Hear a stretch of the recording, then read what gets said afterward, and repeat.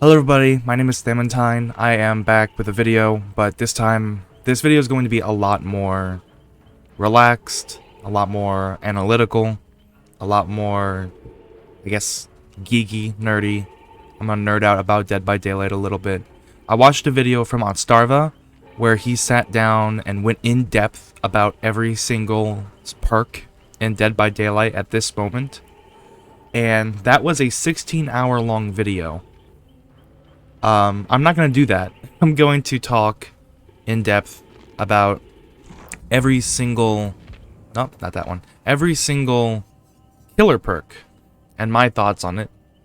I'm going to be rating it, I'm going to be going through every single perk and only the teachable perks because the other perks are honestly not really worth it. Teachable perks are a lot more powerful than the generic killer perks that you get. And I'm going to be rating it on a scale of 5 stars to 1 star.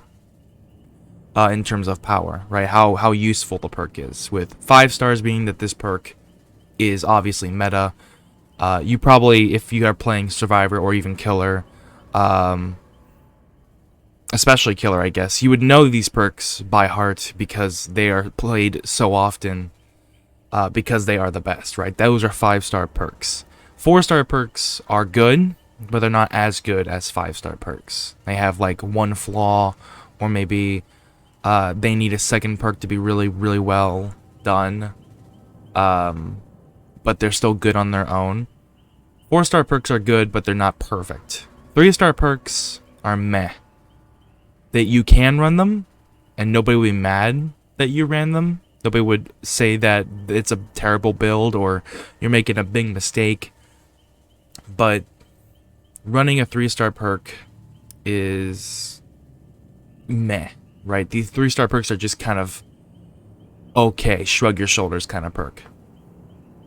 2-star perks are going to be either worse or they're going to be niche. Usually these are going to be like niche perks, right? They fit really well in a build, right? With like 3 other specific perks. Or like really well with 1 or 2, 3 killers in the game. But then outside of that, 2-star perks are just very bad. So that's where 2-star perks sit. And then obviously 1-star perks are just really terrible. They are super duper niche. Their activation requirements are very difficult. Their payoff is very little. You would never run, or you would never even see 1-star perks ever in your life. But instead of just completely copying Otstarva's video, and by the way, I watched the video, but I didn't memorize it. So these are all just coming from me and my experience with the game. But I'm also going to be talking about something that I think is very interesting, and something I think the developers need to focus more on, and that is the splashability of perks. Whenever you are building anything in terms of a build in any game, this can be a board game, card game, video game, like Dead by Daylight, you have killer builds and survivor builds. In card games like Yu-Gi-Oh!, Hearthstone, Magic the Gathering, you build your deck, right? In terms of board games, you don't necessarily build any sort of pre-constructed thing before you go into a game, but you do build a strategy, right? That kind of goes along with a meta. And one outlier is how splashable they are. And the term splashable means you can literally just throw it in to any build and it still works magnificently. Hence the term splashable, right? Because you're kind of throwing it in and just splashing it in there real quick. You know a perk is splashable in Dead by Daylight when you can pick 3 other random perks and you still have a good build, right? They usually don't clash with other perks. So we're going to start off with the Trapper and work our way down. I don't have all the killers, so it's going to go out of order once we hit the Onryo, because it does it in order of release date of the killers you own, and then release date of the killers you don't own. I think. Well, that's weird. No, it doesn't. How does it order this? It's not by alphabetical order, because then Clown is after Legion. I have no idea. We're just going to do it in this order. Hopefully I leave timestamps if I remember to do that, and if I don't, scream at me in the comments. We're going to start with the Trapper, with his first perk, Unnerving Presence. This perk says that survivors inside your terror radius have increased chances of getting a skill check, but any skill check that they get inside of your terror radius is 40% smaller, or reduced by a huge amount. And there's already an issue with this perk.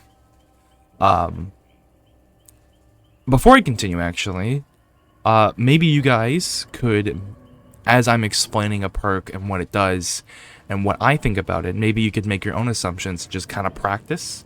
Because getting used to how powerful, telling how powerful a perk is, can really help you in terms of building. Because obviously you can just look up online how to, a good killer builds, but if you do that, you fall into a pattern that survivors predict, and then you become predictable. So if you are able to come up with your own builds on the fly, right? Because you might not have every single perk in the game. So being able to come up with your own perk builds without the necessary... being able to come up with your perk... What am I trying to say? Being able to come up with your own perk build without anybody else's input is very good is what makes a good killer. It's one of the things, I guess. Being a good killer also makes a good killer. Anyway, Unnerving Presence. This is a perk that relies on the terror radius, and any perk that relies on the terror radius is just a bad perk in general, to be perfectly honest. Because killers have a 32-meter terror radius by normal, some killers have a 24-meter radius, and then some killers just have the ability to turn off their terror radius. But having a terror radius perk is a bad activation requirement, and it only becomes a good perk if what the perk does is amazing. In terms of this, a small chance to have more skill checks, with the skill checks being shorter. You're going to be playing against a lot of survivors that are used to getting skill checks, are used to hitting good skill checks. And if you are going against veteran survivors who have gone against the old Hex Ruin, where you had to hit great skill checks if you just wanted to do a generator in general, you're going to find out that people know how to hit skill checks nowadays. So Unnerving Presence is very bad. The only time Unnerving Presence is good is when you have it in a build with other skill check related perks, other skill check related things. This is good on Doctor, who messes up with skill checks. This is good with other perks that we'll mention later. And because of that, we're going to put it as a 2 stars out of 5. In terms of splashability, I'm also going to rate this on a 3-star basis. So that might be a bit confusing. Power on a 1 to 5 scale, but splashability is going to be on a 1 to 3 star scale. With 3 stars being you can throw this in any build, 1 star being you have to have very specific perks or it's not splashable at all, and 2 stars being somewhere in the middle. I'm going to put this at a 2 star because there are a lot of killers that don't really benefit from this perk, and there are a lot of killers that just can turn off their terror radius or usually like to have no terror radius. There are a lot of killers that like to stay far away. A lot of builds that like you to keep far away, such as like a Devour Hope build. So in terms of splashability, that's a 2 star. And keep in mind, splashability on a perk doesn't mean it's good, right? So if I give it a 3-star rating on splashability, that means the perk can fit anywhere, but it can still give it a 1 star in power because it's a bad perk. Brutal Strength. You destroy pallets, breakable walls, and generators 10% faster. You destroy them faster in general. I did not know this was at 10%. Oh, these must be the weakest versions of them. Okay. Because I know that Brutal Strength, I think, goes up to 30%. So, for Brutal Strength, you destroy pallets, generators, and breakable walls a lot faster. But the meta has really shifted. If you've been playing the game for a while, you would have known that Brutal Strength is a perk that a lot of people have been like, yeah, run A, B, C, D, but if you don't have it, run Brutal Strength, because that's still good. The only scenario I can think of nowadays that Brutal Strength is good is if you're playing a killer and a survivor drops a pallet in a loop that is like far away from anybody else. You can mind game the pallet real quick and then quickly break it, and then the survivor has nothing between you and them, and they're just right in front of you, and you get a free hit, right? But there are a lot of killers nowadays that either completely ignore pallets, like with projectiles, with like Huntress or Trickster, who can just throw stuff over the pallet and just destroy people. And then there's killers that have like breakable abilities built into them, right? Nemesis at tier 2 with his tentacle can destroy pallets. Obviously Demogorgon can shred pallets. Blight can now instantly destroy pallets with his power. Artist can just shoot crows over over anything. So she doesn't really care about breaking a pallet. The only time you would break a pallet with one of these killers is with their power, if they have it, and if they don't have it in their power and they're like, I throw things over, you just kind of give up or you run out of ammo. But doing it slightly faster really isn't that good. It can definitely mess up survivors, right? They'll probably be waiting for you to kick a pallet and destroy it, and then you do it faster than they expect, and you get a free hit off of it. But I don't really think that is really good. Now, we are just focusing on the pallets part of this perk. It also breaks walls and generators faster. But there are a lot of very, very good perks in Dead by Daylight that mess up generator progression without the need of you kicking it. Even sometimes restricting your ability to kick it with, like, Hex Ruin.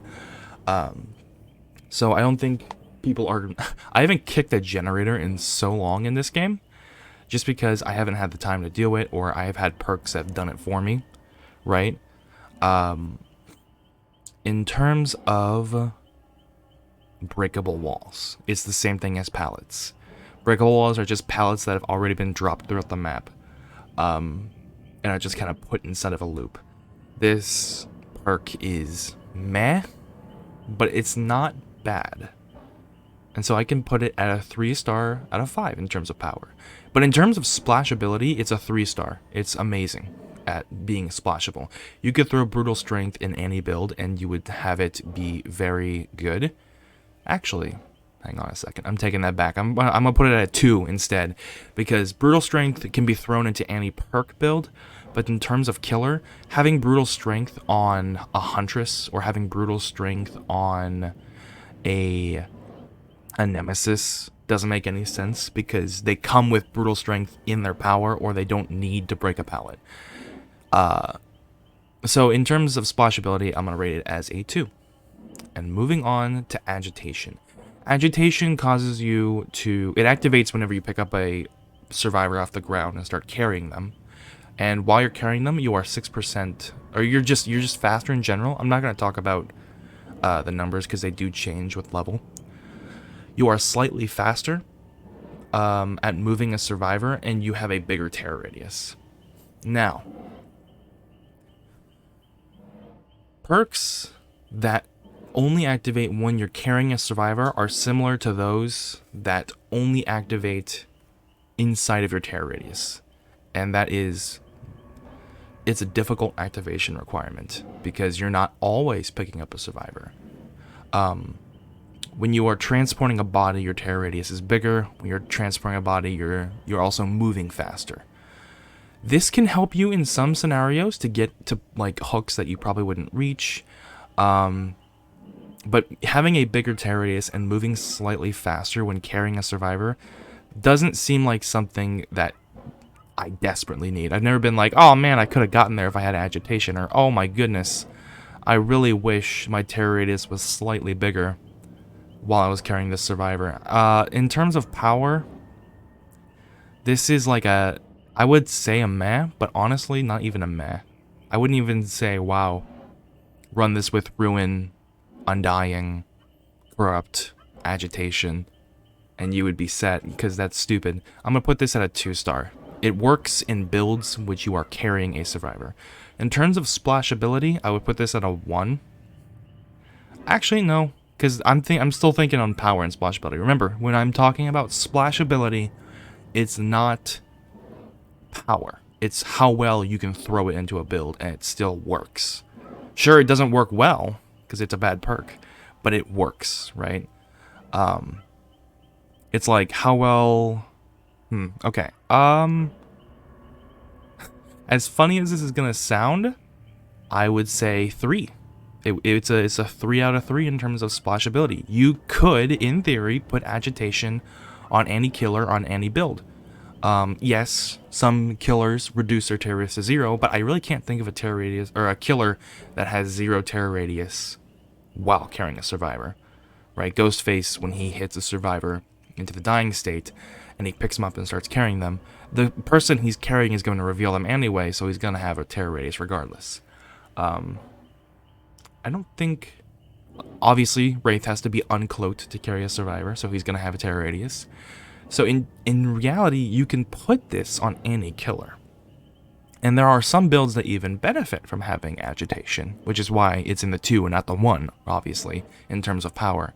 So I'm going to put it at a 3 in terms of splashability, but it's it's pretty bad.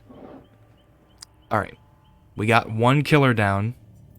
Moving on to the Wraith. I'm just going to...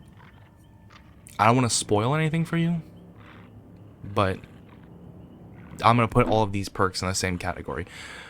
Predator makes it so that survivors leave scratch marks more often and they're more closer together.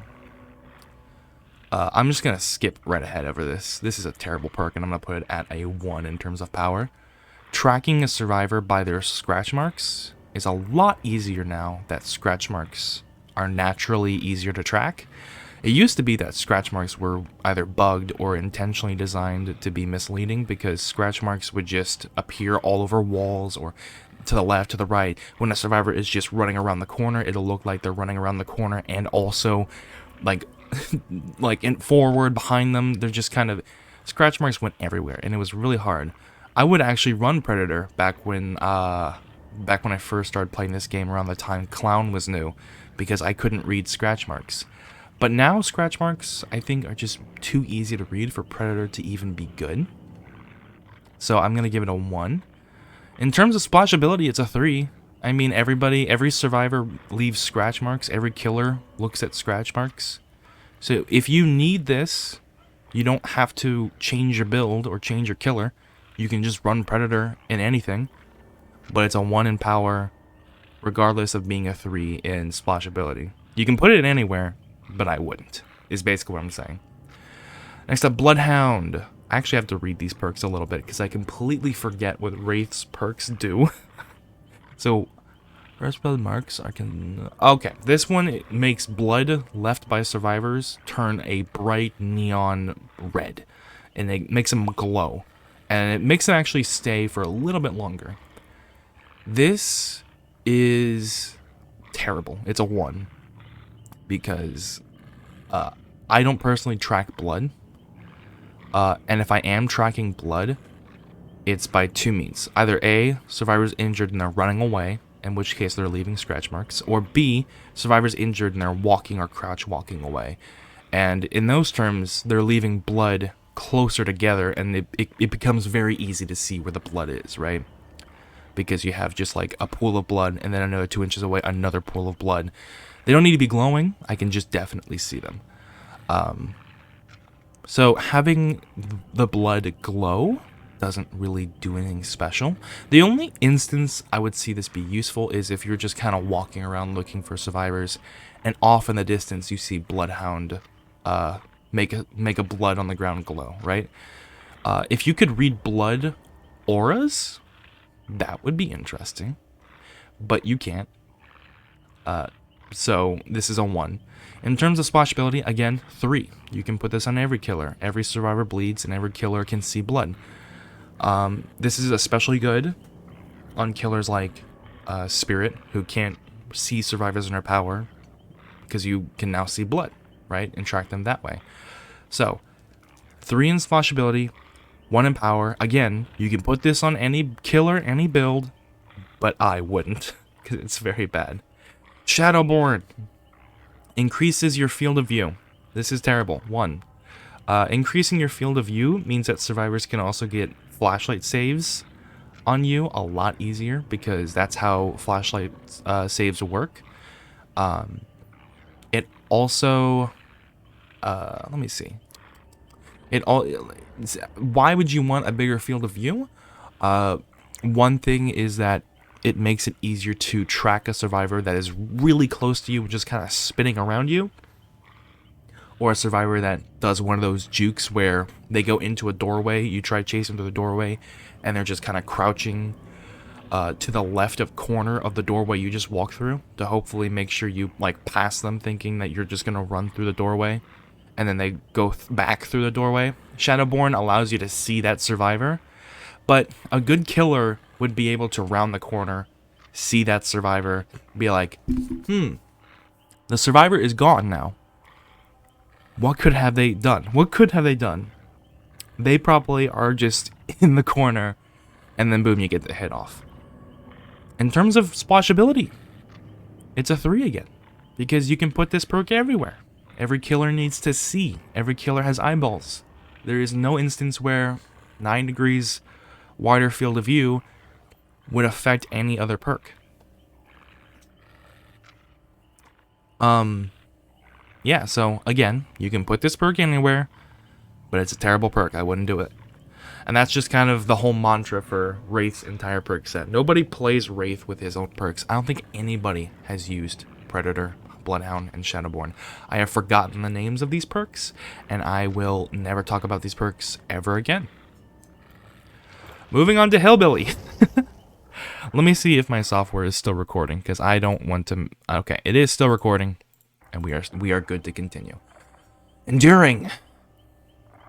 Whenever you get stunned by a pallet...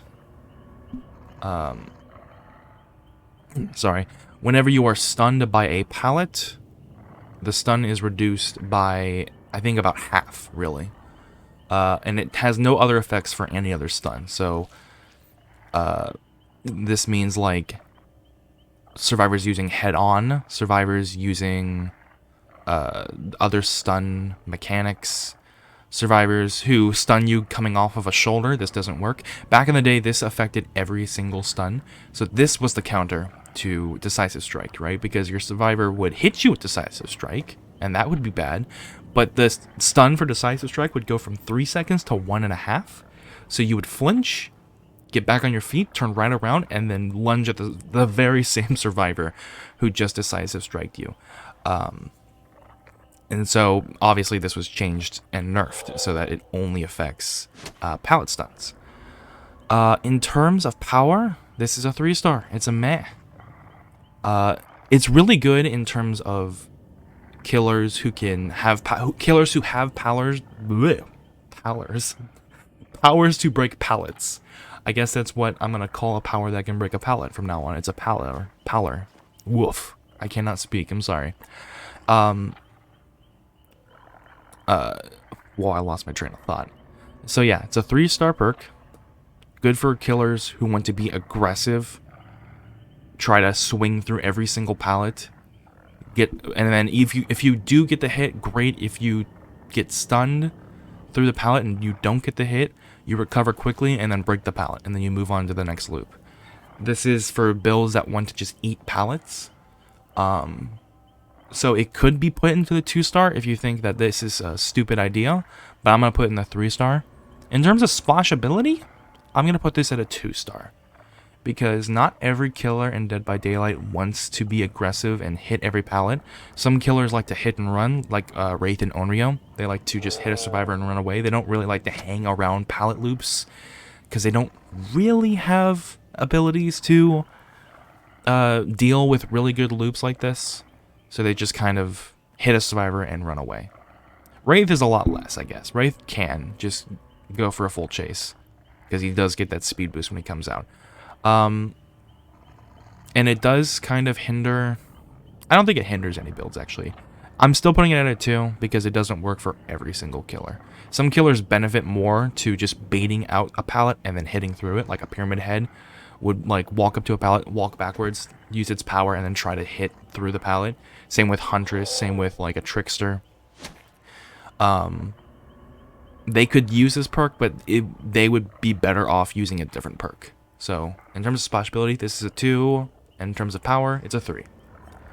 Lightborn. This got a change a while back ago. Anytime you are blinded by any means, you are not.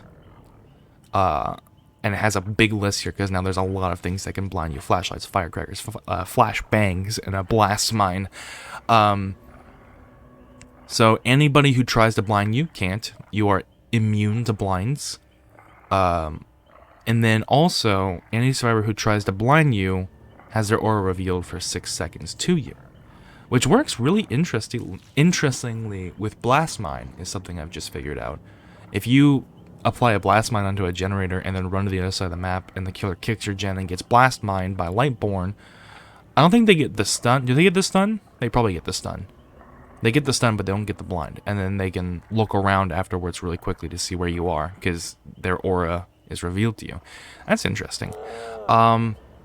Flashlights are prominent in survivors who are, you know, bully squads or survive with friends that want to get the flashlight saves, or even survivors who want to run you around and just keep you occupied while they do a multiple gen run, and they'll just like blind you at windows or pallets to give them extra time to go to a new loop. Just mitigating flashlights is very strong if they have flashlights, right? Medkits are really strong as well. Sometimes toolboxes can also be strong. Keys are strong as well. So the odds of you getting any value from this is only if they are working, if they have a flashlight. So it's niche.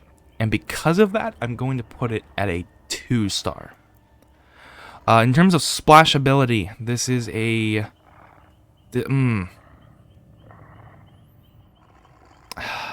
Okay, in terms of... I'm struggling here. I could put it at a 3, and I could put it at a 1. Technically speaking, you could put Lightborn on every single build on every single killer. Every single killer can be stunned by Lightborn. Just a heads up, though. Some killers have special kind of abilities built into their power, like the Wraith can be burned by the flashlight, I think, and then there's another killer that can be burned by the flashlight, but I forget what it is. And so you have to, so the Lightborn won't protect you from flashlight burns, just the blinds. This, I could put it at a 3 because it could go in all of them, but I could also put it at a 1 because a survivor could just not bring a flashlight. So I'm gonna put it at a 2 in terms of splashability. You could throw it in there, but okay. Maybe I'm just focusing in terms of power. I'll put it at a 3 because you could throw it in there, but it could be a 2 in terms of power because it just doesn't do anything all game. So 3 for splashability, 2 for power. Moving on to Tinkerer. This perk used to be something completely different way back then. It used to increase the effectiveness of your add-ons, which was busted and weird because it wouldn't do anything to some add-ons, because some add-ons would just be like, next time you get stunned, you get your power back, which you really can't increase the effectiveness of. But anything that had a number, it would increase or decrease that number depending on how good it was. My phone keeps going off. Whoopsies. Whenever a generator is... okay, so this new one says anytime somebody is almost done repairing a generator, you are notified of where it is, and you become undetectable for a little while. This is really good, but it really doesn't do well on its own. Does it do well on its own? I don't know. Okay, let's talk about splashability for a second. I'm going to put this at a 3 because a lot of perks have quick movement abilities a lot of perks. A lot of killers have quick movement abilities or ways to get to a generator fast. A lot of killers benefit from the undetectable status effect. And you can throw this to any perk build and it would just make it better.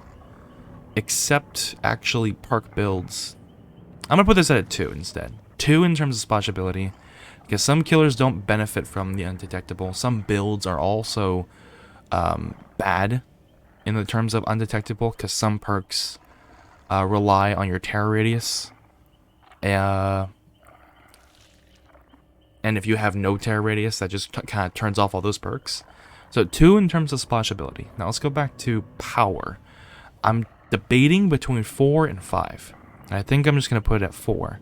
Because it's good, but it's good because it allows your other perks to work magnificently. So if you only had Tinkerer on a high mobility killer, that's good. But if you only have Tinkerer on, like, I don't know, let's say Nemesis, what is that going to do? What's Nemesis going to do? He can't really get over to the other side of the map where your Tinkerer generator has activated, so he's just kind of stuck.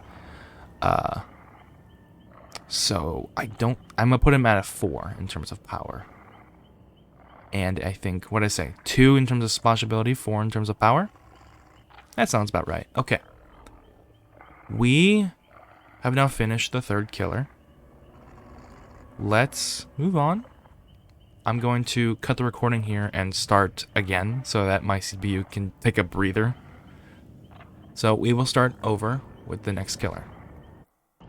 The nurse. Okay. Here we go. Strider.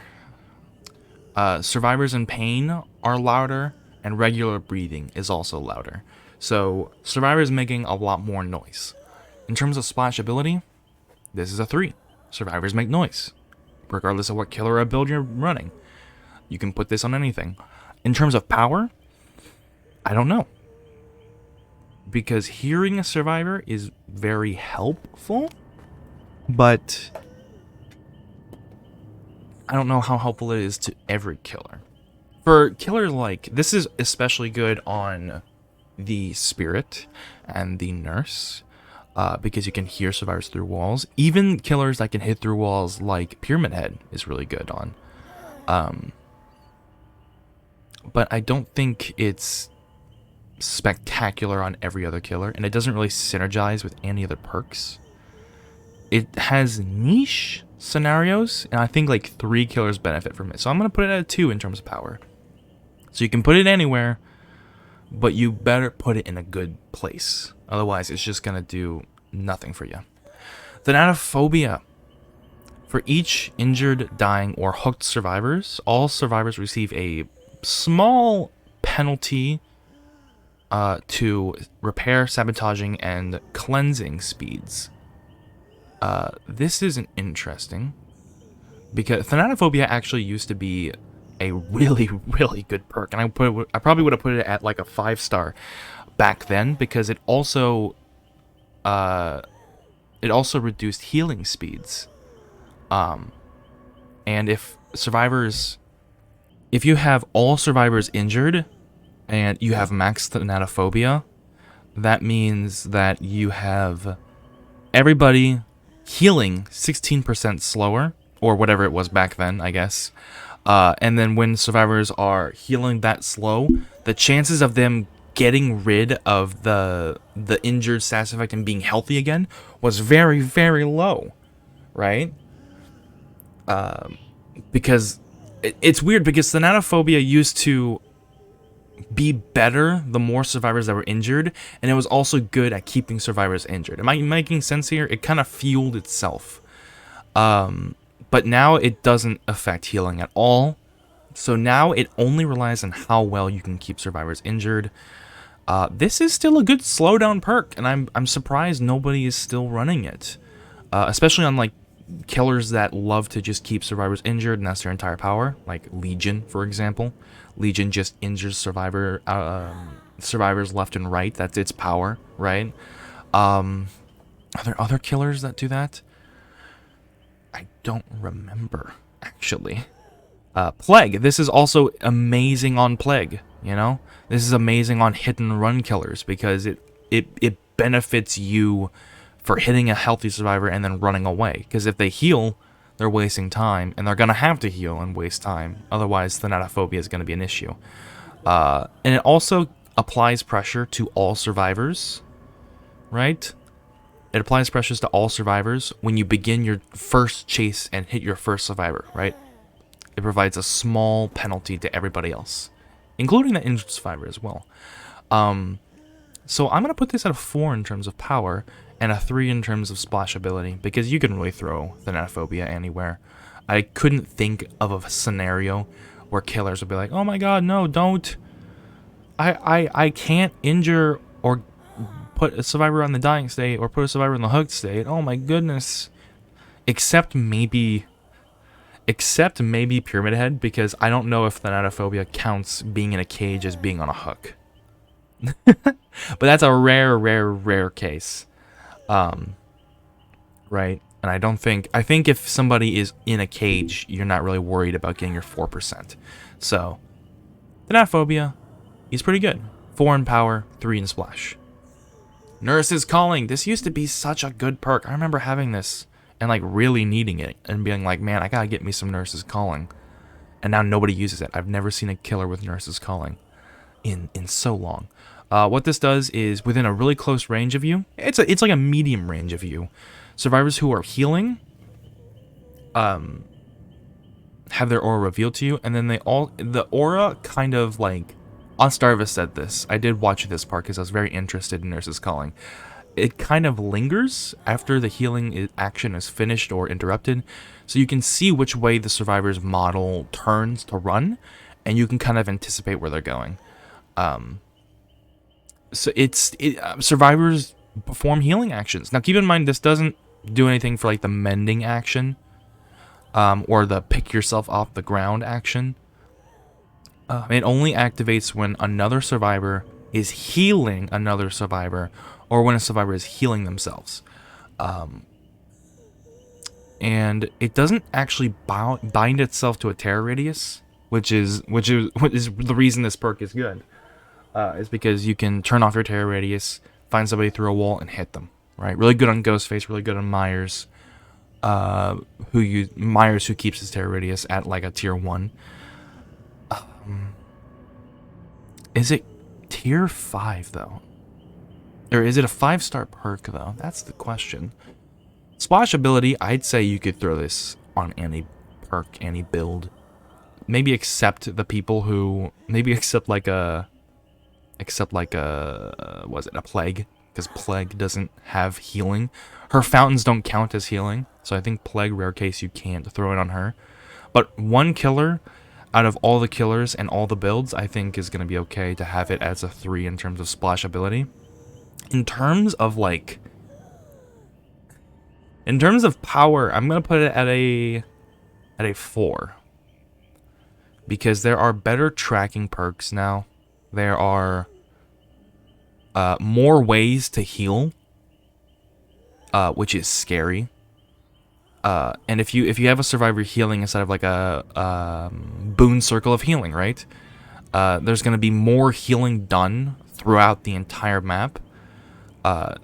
So I rarely think Nurse's Calling would help you as often as it used to. And just for that case, I'm going to put it as a 4. It's still a very good perk.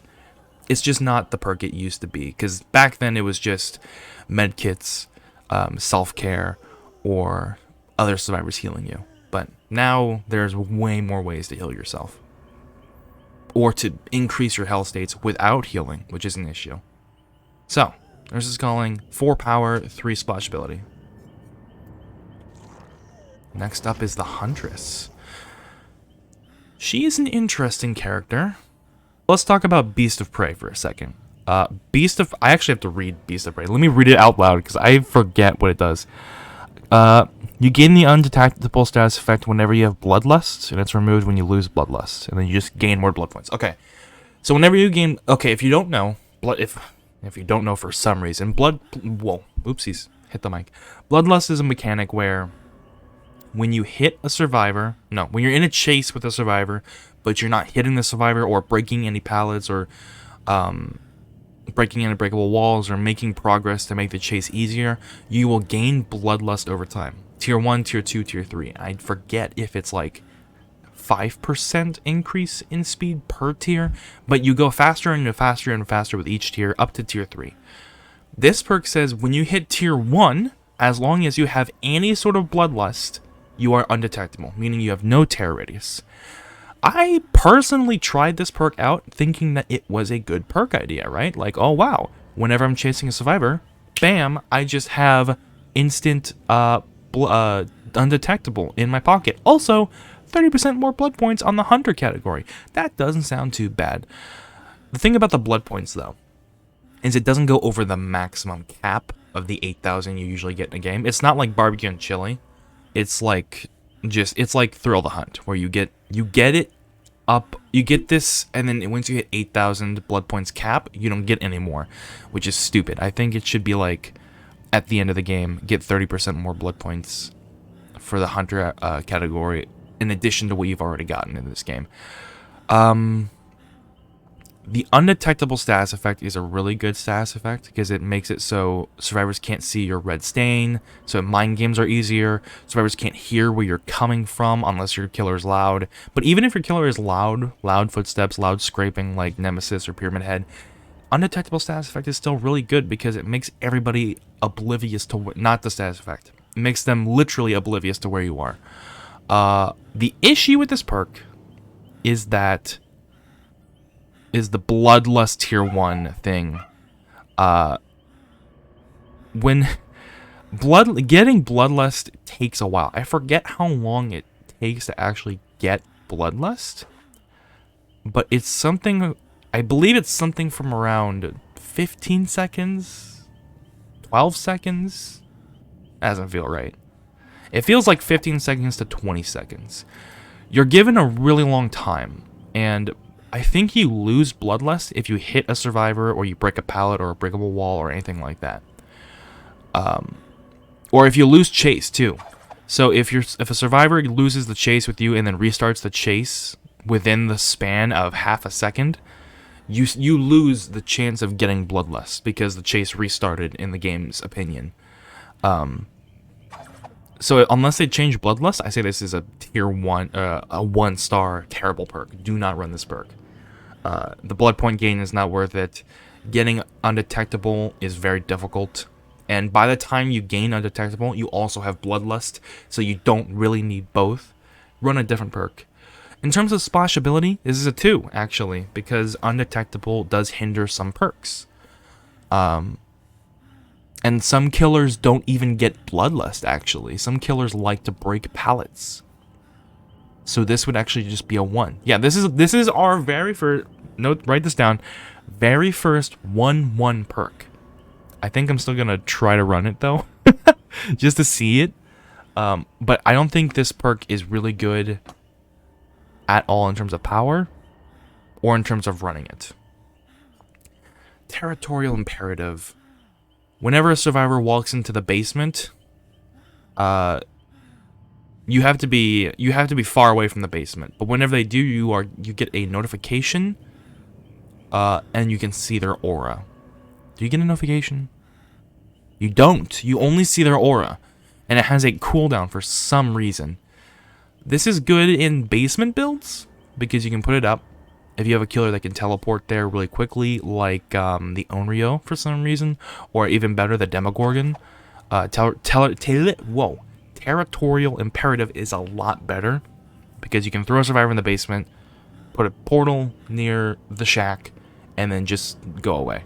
And then when somebody goes into the basement, you kind of have to keep your eye open.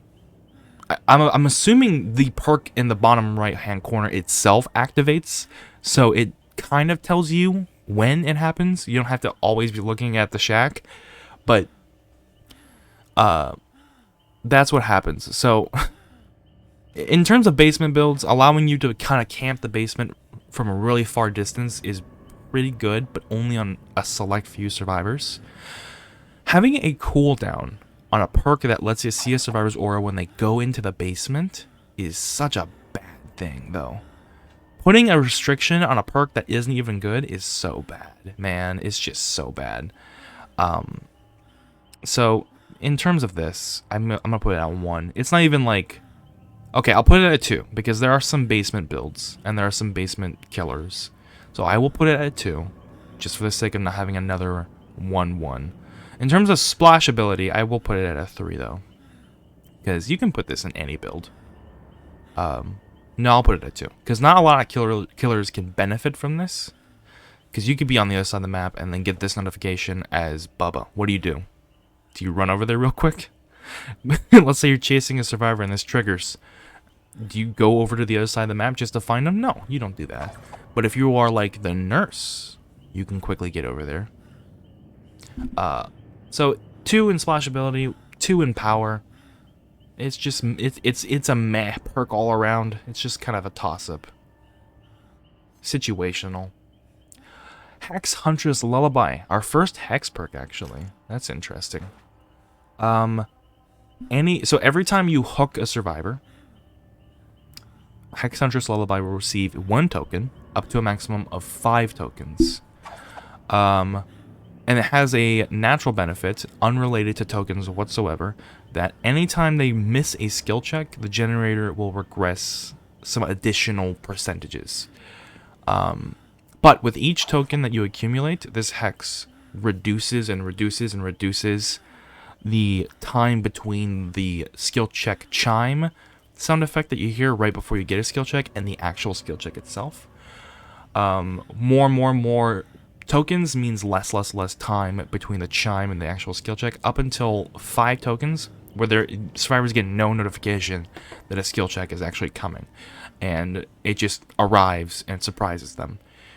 This could catch survivors off guard, because Hex Huntress Lullaby actually isn't used as often, but then again, it is a hex perk, and it can be broken. But then again, additional regression to breaking totem, or to missing a skill check is interesting, but we already discussed this with the other skill check perks. Hitting skill checks isn't difficult, especially for survivors paying attention. It might get somebody once, and they're like, oh my goodness, oh, I didn't expect Huntress Lullaby. Well, now I will expect it for the rest of the game. And then you never, and then it does nothing for the rest of the game, because everybody's just paying attention, right? And survivors are really good at like paying attention to skill checks and then also looking around for you. The only time this would be very, very good is in a build that messes with skill checks again. So I'm gonna put this at a 3. It's situational, but it can also have it. It's situational, but it's also like a discounted Hex Ruin, because it is a Hex perk that does slow gen progression, but it relies heavily on survivors being stupid. In terms of splash ability, it's a Hex perk that's going to ruin a lot of things. The more Hex perks you have, the more likely your hexes are going to be broken, because you have 5 totems throughout the map. If a survivor stumbles upon 1 totem out of the 5, and that 1 totem happens to be your Hex Huntress Lullaby, that was a 1 in 5. That was a 1 in 5 chance to find it. But if you have 4 Hex perks and each of them make 1 Hex totem, there's a 4 in 5 chance that that totem was going to be a Hex perk. So Hex perks are just not splashable. They're just kind of big high risk, high reward. So I'm gonna put it at a 2. You can throw it in any build, but you have to throw it in there with caution, I would say. And that wraps up Huntress. Who is our next killer? Spirit. We are jumping way ahead here. Whew. When Spirit was released, I thought all of her perks were really, really good. And now I'm looking at all of her perks in 2022, and I'm like, I haven't used any. I've used Haunted Ground. I haven't used any of these other perks, though. Spirit Fury. Whenever you break a set amount of pallets, this can be 4, 3, or 2, depending on the tier, you activate Spirit. You have Spirit Fury activated. And then the next time you are stunned while Spirit Fury is activated, it will instantly break the pallet. The entity will break the pallet for you. You'll still be stunned, but now you don't have a pallet in the way. This is good this was good back in the day when we didn't have a lot of killers that could break pallets with their power. This was good with Spirit Fury Enduring, because you would just break pallets quickly. With like Brutal Strength as well would be in this build. Break pallets quickly. Take so many aggressive hits that would hit through the pallet. And then when you do have Spirit Fury activated, you would try to hit through the pallet. If you do get a hit, that's fantastic. If you don't, you receive the stun, you recover quickly due to Enduring, and the Spirit Fury breaks the pallet, so you are right back on the chase. And the Survivor has no way of getting away. You are literally just right there. It was the quickest way to recover from a hit ever. You hit through the pallet, Spirit Fury Enduring, you hit them again, and the Survivor instantly goes down.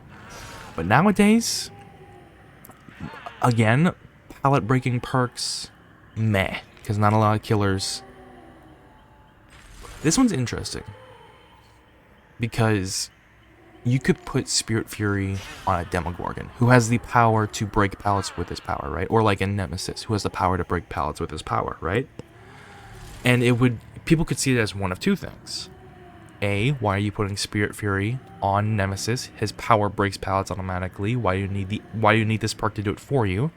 And B, this is a good idea because Nemesis can break pallets efficiently with his power and build up charges to activate Spirit Fury, and then you can be more aggressive when Spirit Fury is activated to melee hit through pallets to hopefully get Spirit Fury to activate.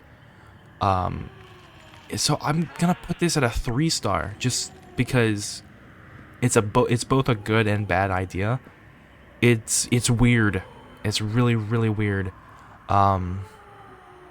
It's also kind of a bad perk unless you pair it with Enduring, which is why I'm gonna put it at 3. But it's also a good perk because of how many killers we have that can break pallets with powers. So 3 in terms of power. In terms of splashability, I'm putting this at a 1. No. I don't know. 2. I'm gonna put this at a 2 because you could put this in any build, and technically this would work, but it would rely on the killer. It would rely on the playstyle. So I would put it at 2. So 2 in splashability, 3 in power. Haunted Ground. When this came out, people lost their collective shit because it makes 2 hex totems, but they're traps. And if you break one of the Haunted Ground hex totems, the other one also just kind of fizzles out into a dull totem. And then this perk activates for like a minute and everybody's exposed. So everyone was like, oh my god, you bring Haunted Ground with Ruin? And now the survivors are playing Russian roulette. Oh my goodness. And then you get the free down. Oh my goodness, this is so good. This was old Undying, right? Because people were like, we gotta protect our totems. Instead of fixing totem spots, behavior was like, yeah, we'll just release Haunted Grounds, and that'll fix everything. So Haunted Grounds is good in only one scenario that I can think of. Okay, hang on a second. People usually think it's only good in one scenario, and that is having a build centered around a lot of Hex totems. So this would be like Hex on the Ground, Hex Undying, Hex Ruin, Hex Devour Hope. That's your build, right? And then this would mean all 5 totems are Hex perks, and you just hope they break your Haunted Ground, and then they break your Undying. Or if you want to, you can put even like a Retribution in there, Hex Retribution, or like any other Hex perk, and then like you hope they break your Haunted Ground, and then Undying replenishes your Haunted Ground. But that is a really good example, but you can also run Haunted Ground by itself. Survivors, I've noticed, when they see a Hex perk, they just instinctively break it. Obviously, when the Spirit was released and Hex Haunted Ground was, and like, you ran these 3 perks together and Hex Haunted Ground was one of them, and everyone realized, oh, it's Haunted Ground, don't break it. But now, Haunted Ground is like in the back of the mind of every survivor. Just like how, in the same chapter actually, the Pebble perk, Diversion, for Adam, was released alongside the Spirit, everyone was like, oh my goodness, I heard... If you don't know what the Pebble perk is, after spending so long in a killer's terror radius, you get a pebble that you can throw, and it makes a loud notification noise. And then, when it makes that noise, it's almost like somebody messed up a skill check, right? And then you go, oh my goodness, I better go there. But when it was released, everybody obviously was like, oh, no, it's the pebble. But now it's in the back of everybody's mind, nobody's thinking about it. And so it might actually trick people. And Haunted Ground actually does. I run Haunted Ground with no other hex perks to protect it. Or for Haunted Ground to protect. And people have broken it thinking it was Noed. People have broken it thinking it was like Ruin, Devour. And that's when you get the 60 seconds of exposed. And that can really just turn the tide of a game. Especially when you have a bunch of survivors just clustered together. And people might be like, oh my goodness, but you can't control when it breaks, but you do get a long time to do it. And you are also notified of one survivor's location, the person who broke the totem. So, I'm going to put this at a 3. No, I'm going to put this at a 4. Screw it. It's got 2 really good places that it can be at. It's very splashable. And because of that, I'm going to put it at a 3 in terms of splashability. I said hex perks are going to be lower in terms of splashability naturally when I was talking about the last hex perk, because hex perks can break, or hex perks get worse the more they are, but Hex Haunted Ground is the only exception, because Hex Haunted Ground wants to be broken. If Hex Haunted Ground isn't broken at the end of the trial, it didn't do anything for you. So I'm going to put it at a 3 there in terms of splashability, and a 4 in power. Alright, if I finish Rancor, I can go eat lunch, and I can leave you guys, and maybe come back later or a different day. Okay, Rancor. You become obsessed with a survivor. And then whenever a generator is completed, the obsession sees your aura for a couple seconds, which immediately tells them that you have a Rancor. And then also, like obviously, like if they don't have any obsession, or any aura reading perks, and they see your aura, and they're the obsession, a good survivor can be like, oh my goodness, she has Rancor. Also, when a generator is completed, you are notified of survivors' locations for 3 seconds. This is a good, it was a good tracking perk. Survivors' locations versus survivors' auras are a lot more different, because you're just kind of given like the general area of where they could be, and even, you're not even told how far they are. You're just kind of told what direction they're in. And that can be helpful, but that can also be just not helpful at all. Because if you pick one person, because you can obviously only pick one person at a time, and go to where they were revealed, where their location was revealed, and you don't find them at all, well, that Rancor was useless. And it triggers only 5 times. And you don't even want it to trigger, because it only triggers when generators are completed. But that wasn't the reason you ran Rancor. The reason you ran Rancor is because when all the generators are completed, the obsession is exposed and you can kill them when you down them. So they're one-shottable, and when you hit them and down them, you can kill them. This was good in a niche build where you tried to stall out the endgame with Rancor and Freddy's Remember Me. Because Remember Me, really quickly I'll say it, gives you stacks whenever you hit the survivor, and then at the end of the game, everybody except the survivor opens the gates slower if for every stack you've accumulated. So you want to kill the survivor with Remember Me, and this perk lets you do it. The issue is you have to find the survivor, and then Rancor becomes useless if you've already killed the survivor. Honestly, its tracking ability is meh, right? Because we have better tracking perks nowadays. But, you know, Rancor isn't too bad. I'll put it at a 2 in terms of power. In terms of splashability, honestly, you could throw this anywhere. It's a 3 in terms of splashability. It's a tracking perk, and it also gives you, technically, 1 free kill at the end of the game, because you can one-shot and kill the obsession. So you don't need to worry about hooking, flashlight saves, etc. But you have to find the obsession, which is the issue. So it's going to be rated as a 2 in power and 3 in splashability.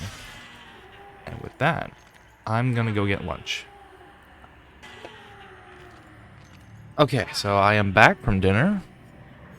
It was delicious, and it has been like 7 hours since I have last spoken to y'all. So we are back. Oh yeah, I completely forgot. All of Demogorgon's perks are now teachables, so I'm just gonna skip over to the Oni, who's gonna be very loud and annoying the entire time. So I probably I'll fix that in editing. We'll start with Zanshin Tactics. The auras of pallets, breakable walls, and vault locations are revealed to you within a close proximity of you. That is all this perk does. It's like the killer's version of Windows of Opportunity, so it allows you to see the things that would be problematic in terms of chasing for a killer. This is... Well, first things first, it's a 3 out of 3 in terms of splashability. Any killer can benefit from knowing things about the map around him, or her, I guess. Or, like, where windows, where vaults, where pallets are, where breakable walls are. Because every killer has to deal with them. Maybe except for Nurse. But Nurse is, like, always that killer that doesn't really give a shit in terms of, you know, pallets and windows. But yeah, you could throw Zanshin Tactics onto any build on any killer, and you would definitely have it work. In terms of what Zanshin Tactics actually does, it's meh. It's only good if you are a new player, or you're exploring new content. Like, let's say that Zanshin Tactics was around when the game came out, or when Larry's Memorial Institute came out, or when Midwich Elementary came out, and you have absolutely no idea where the vaults, the pallets are, so you don't have a game plan. You're just kind of going in blind. You could use Zanshin Tactics to, well, give you a tactical advantage, I guess, and to basically give you wall hacks on the dangers of the map. And this is really good, again, reiterating, for new players who don't know a lot about Dead by Daylight and the map. But once you get map awareness and you kind of have that, like, sixth sense tingling sensation of, like, okay, there's a pallet here, there's a vault here. You don't really need to see breakable walls, to be completely honest. But once you get that the sense, the game sense, the knowledge of where everything is, this perk is useless. It's a 1-star in terms of power. Blood Echo. Whenever you hook a survivor, all other injured survivors become exhausted and have hemorrhage for a good duration. Hemorrhage. Hemorrhage means you bleed more, if I remember. Yeah. Hemorrhage means you bleed more, and exhaustion turns off all exhaustion-based perks. So this is a very interesting perk.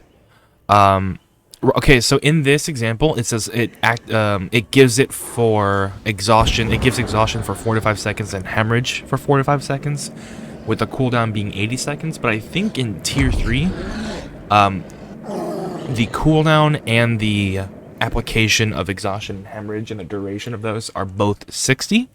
So if you time it right, you can constantly activate it over and over and over again. In terms of splashability, I would put this at a 2. Maybe a 3. I'm probably going to say 2, though, because I don't... Yeah, you could put this at 3. I'll put this at 3 because every killer injures survivors. Every killer benefits from giving survivors exhaustion. Every killer places survivors on a hook. Even Pyramid Head, who his whole gimmick is avoiding hooking people, he still places people on hooks. Or, yeah, he still places people on hooks. In terms of power, though, giving somebody exhaustion turns off their dead hard, especially if you're giving exhaustion to an injured survivor. Hemorrhage doesn't really matter. Bleeding more often is like being slightly louder like Strider. It's just meh, you know? You're really just running this for the exhaustion. Everyone thought when, like, because Oni's based around, like, absorbing blood, so people thought that the hemorrhage stacked with Orbeez blood orbs. I wish it did, because that would be super overpowered and pretty fun. But yeah, I think being able to keep everybody exhausted and just not worrying about exhaustion perks, because exhaustion perks are really strong and survivors usually bring them. So I put this at a 3. It's not too terribly amazing, because you still need to rely on the survivor's build having an exhaustion perk. But oh boy, if they do have an exhaustion perk, then this is an amazing perk. Nemesis. So anytime you are stunned, blinds you or stuns you. Yes, anytime you are blinded or stunned by somebody who is not the obsession, they become your obsession. So that's the first bit.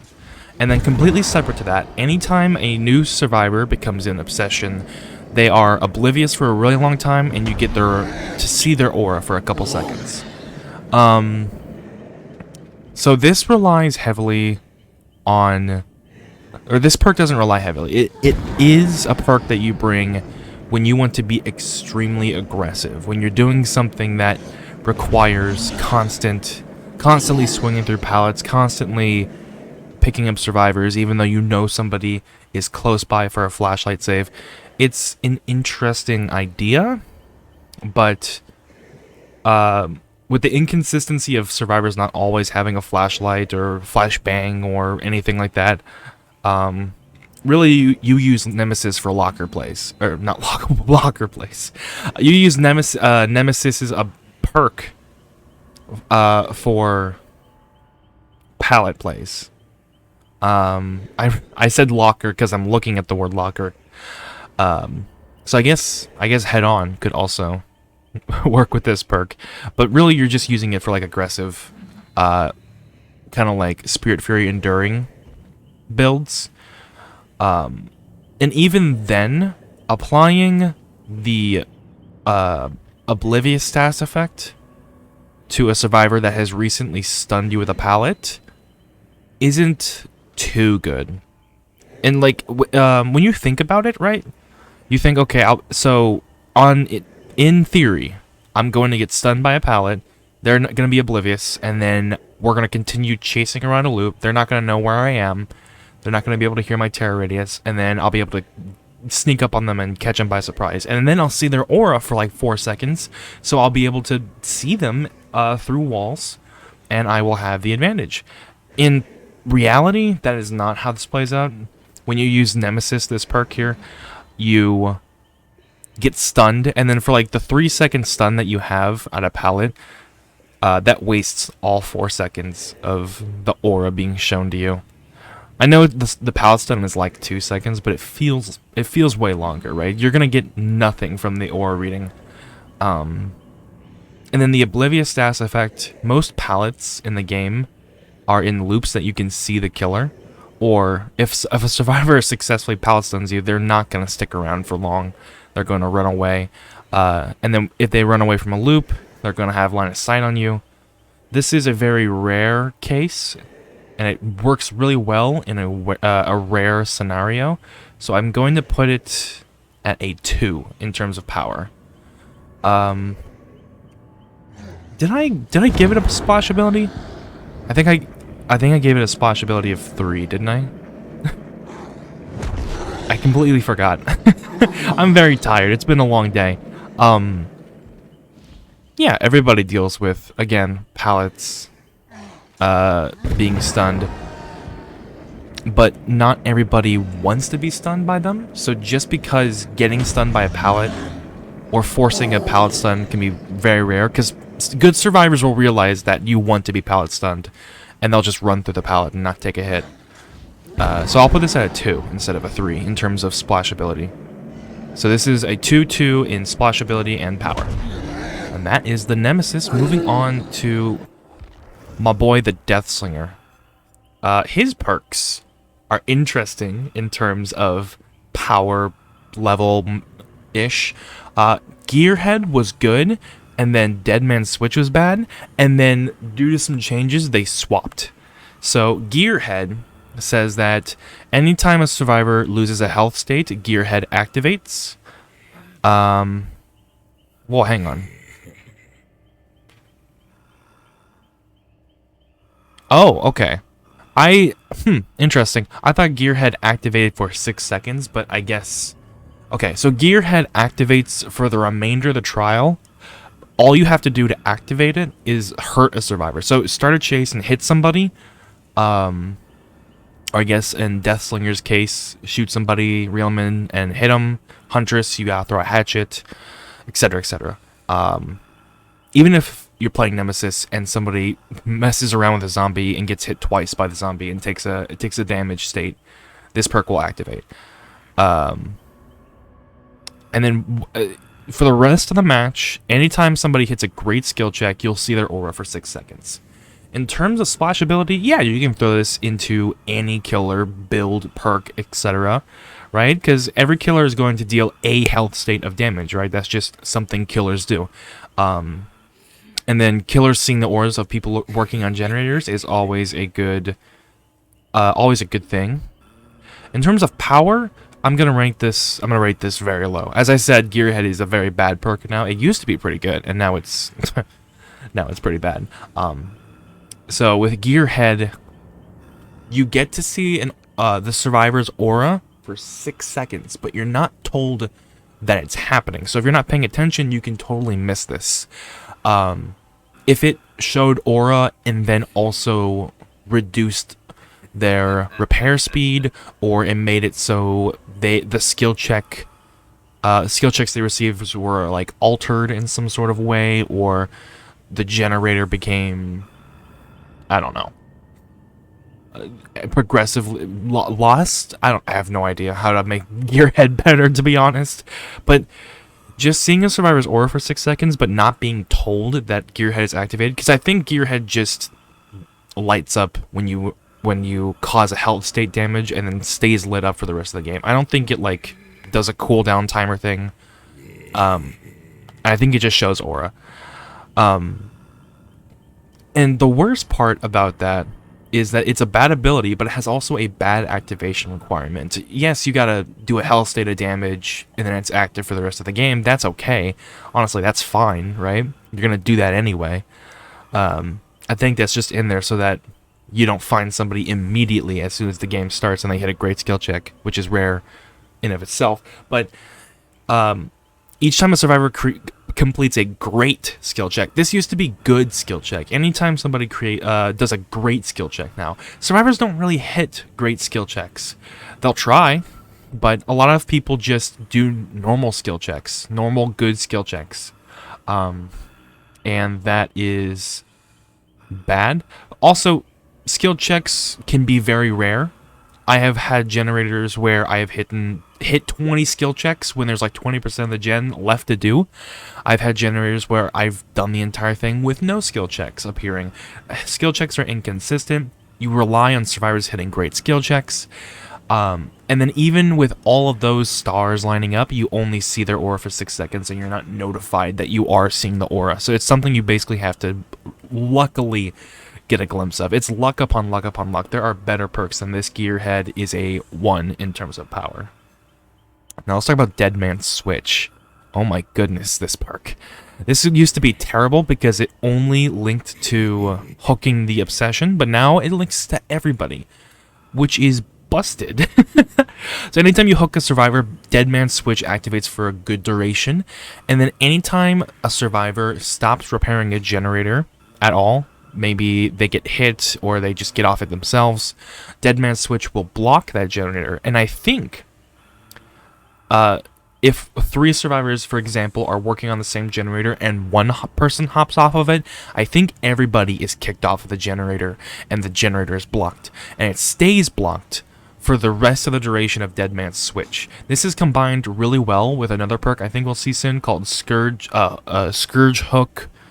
Hooks of Pain, I think is what it's called. It's an artist perk, and it says whenever you hook a survivor on a Scourge Hook, the gen with the most progress explodes, basically forcing people to get off deadman switch is activated because you hooked a person, and then that gen's blocked for, I think the max is 45 seconds, which is pretty crazy.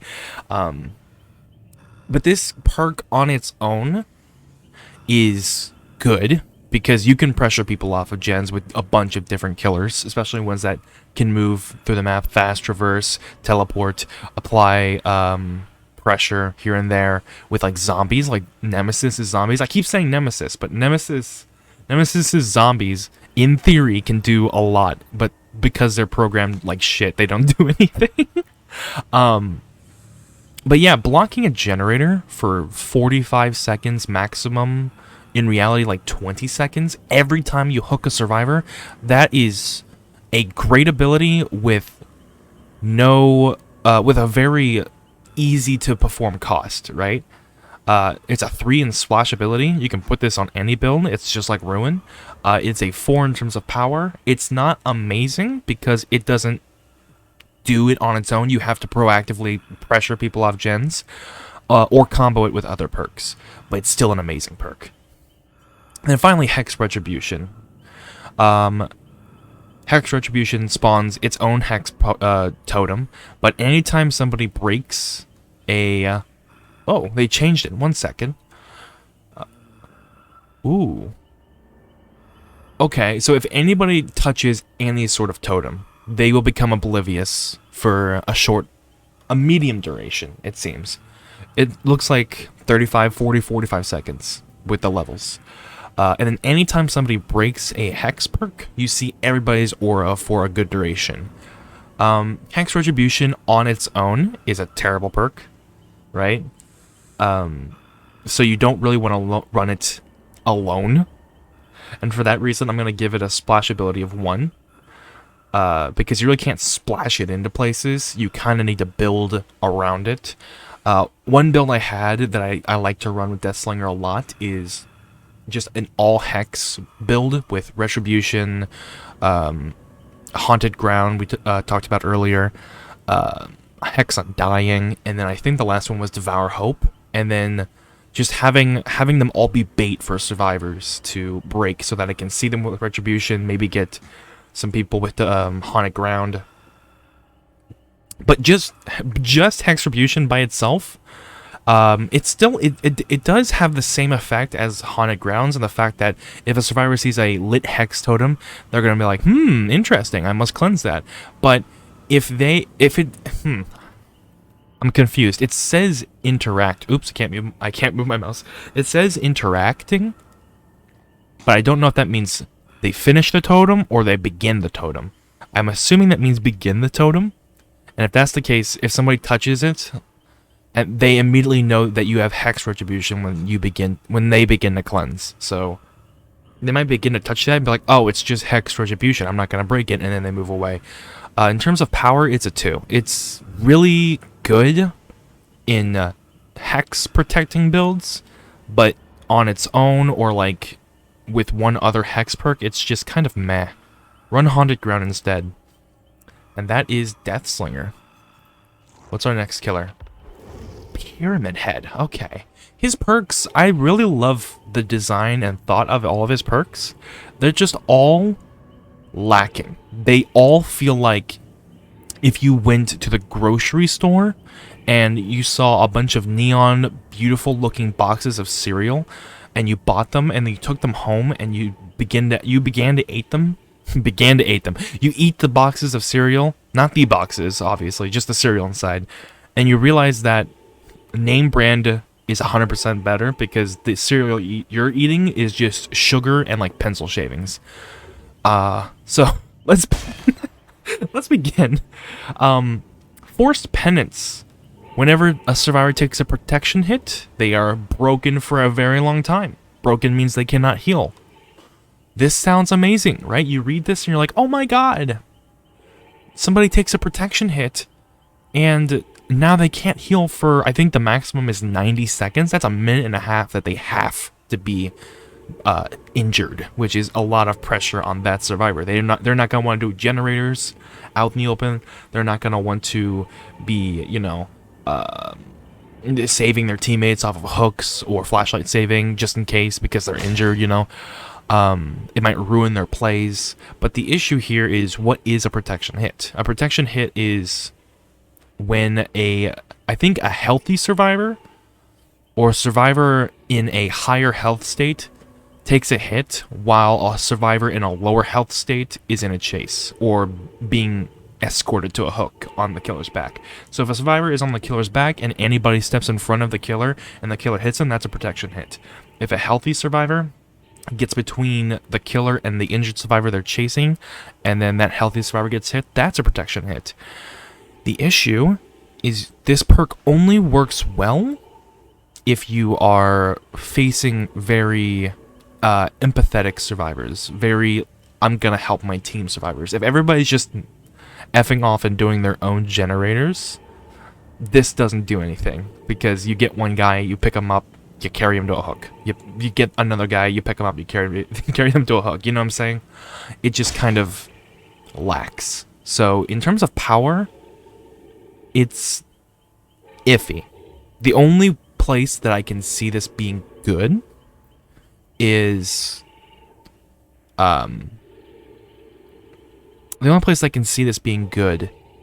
like a carrying build, like you have a survivor on your shoulder and you're carrying them around kind of build. In that case, any hit is a protection hit, but you're gonna get like one force penance hit per game, I think, once they realize you have force penance, right? So I'm gonna, because it fits into that one niche build, I'll put it at a 2 in terms of power. In terms of splashability, I am struggling, because you can technically put this on any killer. Protection hits do not matter to killer or your perks. They can happen whenever. The issue here is that it is very, very, very, very rare and completely out of your control to when you can perform a protection hit. You can kind of do it.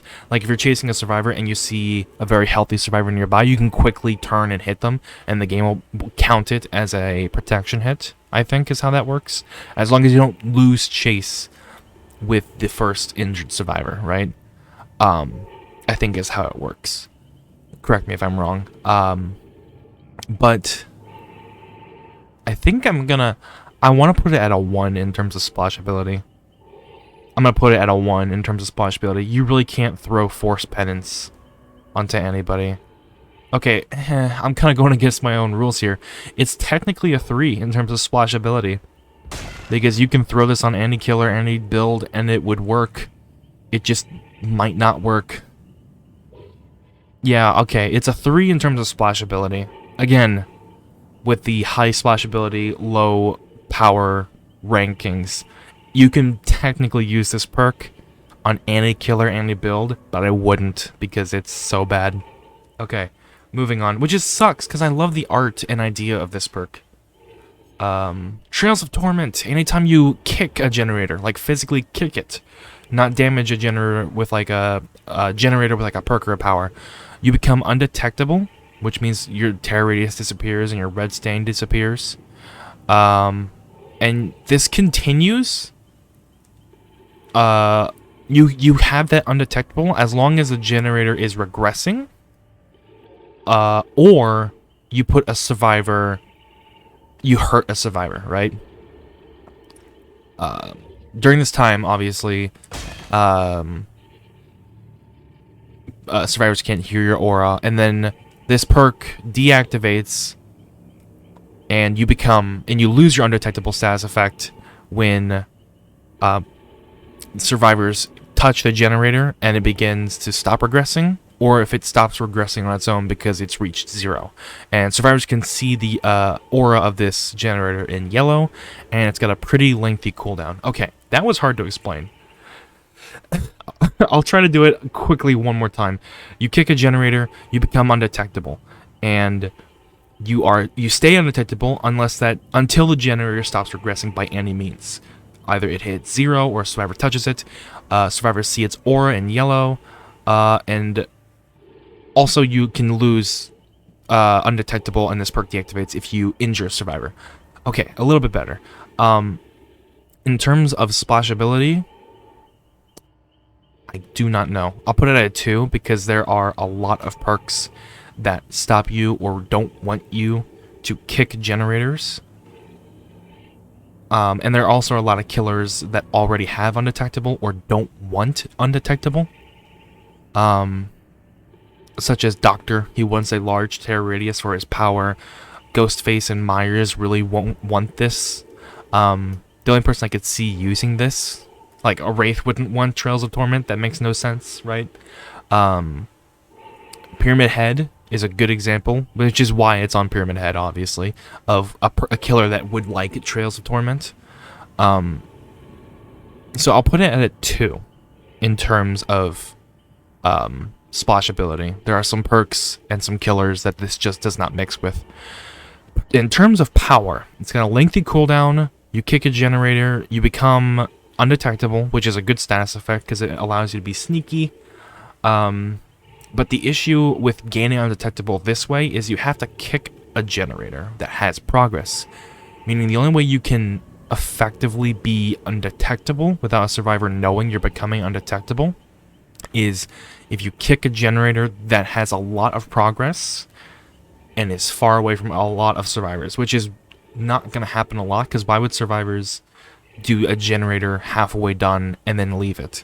You know, that doesn't make any sense. And then also, why are you there? If survivors have left that generator for some reason, it's probably because you're winning.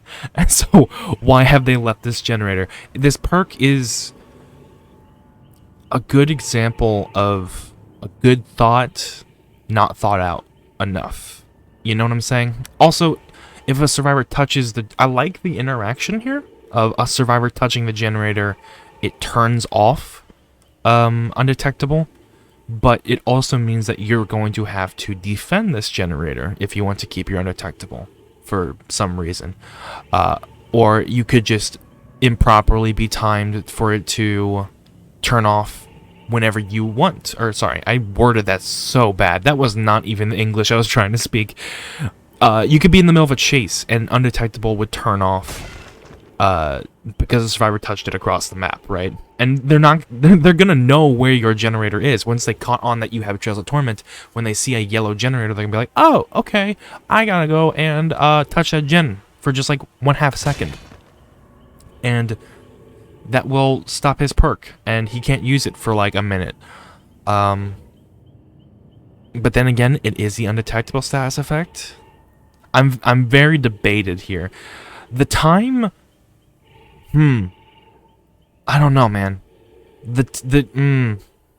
I don't want to put it at 2, but I don't want to put it at 3 for good reasons. And I don't want to make it 2.5.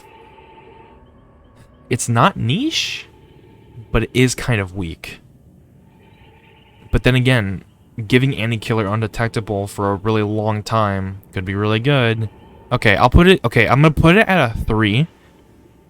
And then we'll just agree, if you think it belongs at a 2, we'll just agree that if Darva was running this perk, it would be at a 3. I think this is the best way to say it. Give this in the hands of George, the man who just downloaded this game, and it's a 2. But in the hands of, like, a legend, it's a 3. So, yeah, that is Trails of Torment. Deathbound. This is exactly what I mean in terms of the shiny box of cereal, which tastes like shit. It's an anti-healing perk, or a... not really an anti-heal, but a when you heal, I know about it kind of perk. An information perk. Whenever a whenever a survivor heals another survivor, and you are far away from them, 32 meters, it says on here, whoever's performing the healing action will scream. And then they are afflicted by Deathbound for a very long time. 60 seconds on here, I don't know what it goes to at the maximum tier.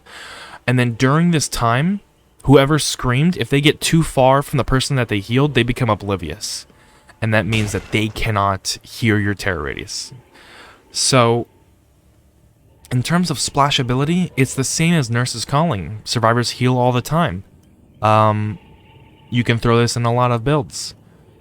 But you do have to be extremely far away. So for killers and playstyles that like to play up close and personal with other survivors, such as Bubba and Basement Bubba, Bubba's not going to hook two people in the basement and then run to the other side of the map. That's not what he's gonna do. He's gonna like kind of keep his eye on the basement, kind of holding like the trigger behind his back to just turn 180 and just run straight to the basement. So for that reason, I'll put this at a 2 in terms of splash ability. In terms of power, this is interesting, right? Because this perk sounds amazing. And like, wow, oh my goodness, I'm going to be notified all the time. Not really. The distance you have to be away from survivors to know that they're healing is pretty big. If it's basically outside of your normal terror radius. So if somebody heals across the map, you are notified that somebody performed the healing action across the map. But there are 2 scenarios that this happens, and both of them are bad for you, really. The scenario 1 is somebody heals across the map and you're in a chase, or you're kicking gens, or you're trying to put pressure. It's the early game. In that case, you're not really going to want to waste time running to the other side of the map just to get to survivors who might still be there. And the other example is Deathbound activates, survivors scream. It's obviously 2 people left. At the very end of the game, 2 people left to heal on the other side of the map. And one of them screams, right?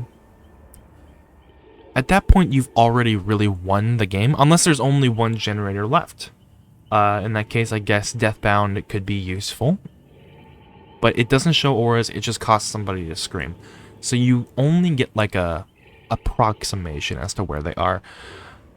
And that's about it in terms of the usefulness of Deathbound. Survivors being afflicted by Deathbound and then having this lingering like, ooh, you have to stay close to the person you healed. You are intertwined with them and your destinies are together. And if you go away, you are oblivious. That's stupid because survivors like to be together. If they're together, they can help each other. If they're together, they can do gens together. They can heal each other. They can protect the flashlight, save each other, right? There's not a scenario where I've ever seen a survivor go, yeah, I'm gonna go away from this group of survivors, unless they're just, you know, assholes. But it's weird how this perk works, because I've been afflicted with Deathbound I think like 4 times since this killer's release, and I'm like, oh no, Deathbound, I screamed.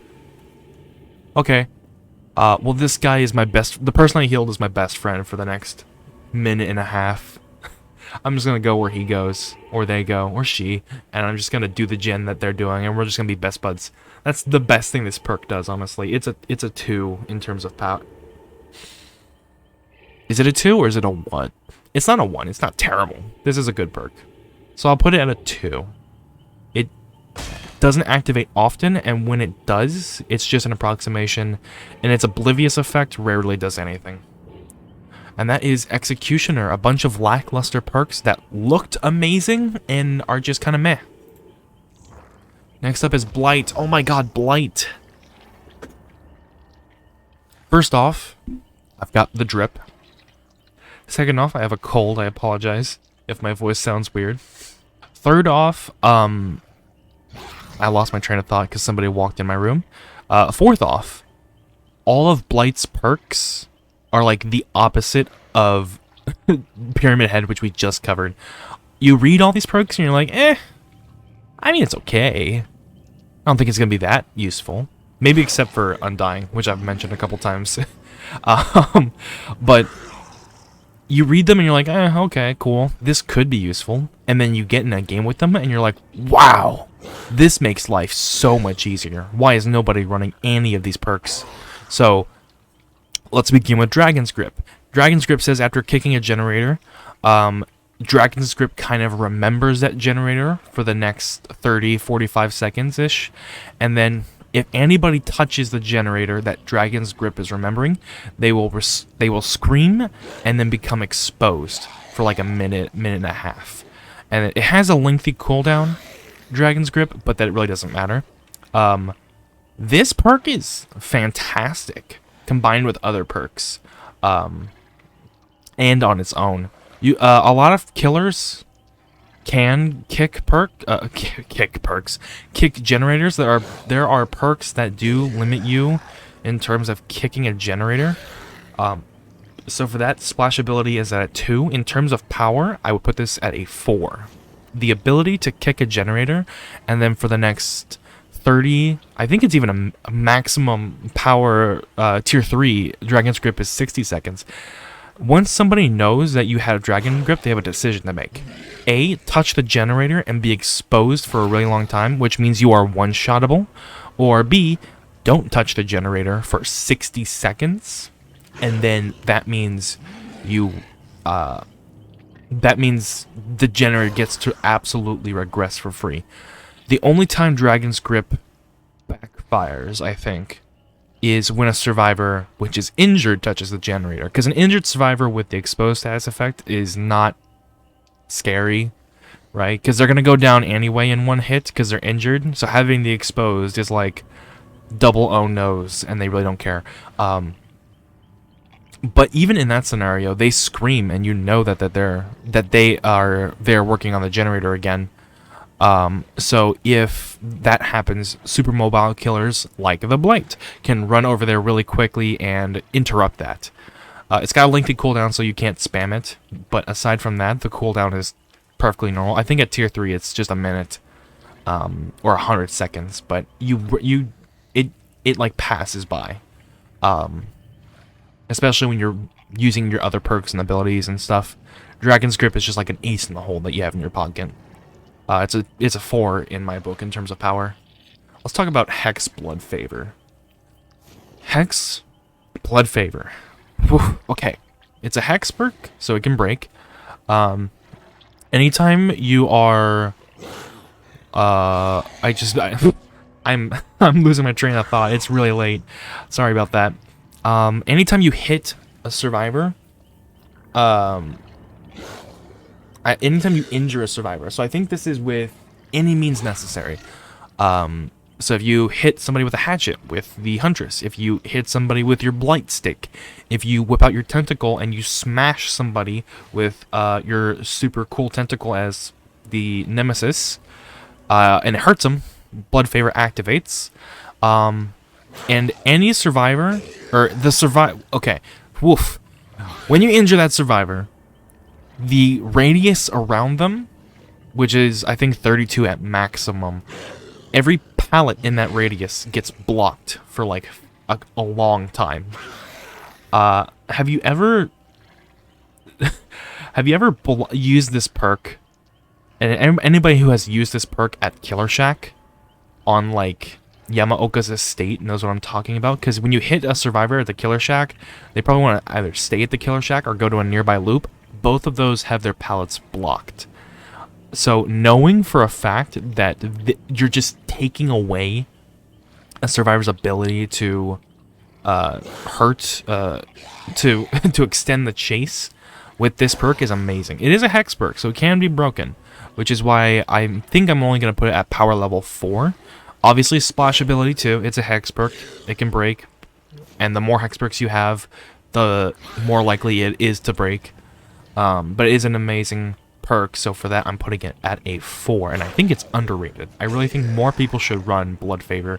I have found that Blood Favor and the Trickster's perk, which is the same thing as this but blocks windows, it makes for a very interesting build, where instead of trying to block generators and slow down progress, you're trying to get a down as fast as possible, and by injuring somebody you block pallets and windows, and then they have nowhere to go.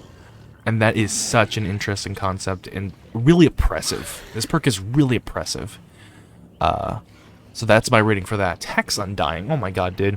Okay, so you know how I said every Hex perk is going to be rated a 2 in terms of splashability? This one's a 3. That's how good it is. Hex Undying says that whenever somebody gets really close to a dull totem, their aura is revealed to you. This is not why people run Undying. That's just, you can, I forgot that this is part of the Hex Undying ability. However, whenever a totem is cleansed, that is not Hex Undying, so for example, let's say if Ruin is cleansed, and Hex Undying is still up, Hex Undying will basically kill itself, and then Hex Ruin will take its place at that totem, right? And if the totem that broke had any sort of tokens on it, the tokens also transfer. So if you had Hex Undying and Devour Hope with 4 tokens, and Devour Hope broke, Devour Hope would break, the totem itself would break, Hex Undying would fizzle out, and at that same time, reignite as Devour Hope, and all the tokens would go to it. You would lose your Undying, and keep the perk that you want. And because of that, it is so good. And I'm still keeping it at 3, even if you only run Hex Undying. Because Survivor's running near a dull totem. There are even dull totems that are like along the inside of loops that you can happen to catch Survivors and get wall hacks with them. Which is a kind of a stretch, but I'm just keeping it at that. The ability to protect a totem just outright. When this was released, it was okay. When it was released, it used to just cause the totem that breaks to go to a dull totem, and it didn't do anything to tokens, so tokens would die. So nobody ran Devour Hope with it, but people totally ran Ruin. So if you ran Ruin Undying and Ruin broke, it would just bounce to a dull totem. And then if Ruin broke, it would bounce to a dull totem. And if Ruin broke, it would bounce to, it would keep bouncing to dull totems until you either ran out of dull totems or your Undying broke. And that was disgusting. And it's still disgusting to this day to be able to just have one freebie for your Hex. Imagine an all Hex perk build with the best Hex perks. This even works with Haunted Grounds. Haunted Grounds can break, give everybody exposed for a minute, and then Undying will become a Haunted Grounds totem, which is crazy to think about. You don't get a second Haunted Grounds totem, by the way. It's just the Haunted Ground, or the Undying totem becomes a Haunted Grounds totem, which is very funny to trigger Haunted Grounds twice in a match. Because it's like two double takes for a Survivor. This is obviously gets a 5-star rating in terms of power, because oh my god, this is just an amazing perk, completely. And that is the Blight's perks. Every single one of his perks is amazing. I think running Adept Blight is probably the easiest Adept to do, maybe aside from Nurse, because Nurse doesn't need perks to be strong. She's strong on her own. But if you're talking about killers and their perks, Adept Blight is definitely the easiest one to do by far. Who's our next guest? Ew. Okay, so going from the amazing Blight, we're going straight to the twins. Oh my goodness, okay. Ew. So, twins are bad. Let's just start with Hoarder. I have to read this. Because, oh my god. Okay. So, anytime a survivor touches a chest or tries to pick up an item,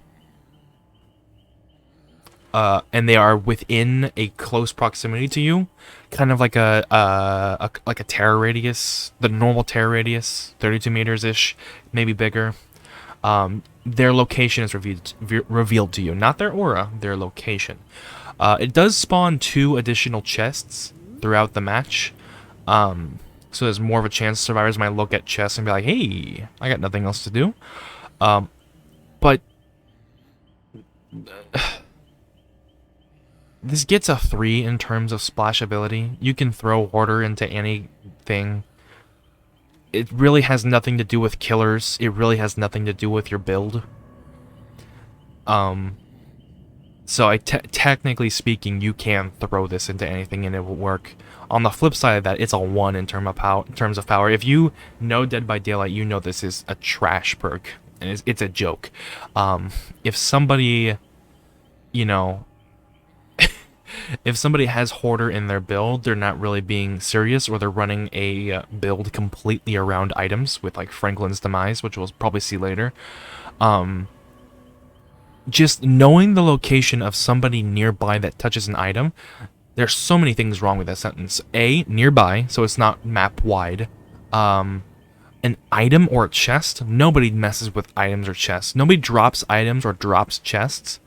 And then also revealing the location. If it were an aura, that would be interesting. If it applied a status effect, that may make this perk better. And I probably... Behavior's looking to buff some perks, so this is probably a perk they're looking at to buff, because, oh my goodness, Hoarder needs to be changed somehow. Woof. It's a 1 in terms of this, in terms of power, 3 in terms of splash ability. Yeah, I don't need to talk about it anymore. Oppression! Okay. Whenever you kick a generator, it says damage here, but it means kick, which is weird. Behavior is really weird about their wording. Certain words don't mean certain things all the time, because damaging a generator and kicking a generator, I think, are just two different things, but they use them interchangeably, but they aren't interchangeable. So I think whenever you kick a generator with your foot, or whatever killer you're using that uses it. Okay, hang on. Going back to Hoarder, I know I'm kind of breaking this, but Hoarder is only good in one scenario, and I'm not gonna bump it up to a 2 because this scenario is stupid. Nemesis, and like, what is it? What's the name? Cenobite, Pinhead. Both of those killers have items related to their power, and when survivors interact with them, you are notified of their location, but only when they're close to you, right? So in those scenarios, this is a good perk to run, but it's not even a good perk to run. There are way better perks that tell you where survivors are. I wouldn't run this on my Nemesis or my Cenobite, honestly. Let's go back to Oppression. I'm getting sick of looking at Hoarder. Whenever you damage a generator, 3 other random generators also begin to regress. And if survivors happen to be working on that generator at that time, they're going to receive an extremely difficult skill check. This was interesting because I thought this could be like, oh, well, okay, when it comes to gen regression perks, there's either perks that work with Ruin and perks that don't work with Ruin. Ruin says that you're not allowed to kick generators at all because they'll automatically regress on their own, which means you can't kick a regressing generator. So that means that you have 2 strategies, one with Ruin, one without Ruin, right? One where you're kicking generators very often, and one where you're not touching generators at all, and you're letting your perks do the work. And kicking...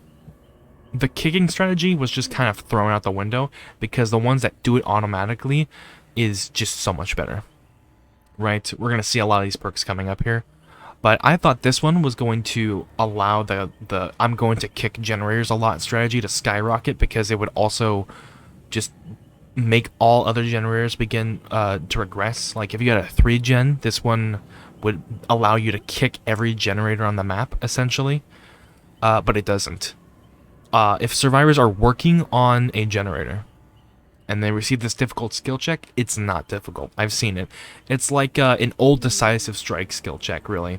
It's not difficult. If you hit it, good. If you miss it, you just explode the generator. That's it.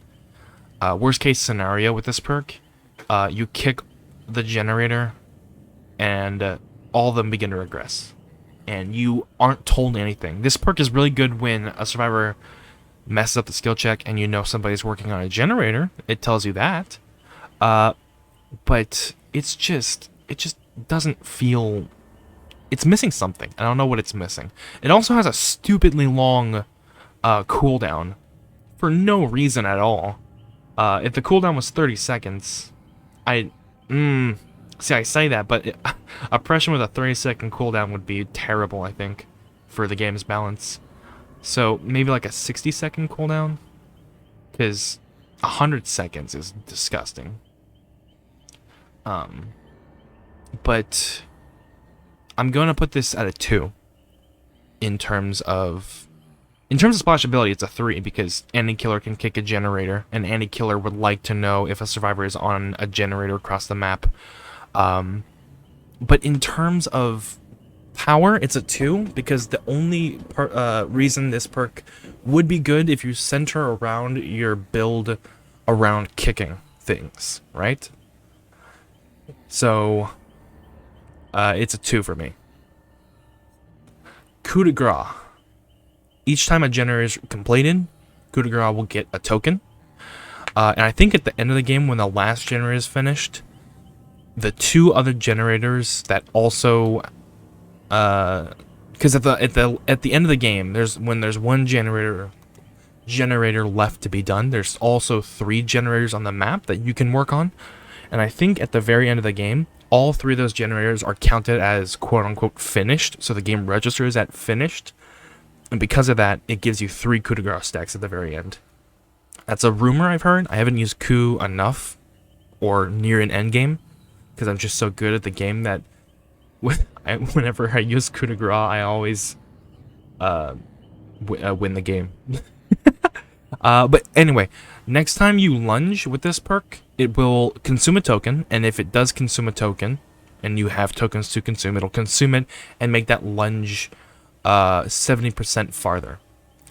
The thing with coup is it doesn't increase your speed, it just makes it so you lunge 70% more in terms of time, not speed. So you won't get there in the same amount of time, right? Like if you currently, just normally, when a killer lunges and swings, it usually takes them about 1 second to get from where they began the lunge to where they're about to end the lunge. Coup de grace does not keep it at 1 second and just increase your speed to compensate for the distance. It just causes you to lunge for longer, which makes you look silly. In terms of splashability, you can really throw this on any perk, and I keep saying that. Or you can throw this on any killer. I don't know if there's a killer that would not benefit from big lunges. Hang on a second. That's an issue. I'm now seeing the issue with the splashability here. You don't want to waste coup de grace stacks, right? So killers that love huge lunges are going to hate this perk, right? So for example, Freddy. I almost said Freddy Fazbear. Freddy Krueger, right? He has no other methods of dealing damage, so he could totally waste a coup de grace stack if he accidentally lunges 2 inches and kills a survivor, right? To save a coup de grace stack, you just click the mouse button or the attack button and perform a normal attack, not a lunge. And then that will not eat a token, right? So any killer that can do like long distance damage or has a secondary attack like Pig, Nemesis, Executioner, Trickster, they will like this perk. But it also has to be a killer that likes to also M1. This perk is really good at loops that you have. It's really good at like pallet loops where you're like almost getting a survivor, or like window loops as well, jungle gyms, where you're almost getting a survivor, but you don't quite hit the mark. You're just barely missing them, right? Coup allows you to get that survivor by consuming a token. God, I'm just circling around here. Splashability is going to be a 2, because there are some killers that don't injure survivors in other ways. And in those cases, right, the reason it's not a 1 is, if you're running this on Trapper, for example, you would just continue walking at a survivor until you're close enough to just normally hit them without a lunge, right? Save your coup de grace stack. But in terms of power, you gain a token every time a gen is completed. That sounds bad, but in reality, it's not too terrible. Because you really only need 1 coup de grace stack per gen being completed time frame, right? There's really only one chase, one of those. I really only have one of those chases every 5 games. Whoa, that's not 5 of those chases every game. What the heck am I saying? It's getting late. My brain is frying talking about Dead by Daylight perks. It's almost midnight. Oh my god. I'm sitting here talking about coup de grace at midnight. Okay. So you only have about 5 chases where you're like, man, I really could have got you if I had coup de grace. And I only have about 5 of those chases per game. So I don't think coup de grace needs more ways to go get more stacks. Especially if you're running this on a killer that doesn't need coup de grace to damage, like a Huntress, right? It's just a really good way to secure a kill, right? And people aren't expecting it, right? You're really close, and a lunge would just barely miss. Coup de grace gets you that hit.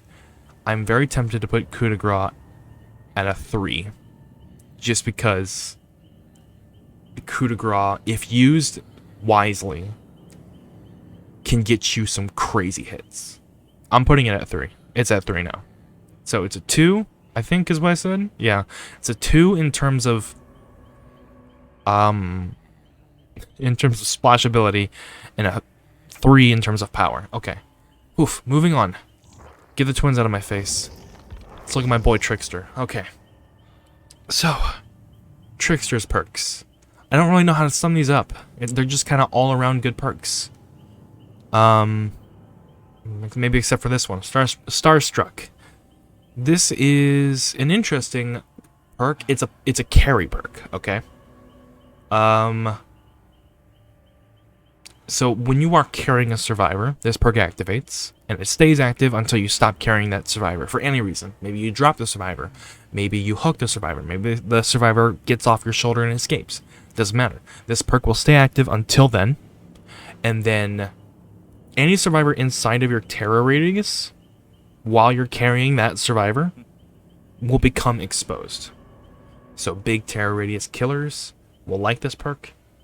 And then they will stay exposed for, I think, like half a minute is the maximum after they leave your terror radius. So if you quickly pick up somebody and hook them, you are guaranteed to know that everybody that was inside your terror radius when you hook that survivor is exposed for 30 seconds. So highly mobile killers can get an easy down with Starstruck if they know where those survivors are. Also, this like perk completely stops body blocking, because you can't body block if you're gonna go down in one hit. Right? I've had like when Trickster was released, I remember having a game where I downed one guy in the Pale Rose Swamp, picked him up immediately, 20,000 bajillion flashlight saves coming in, all 3 of his friends running around me, and I down all 3 of his friends, and the last guy escapes. And it makes me think, why would they waste why would they throw the game just to get this guy off my shoulder? And then I downed him with the Trickster knives, obviously, and won the game. And I was like, what the ever-loving fuck was that? In terms of splashability, it's a good perk. It's a 3. You can put it anywhere. It goes with really any. It has the same splashability rating as like Agitation, because that's another perk that says when you're carrying a survivor, blah blah blah terror radius, right?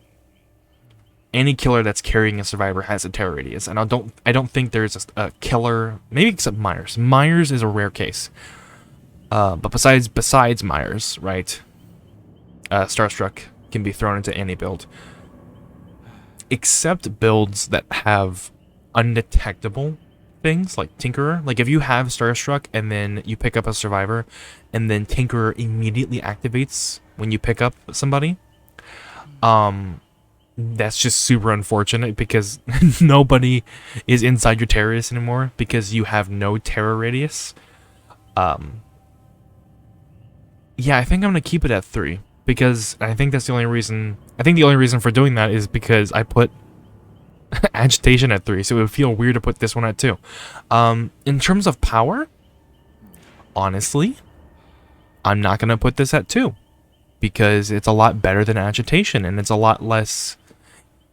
In the hands of a mediocre killer, this perk just discourages body blocking the hook.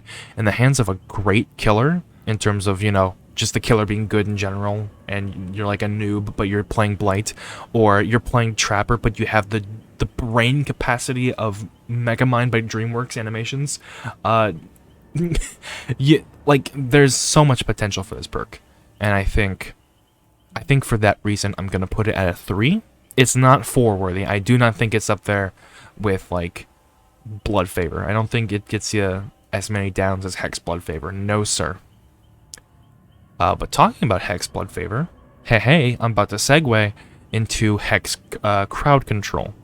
This is exactly the same as Hex Blood Favor. It's a Hex perk, so obviously, there you go. It's going to have a 2 in terms of splashability. Just put that up on the screen right now. In terms of the entity... Oh, wow. That's not what I meant to say. In terms of what it does, whenever you... Oh, interesting. It does something slightly different than what I thought. So anytime somebody performs a rushed action through a vault, it becomes blocked for 14 seconds. So basically, this perk, in Dead by Daylight, if you're in a chase with a killer, and you use a vault too often, it'll block after the 3rd rushed action through that vault. So if you slow vault a vault, you can do it as many times as you want. But if you triple fast vault a window, it will block. This basically means you can only do that once. And it doesn't even have a limit. So if somebody across the map quickly vaults over a window, it'll block. I don't know how that's useful, but it is. So this means that if everybody is grouped up in one spot and the only escape for you is one window. I've had this happen to me on Dead Dog Saloon at the top of the stairs, that window that is really strong. They're healing up there, and then they see me, I walk through the door, one guy vaults, and then I get to the like middle way through the stairs, the other guy realizes it's blocked, and then I get a hit. Hex Crowd Control is really good at making sure loops can't be abused.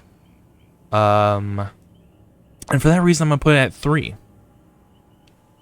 Or 4. I'm debating it, putting it at 3 or 4, because I put Blood Favor at 4, and this is like a Blood Favor for Windows. Yeah, I'm gonna put it at 4. It's a really good perk. I think it's really good. No. Hang on.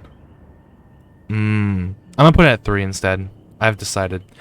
Blood Favor has the advantage of whenever you hit somebody who is healthy or injured, you know. Really, it's better when you hit somebody who's healthy. You injure them, and then you make every pallet within the vicinity useless. This one doesn't quite do that. This one basically says whenever a survivor has already used it, it's blocked. So they basically bamboozle the window for itself. So you don't actively create a field that can't be used by survivors. Survivors have to already use it. So they get to use the God window once, and then that's it. And because it's not like, if it were literally just when you hit a survivor and damage them by any means, block all windows within a 32-meter radius of you, this would be a 4-star perk. But because they can use it once, I think it's a 3-star. Okay. No Way Out. I almost said Hex No Way Out. It is not a Hex perk. This has the same token collecting aspect to it as Barbecue and Chili. Every time you hook a survivor that you've never hooked before, this perk will gain a token. Yeah, that is correct. I was reading the description, and I didn't see that text anywhere, but I've used No Way Out, and I know that's how it works. And I was like, where is it? Did they just not put it on here? Anyway, whenever you hook somebody for the very first time in that entire match, you gain 1 token. So obviously a maximum of 4. And then when somebody touches an exit gate, it'll notify you what exit gate through like a notification has been touched, and then it will block both of the exit gates for X amount of time, and then it'll also add time based on how many tokens you have. So I think this can block the exit gates for like up to 40-ish seconds. And that can be a really, really strong thing. This is, okay, first off, it's splashable, right? You can throw this in any build because every killer can benefit with just keeping the survivors in the game for longer, and every killer is going to wants to at least hook a survivor once each, right? So it's a 3 in terms of splashability. In terms of power, people look down on this perk because they don't realize its implications. When survivors are working on generators and everything, they're banking on the idea of 99ing the gates and then getting out. So survivors will usually not heal and just do gens, or they will do very sacrificial, kind of very high gambling plays at the very end of the match where they're like, okay, we have 1 gen left, we can do this. And then having the gates locked down for 40 seconds puts survivors in a very screwed position. It means that they can't 99 the gates. It means you can reliably hunt down and continue a chase. It means you can basically set up a, what do they call that? A crossroads? That's not the word for it, but you understand what I mean. Where if you are chasing a survivor at the end of the game, last generator is completed, you're like, oh shit, don't worry, I have no way out. No way out activates. You can still chase and they can't 99 the gate. You down that survivor and you hook them. Now survivors have a decision. Do they stick around and try to go for the save, which could end up killing them? If you have other endgame perks like No-Ed, or even like Remember Me or Blood Warden, oh my goodness. Or do they just leave and give you the kill, right? Obviously, if you're doing terrible, then that's only 1 kill. But if you're doing better, hey, that's just 1 more kill than anything you would have gotten. I've had a lot of scenarios where survivors will gamble on the fact that I don't have No Way Out or an endgame perk, and then the endgame perk just comes out of nowhere. I personally think No Way Out is a tier 4. I really do think that blocking the gates for a really long time is really good. This is also really good against those matches where you have 1 survivor left, you find the hatch, and then you basically play a game of where's the last survivor, you know? But if the gates aren't close enough, No Way Out can just basically tell you, hey, they tried to start this gate over here. And then if you go there, you are guaranteed to know, okay, they're here, I'm going to look for them. And if you find them, you have like, what, 30 more seconds? If you have this at max tokens to find them all and to kill them. It's an interesting, I personally think is a tier 4 perk. Okay. So you kind of understand what I mean by Trickster's perks, right? They're like, I don't know. Each of these are like off-brands, but they're the slightly better off-brands. These are the off-brands you buy when the name brands are just not cutting it for you, right? Like we have off-brand Agitation, off-brand Blood Favor, we have off-brand Blood Warden, right? But these are just kind of better off-brands, if that makes sense. This one touches Windows. I know I ranked it lower, so maybe this one doesn't really count, but these two at the very least. Let's move on. Nemesis. Okay.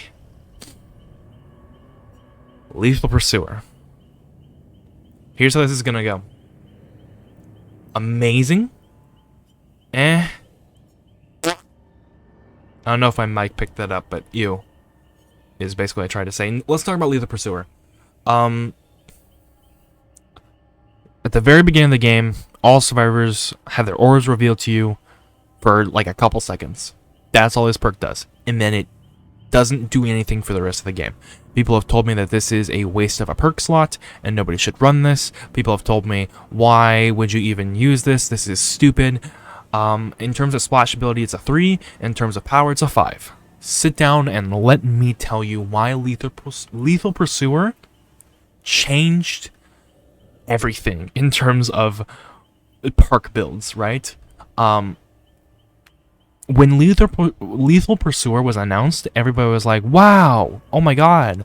Wait, only the beginning of the game, that's it? It doesn't do anything else? It doesn't, like, reactivate? Oh, man, it should reactivate.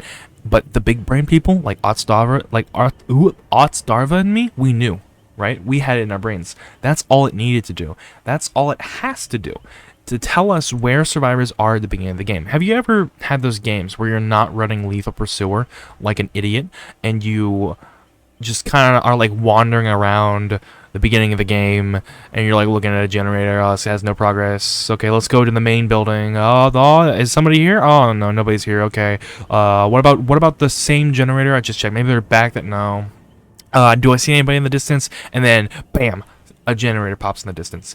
One whole generator is completed, and you didn't touch or see anybody. That is the worst start to a killer match you can have, period. The worst, even more worse than that, is you're just really bad at finding survivors, and 2 gens pop, and you haven't touched anybody or seen anybody. This perk completely does what I just said, but the opposite. Makes it so survivors are immediately out the gate screwed. People have told me Lethal Pursuer is only good on mobile killers. I say that is stupid bullshit. You use Lethal Pursuer, you find the survivor that is closest to you, but also in a spot that you can easily get them, like a very not safe spot, and then you track down the survivor, you try to stay out of line of sight for as long as you can, and then you pop out of nowhere, and you just catch them by surprise, and boom, within the first 7 seconds of the game, you're in a chase. And then you hunt them down, you put them down into the dying stage, you pick them up, you hook them, you have 1 hook, and nobody has completed a gen yet. Guaranteed every single time. Lethal Pursuer is, I think, on the same power level as Ruin. I would say it's on the same power level as Old Ruin. This is such a good perk. But I'm gonna be done fanboying over it. We're gonna move on to his second perk, Hysteria. Okay. Whenever you injure a healthy survivor by any means at all injured survivors become oblivious for a short duration, and then this perk goes on cooldown. So, again, splash ability. You can throw this on any killer. It's really good on Legion now, because it says by any means and not just your basic attack. If it said just your basic attack, this would be bad. But if you hit somebody with a hatchet, if you hit somebody with a, Legion stab, a Nemesis tentacle, and you injure a healthy survivor, all injured survivors become oblivious. So I'm gonna put it at a 3, because you can put Hysteria in any build, right? It can be a filler. You're like, okay, I have this. What else? Okay, Hysteria, that's fine. In terms of power, Hysteria can activate on the survivor you hit. So if you start a chase with a healthy survivor and you hit them, you apply the Oblivious status effect. Now that one just says that they cannot detect your terror radius. Does Oblivious mean they don't see a red stain? Oh man, I have no idea. Anyways, we'll just skate over that right now. Giving a survivor Oblivious can make it easier to catch them, especially if they go into a loop and they are unaware if you're still chasing them, because obviously they don't hear your terror radius anymore. In most cases, when a survivor is hit, they're going to run far away, and then they're going to go into a safe spot or go into a loop because they think you're still on them. But if they run very far away and the chase music just stops and then they turn around and they do not see you, they're going to assume that you've gone for another survivor, especially if they can't hear your terror radius. They're going to see that they are oblivious, so they're not going to be 100% just dumb. Well, not most survivors at least, but they basically have to make a gamble, which causes hesitation, or I guess hysteria in this case, and this perk has the potential to break apart the camaraderie of a team, because if everybody's injured except one guy, or like one guy's injured and then another healthy survivor comes in to help them, you injured that one and hysteria activates again. Granted, if it's not on cooldown, right? And then in this scenario, the survivor that you were chasing originally that was injured is oblivious, and the survivor that you just hit is also oblivious. And they both go their separate ways, and neither of them have no idea if you're chasing them, as long as you break line of sight. Is what I'm saying making sense? I think I explained that very poorly. But I think Hysteria...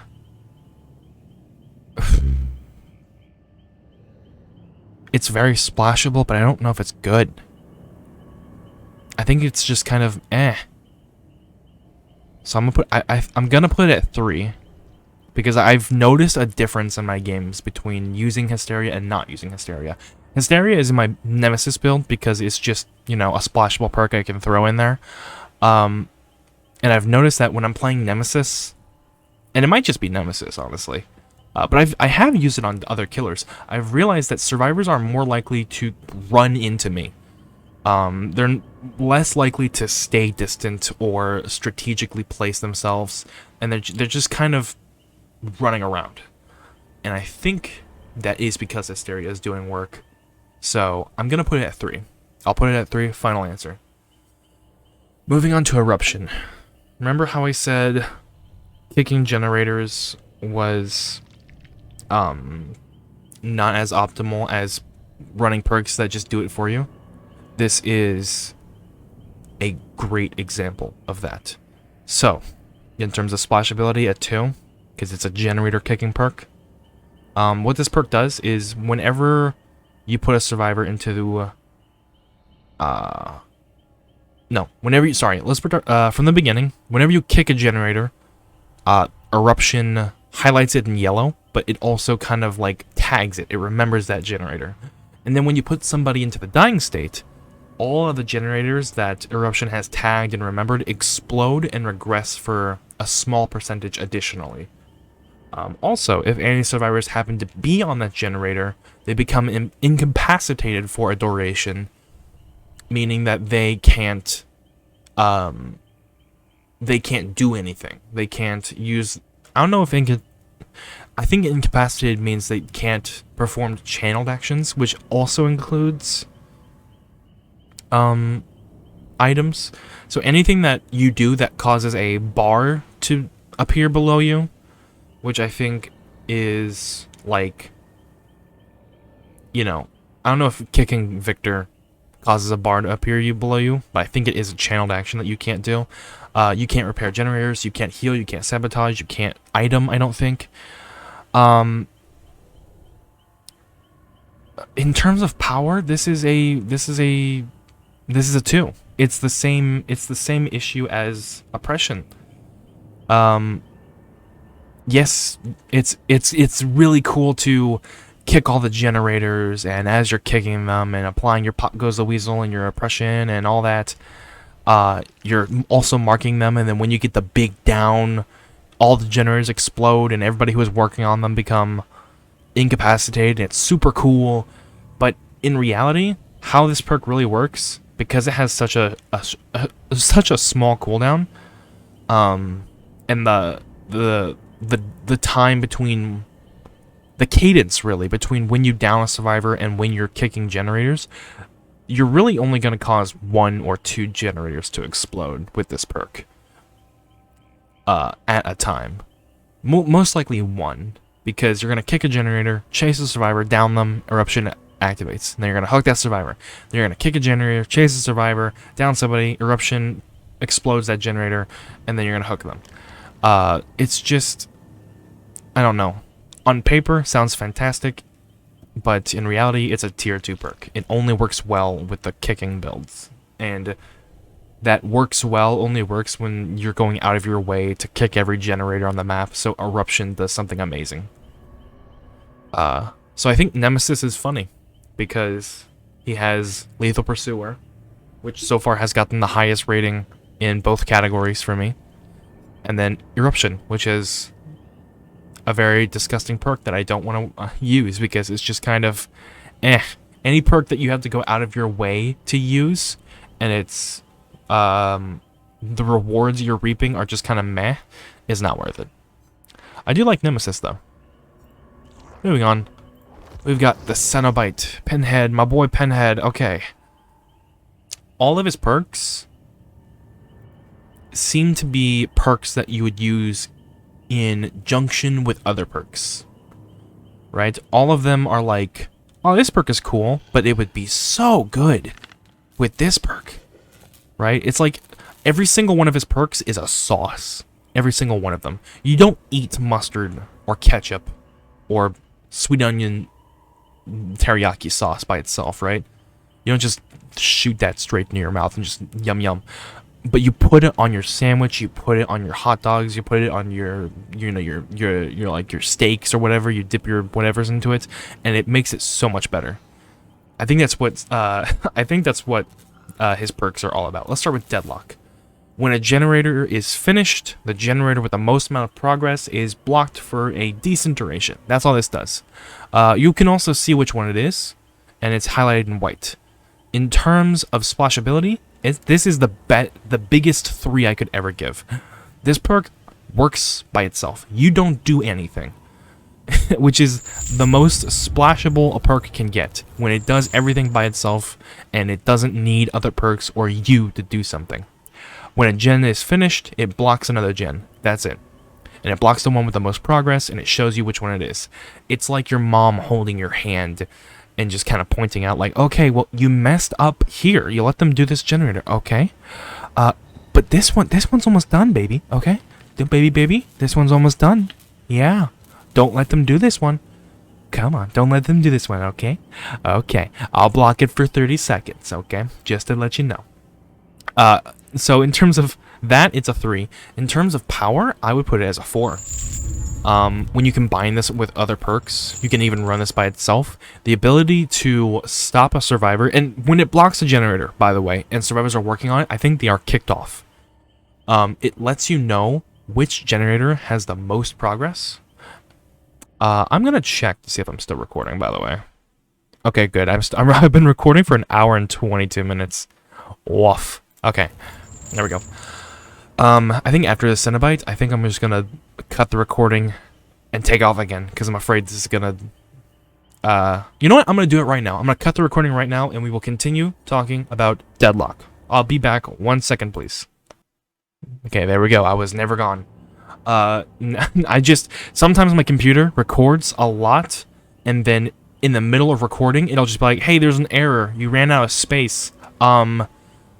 Everything that you've done, that entire game you were recording, yeah, it's gone now. It's corrupted. Sorry about that. So just to be safe, I don't want to lose all that. I don't want to re-talk about all those killers again for another 1.5 hours. Okay. So, when Deadlock activates, what was I talking about? Oh, tier 4 perk, right?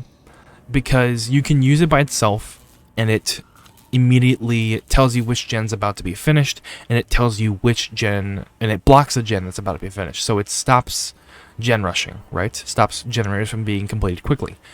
Using this with other perks that regress generator speed or regress the progression of it allows you to see where the deadlock has happened, go there, and stop it from continuing, right? When deadlock happens, it's kind of like, oh shit, okay, that's fine.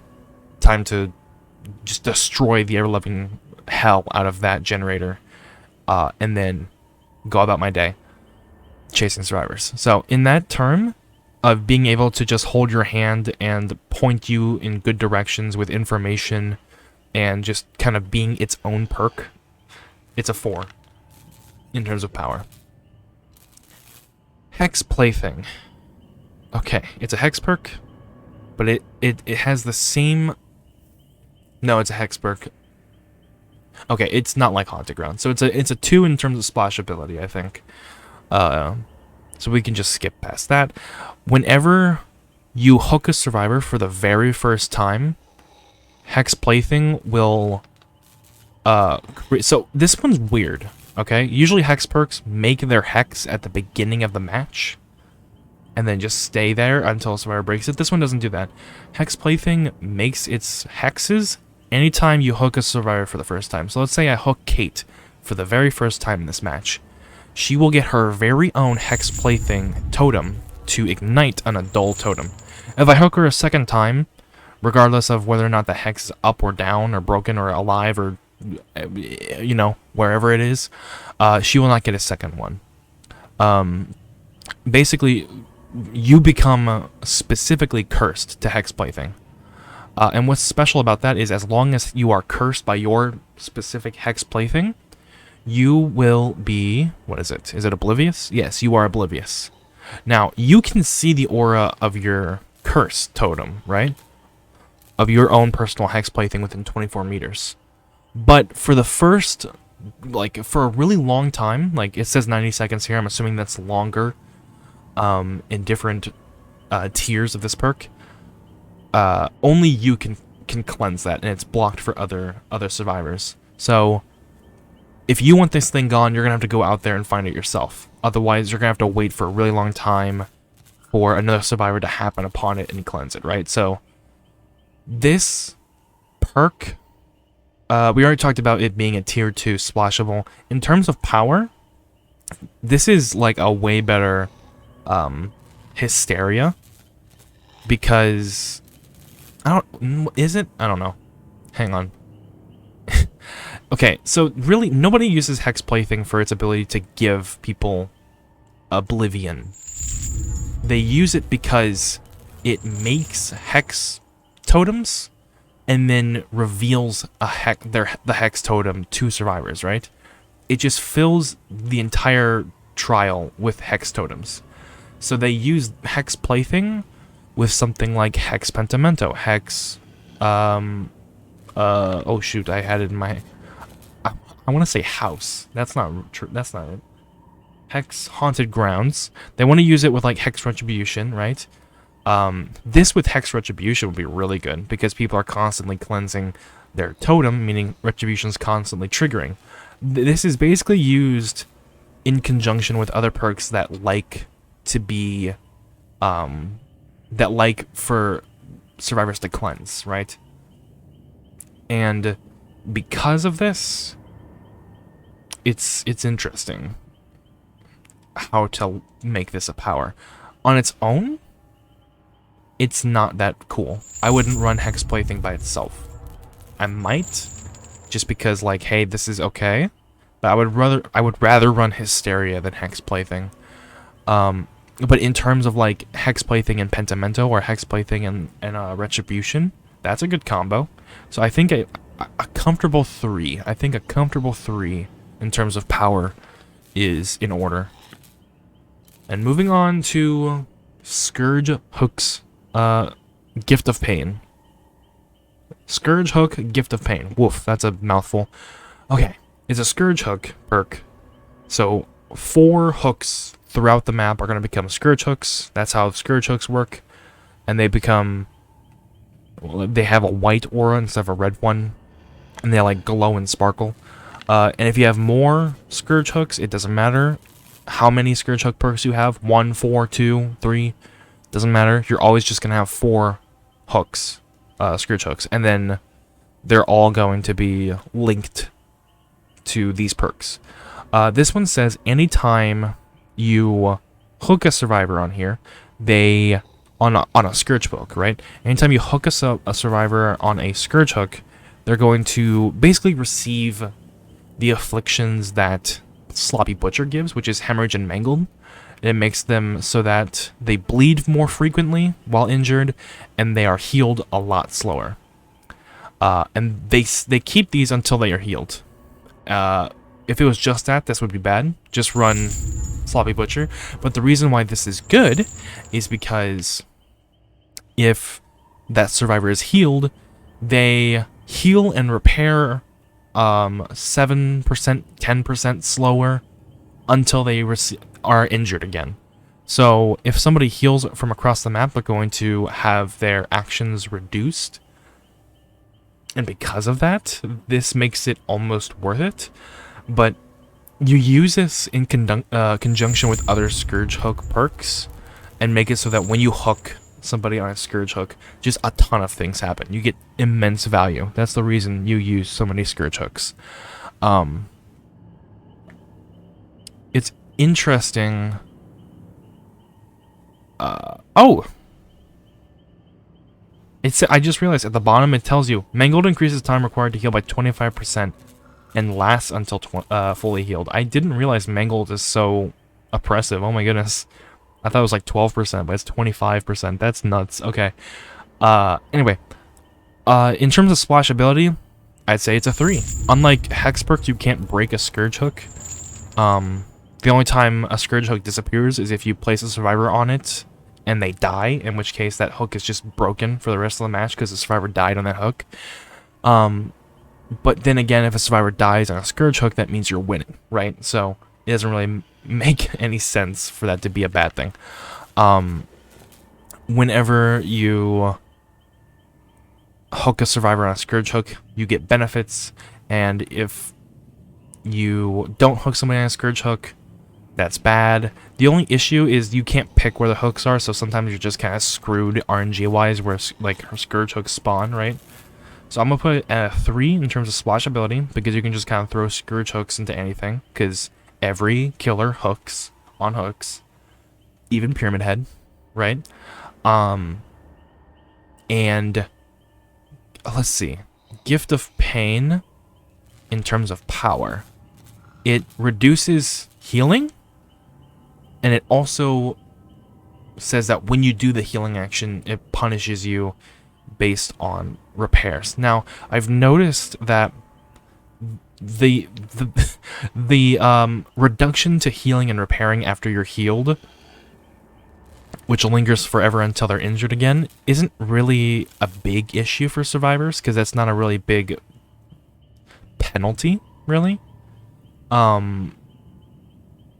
But, like, I don't know, man. I really don't know. I think I'm gonna put this at a... I don't want to put it at a 2, because it's a good perk. No, I'm gonna put it at a 2. It's a 2. Scourge Hook Gifts of Pain isn't going to stop gen progression, and it's not going to stop healing. They're going to heal, and they are going to do generators and heal other people, even through the penalty they received after they heal. And all they have to do to get rid of it is be injured by you, lose a chase, and then just heal up again. That's it. They don't even need to heal up. If they're injured by you again, they lose the debuff. That's it.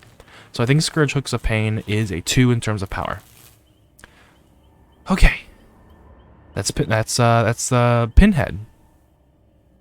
And like I said, all of these perks are just kind of the sauces that you put on your build to make everything a lot more tasteful. Who do we have next? The Artist. Ooh. Okay, Artist. How many killers do we have left? Let's check that really quickly. So we're currently at the Artist. And then we have 4... 8. So we have 12 killers to cover, including the Artist. How many killers have I talked about? How many? 4, 8, 12, 13, 14. I've talked about 15 killers, and now I have to talk about 12 more. I am past the halfway point, but only by barely. Oh, good lord. Okay. I'm having an existential life crisis. Okay, I'm going to bed. We will continue this in the morning. So I guess good night, but I guess it's just going to be like 1 second into the future for you. Okay, hang on. I'm double checking that I'm recording. Okay, I am recording. Okay, so it has literally been a couple hours. I've gone to bed, I've woken up, and this is the very first thing I'm doing the very next day. So I'm dedicated to this video, and I hope people watch this. Probably not, but oh well. So I'm probably gonna sound terrible because I literally just woke up. This is my second time trying this. I've already talked about Grim Embrace, but I'm just gonna do it again. So with Grim Embrace, it has the same token collecting system as Barbecue and Chili, as No Way Out, in which you get a token when you hook a survivor for the very first time in the trial. If you hook a survivor twice, you don't get another token from them. And after you collect your 4th token, meaning that you have hooked every survivor at least once, the entity will block all generators for a duration, and then the obsession's aura is revealed to you. Now this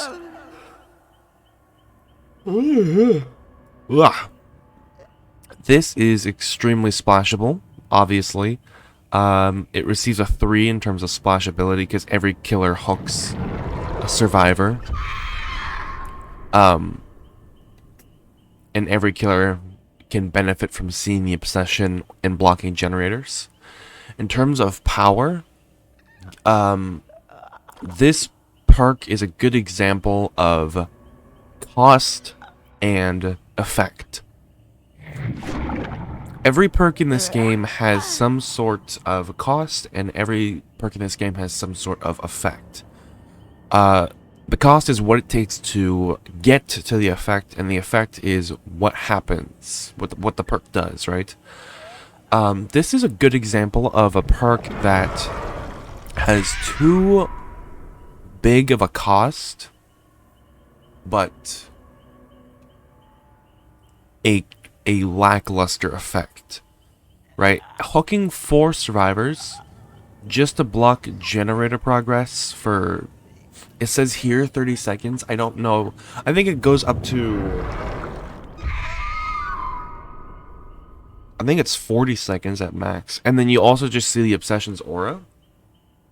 There are better perks than this at blocking generators. We just talked about Hangman's Trick, which blocks generators for 45 seconds, and all you need to do is pressure people off that generator. There are killers that can do that. So basically, Grim Embrace is a perk that happens once, and it's like a pause in the middle of the game. And whenever I've used Grim Embrace, it doesn't seem to have that big of an effect.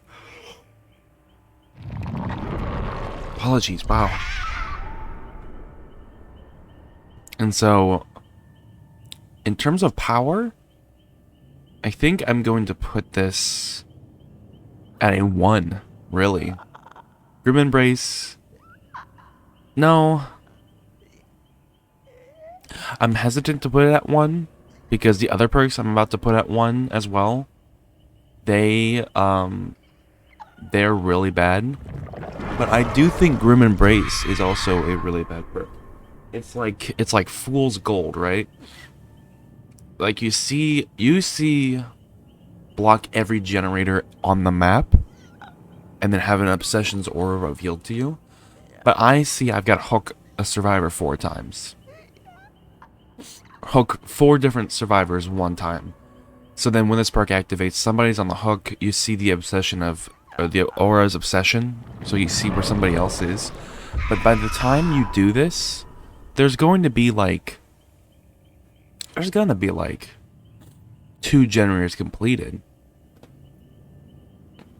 So I don't think this perk is good, honestly. And I can't think of a build that it would be better in.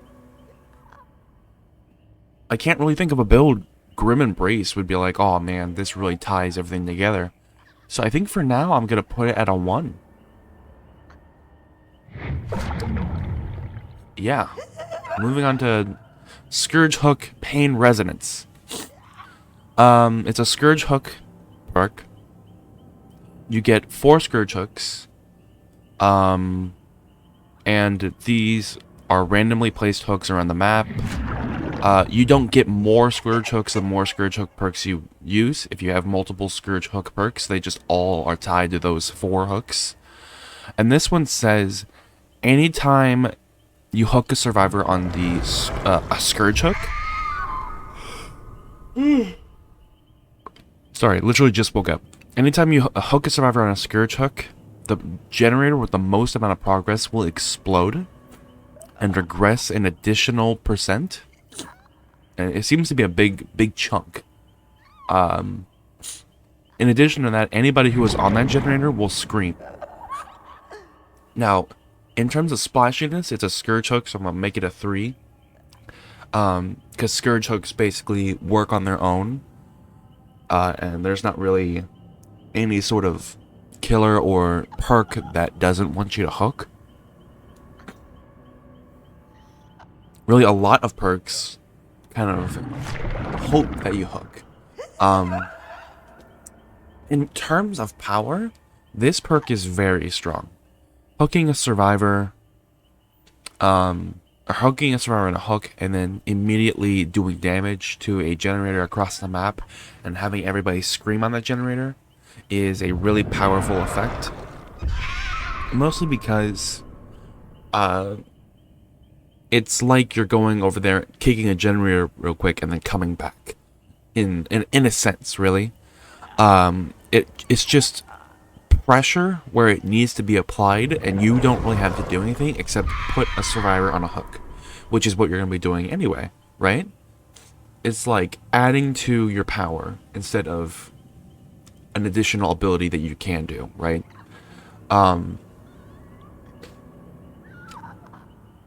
It also combos really well with other perks, like Scourge Hook, Pain Resonance, combos really well with Dead Man's Switch, which was on the Deathslinger we talked about recently. Because when you hook a survivor, that activates Dead Man's Switch. Pain Resonance causes the generator with the most progress to explode, kicking everybody off of the generator, reducing its progress by a big chunk.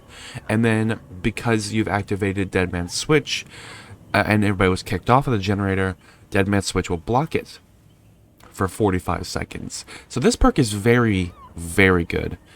However, I'm not going to put it at 5, I'm going to put it at a 4 instead. And that's because it is a Scourge Hook. Scourge Hooks spawn randomly, and I have used Pain Resonance and Dead Man's Switch on a lot of my builds, and I have been screwed because the hooks will like spawn all in one part of the map or all in places that I can't reach, and you'll just be forced to hook on a normal hook, and that is a big problem. So yeah, that's my rating for Scourge Hook. It's a 3 in splashability and a 4 in power. Hex Pentimento. Okay. Let's talk about Hex Pentimento. When this perk came out, this was a beautiful powerhouse.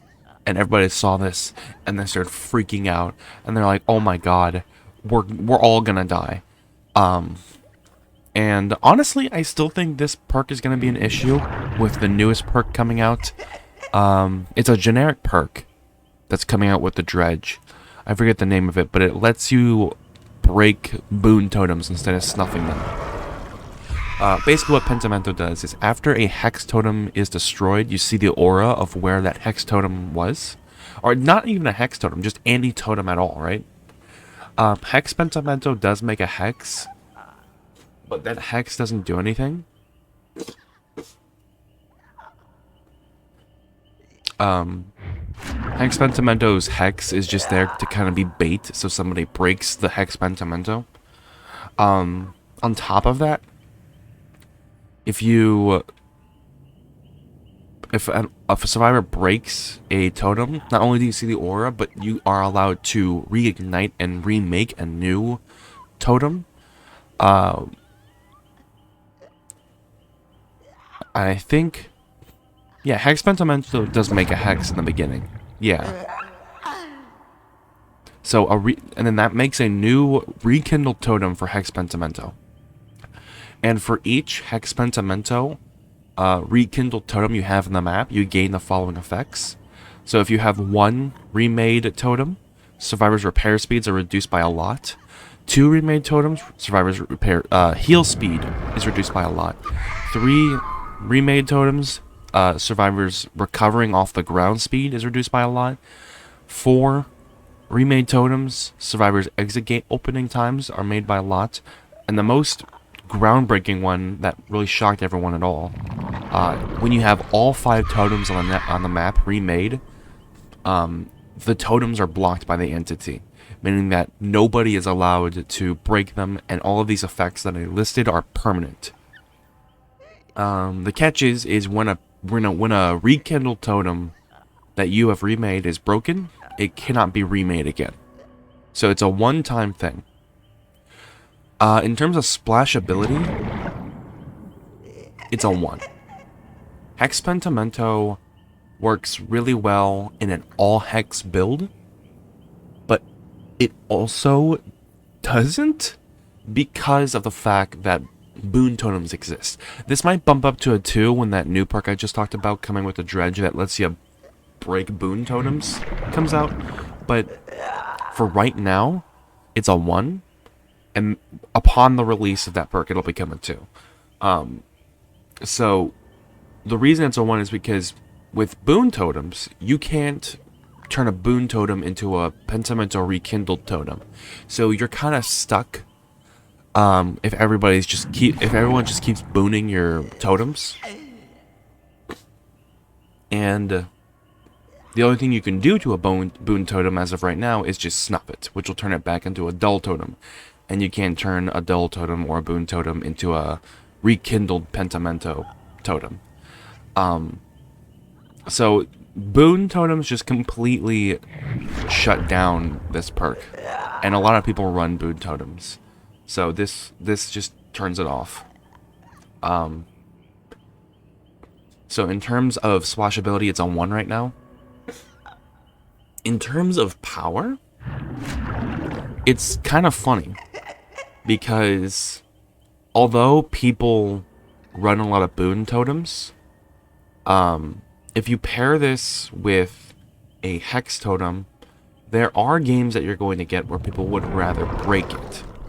Not everybody is going to run hex circle of healing, hex shadow step. Not everyone's going to run hex exponential, or sorry, boon. All those boon exponential, boon circle of healing. Right? They're not all going to run those. Either because they haven't memorized where the boon totems or the dull totems spawn in the map, or they have a different build in mind. But there are going to be instances where survivors would rather break totems than bless them. And this is where Pentimento shines. So if you have Ruin up, and then Ruin is broken, you can walk over to that totem and rekindle the totem, which takes like not even like half a second.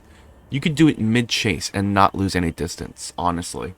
And that is what is really crazy to me, is that you only have to rekindle a totem really quickly, just once, and that Hex Rune that was destroyed earlier now becomes Survivor's repair speed is reduced immensely.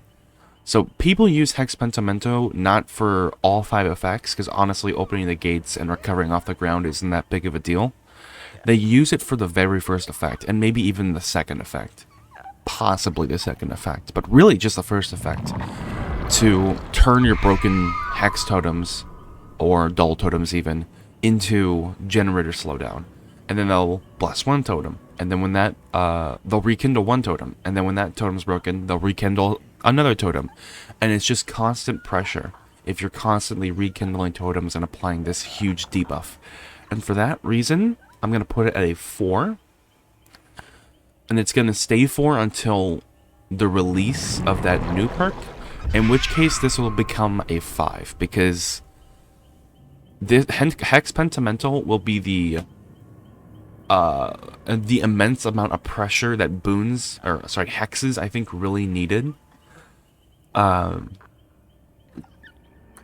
And this tied with the new perk, which the name is escaping me, will make it so no matter how survivors interact with your totems, by breaking them, by blessing them, you can turn them into a Hex Pentimento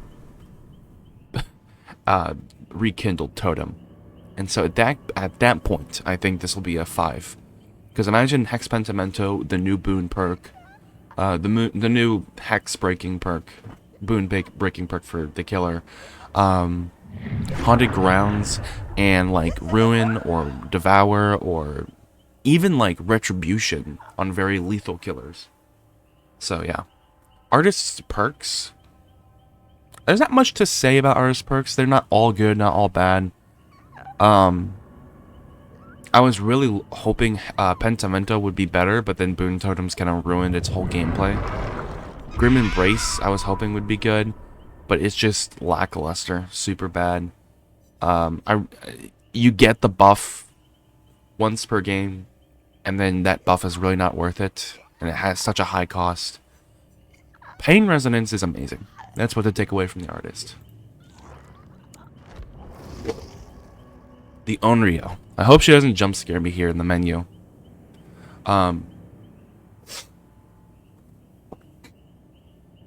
Okay, so the Onryo. Let's talk about her. Her perks are...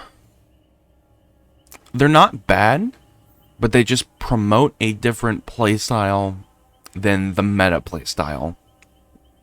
You'll see what I mean in a second, but all of her perks are good.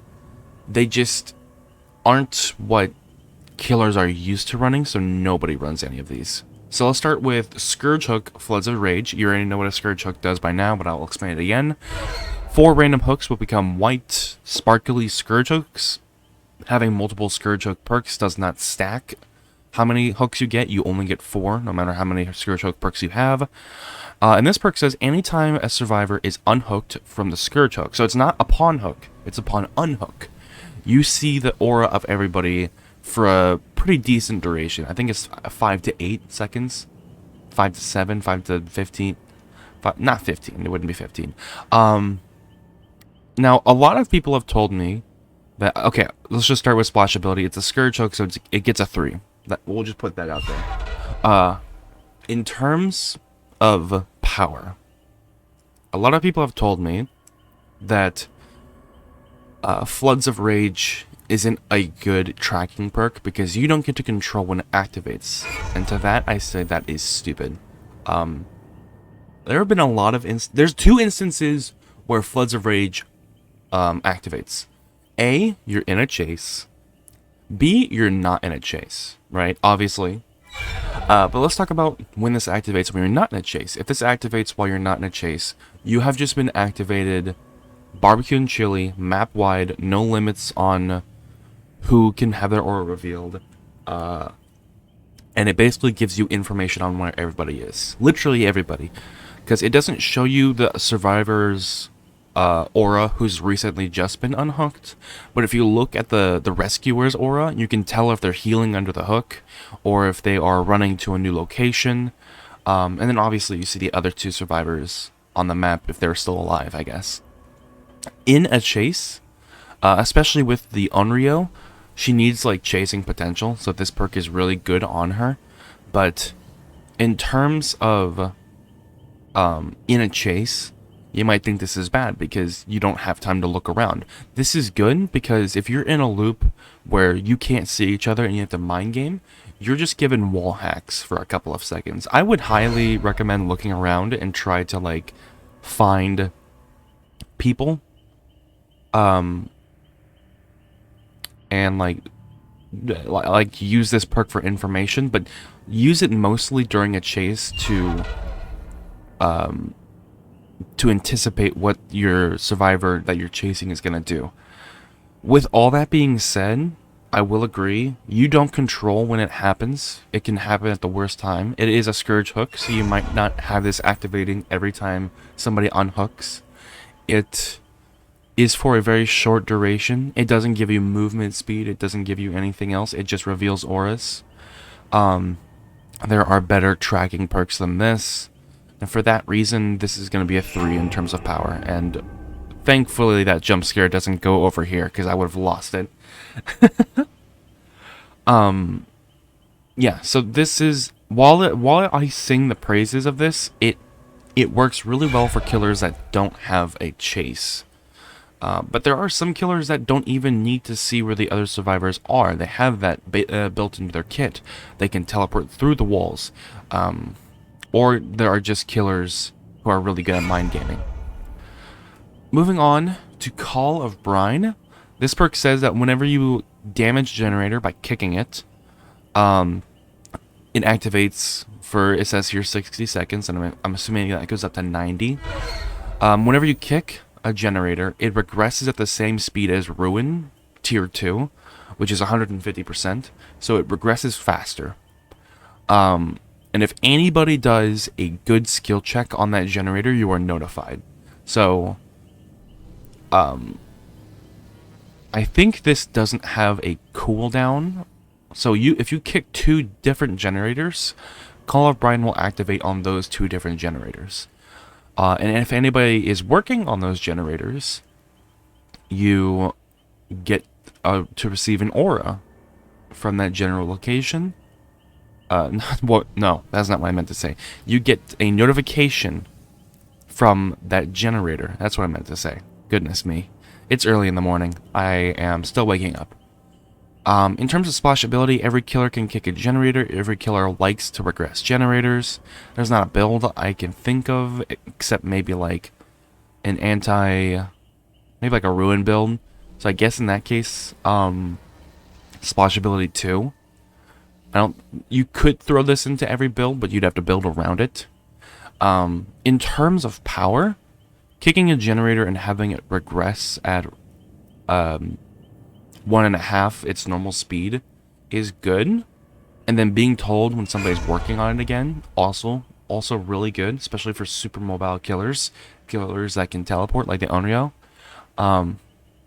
In terms of power, though, Call of Brine, you have to remember to use Call of Brine, because I've brought this perk and then I've just never kicked any generators and I've just constantly been chasing, which is the issue with generator kicking playstyles, is you have to give up chases in order to kick generators, or vice versa. You have to give up kicking generators to chase survivors.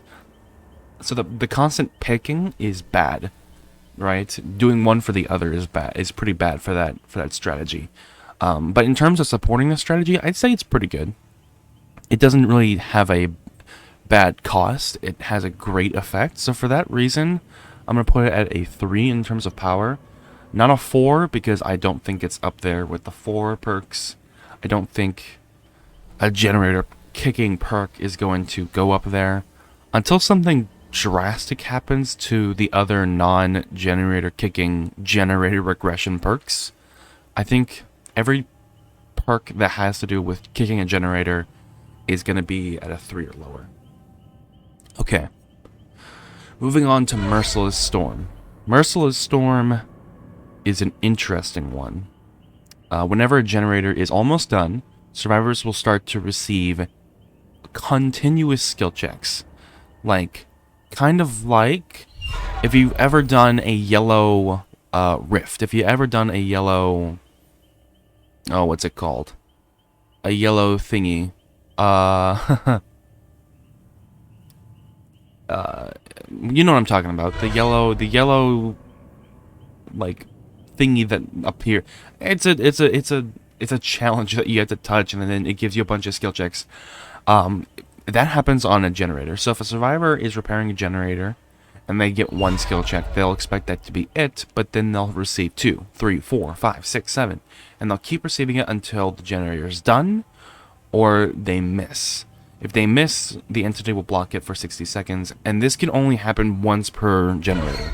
So this perk can activate a maximum of 7 times, and it's most likely to activate the maximum of maybe 6 or 5, because I don't think every generator on the map is going to be repaired up to that point. Usually survivors pick which generators are going to be finished, and then the other 2 are halfway done, or they're just not done at all. In terms of splashability, this perk works on its own. This perk does something without the killer needing it to. It blocks generators, so you can technically use it on anybody. It's a 3. There's a lot of 3s, I've realized. Maybe it's a little bit redundant to do splashability, but oh well. I'm this far into the video, I might as well continue. In terms of power, though, when a generator, it's a skill check perk, but this one is a bit different because it's constant skill checks, and it's hard to describe how it works. Basically, it's not you receive a skill check, the skill check disappears, and then a new one reappears. They all appear on the same like little skill check circle. So it's just constant difficulty. This paired with other skill check perks is very terrifying, and it's almost guaranteed that survivors miss unless they're just the best at completing skill checks. Merciless Storm. I don't really think this perk is fantastic. It works really good in skill check builds, in generator blocking builds, but in terms of just normal gameplay, this has saved my butt maybe a couple times, because survivors will miss the skill check, and then a generator that was about to be finished isn't. So then I can walk over to it and put pressure over there. But I don't think it's worth a 3 spot. I want to put it at 2.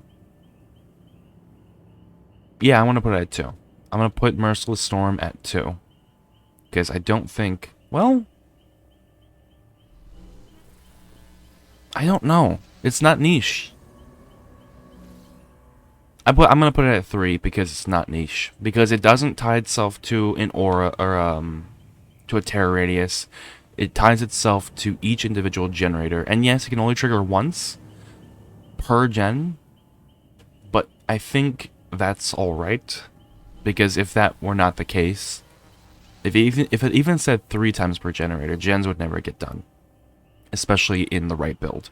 So Merciless Storm is going to be a 3 for me because of the fact that the killer could be AFK at the corner of the map, and Merciless Storm could still do work. Alright, and that is the Onryo. You see what I mean by the Onryo's perks?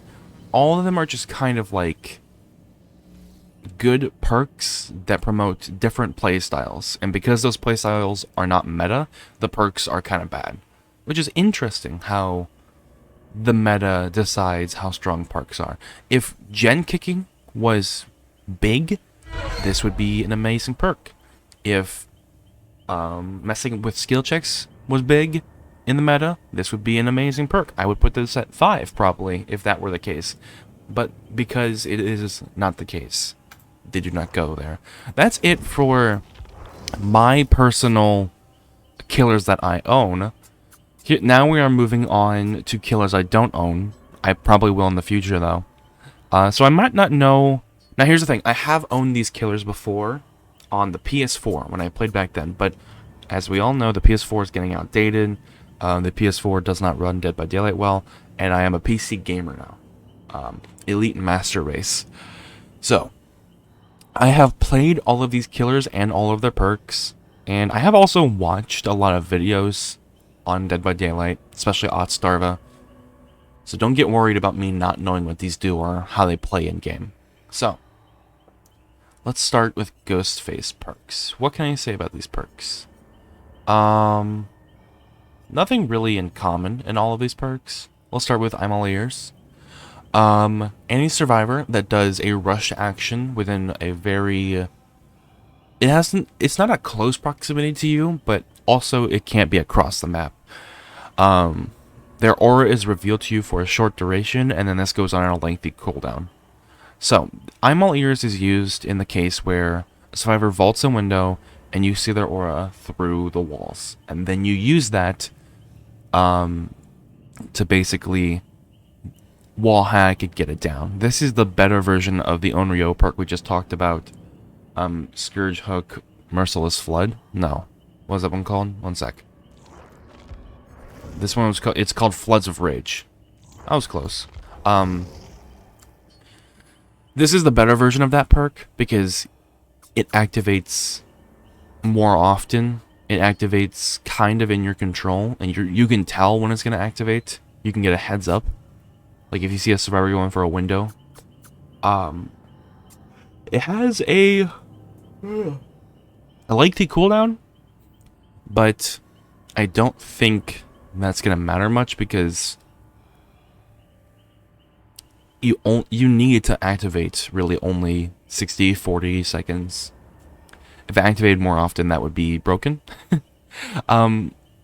So in terms of splash ability, the perk activates on the survivor's actions, and it gives you aura readings, and I don't know a killer or a build that hates aura readings, so obviously it's a 3. In terms of power, it is... I'm all ears has a lot of potential. I'm wondering why killers don't use I'm all ears a lot more often, and in fact, I'm very tempted to just buy Ghostface for I'm all ears, because of the fact that it gives away the survivor's location for absolutely free. All the survivor has to do is quick vault a window or a pallet. Now, there's some instances where this isn't useful. For example, if they're at shack and they vault the pallet over into the shack, there's not a lot of mind games you can do there, because of how safe shack is. So you just kind of have to break the pallet, and then the survivor runs away, and by that time you know where the survivor's going, but then I'm all ears runs out. But every other case where they vault, a window, and it's like a god window, and they disappear, you could follow them through the window, or you could use I'm all ears to cut them off. And I think because of this, I'm going to put this at a 4. It's a completely underrated perk that I think really needs to get some more love from killers. It wins you a lot of chases if you know what you're doing. Thrilling Tremors. This was the old dead man switch that everybody used. Basically, after picking up a survivor, and this perk is not on cooldown, all generators that nobody is working on are blocked by the entity for 16 seconds or longer. And then you can see those auras in white. And then it's got a pretty lengthy cooldown. But the thought behind Thrilling Tremors is it tells you what. Obviously, it's a 3 in terms of splash ability. Every killer picks up. Every killer wants to know where survivors are. Every killer wants to block generators, and I don't think there's a perk build that might hurt that. But the idea behind this build, or this perk, sorry.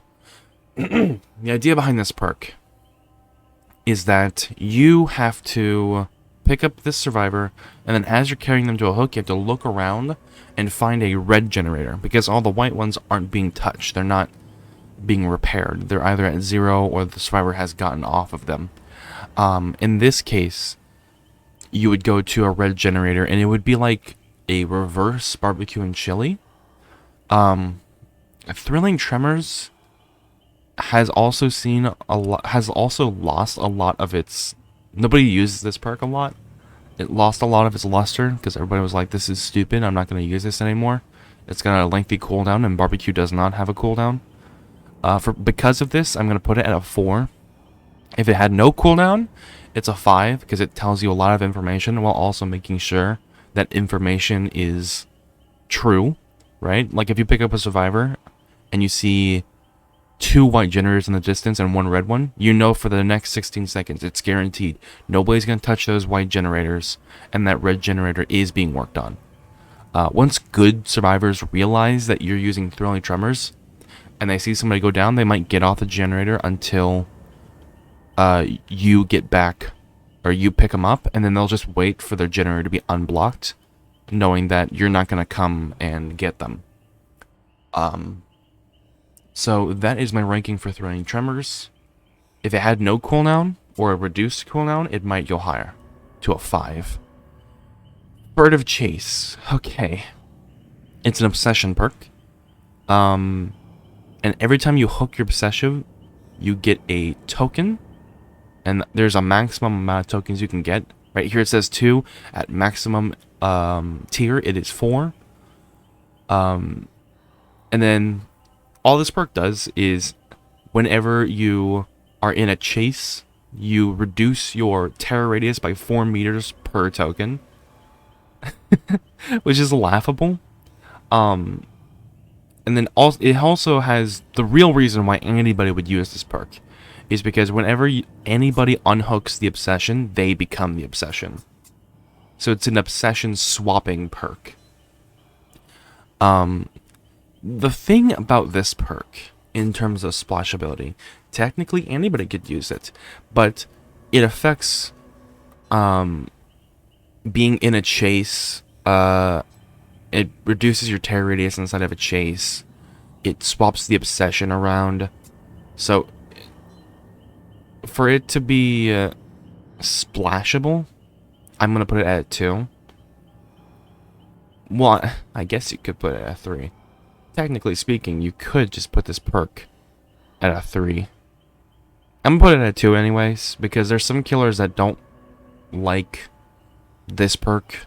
There's like, there's some killers that want to have a big terror radius, and making it so that, like, if Doctor was in a chase and he had this perk, and he tried to use his static blast, some survivors would not get hit by it because he's in a chase and he has furtive chase activated, and was at 16 meters at maximum tokens is taken off, so anybody who would have been within that additional 16-meter radius doesn't get blasted.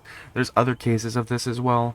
I think in combination with other terror radius perks, this becomes bad, especially if you get into a chase. It's a 2 in terms of splashability. In terms of power, nobody uses it for its terror radius reducing effect. Nobody thinks to himself in a chase, man, I wish my terror radius was just 16 meters shorter.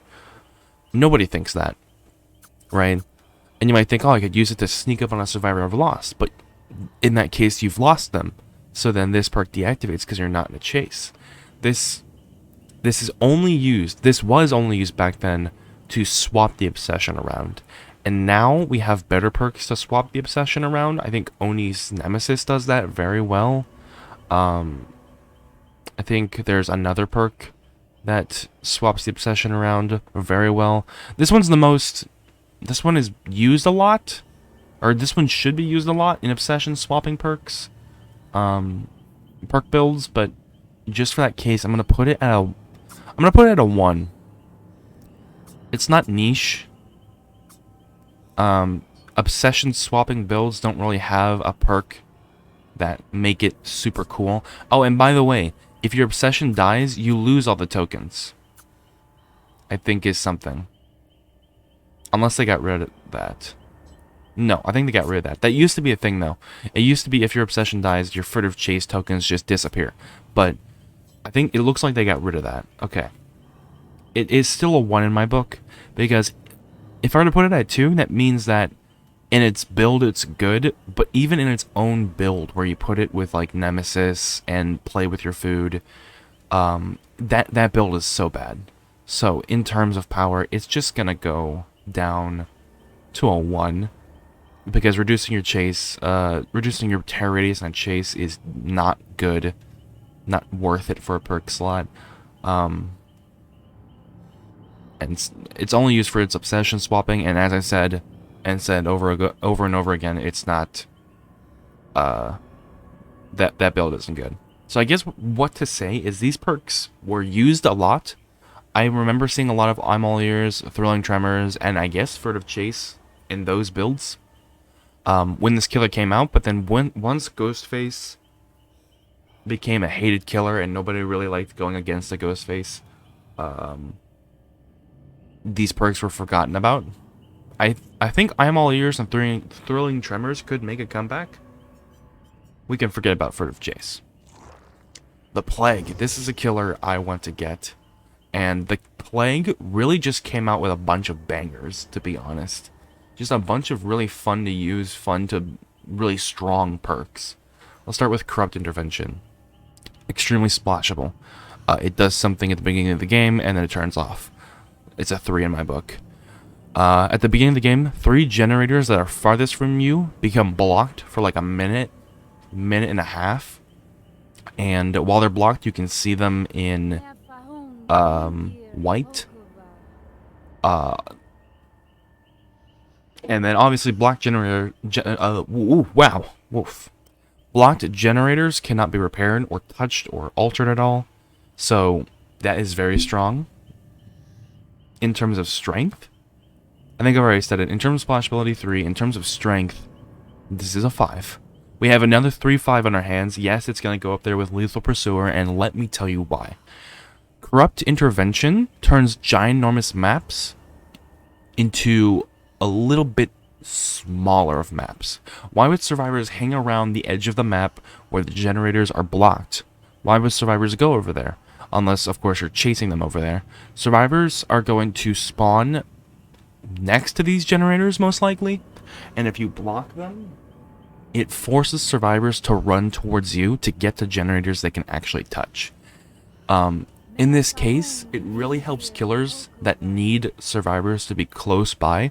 So this helps Trapper, this helps Twins, this helps a lot of killers. Killers that hate survivors being spread apart, that's every killer, honestly.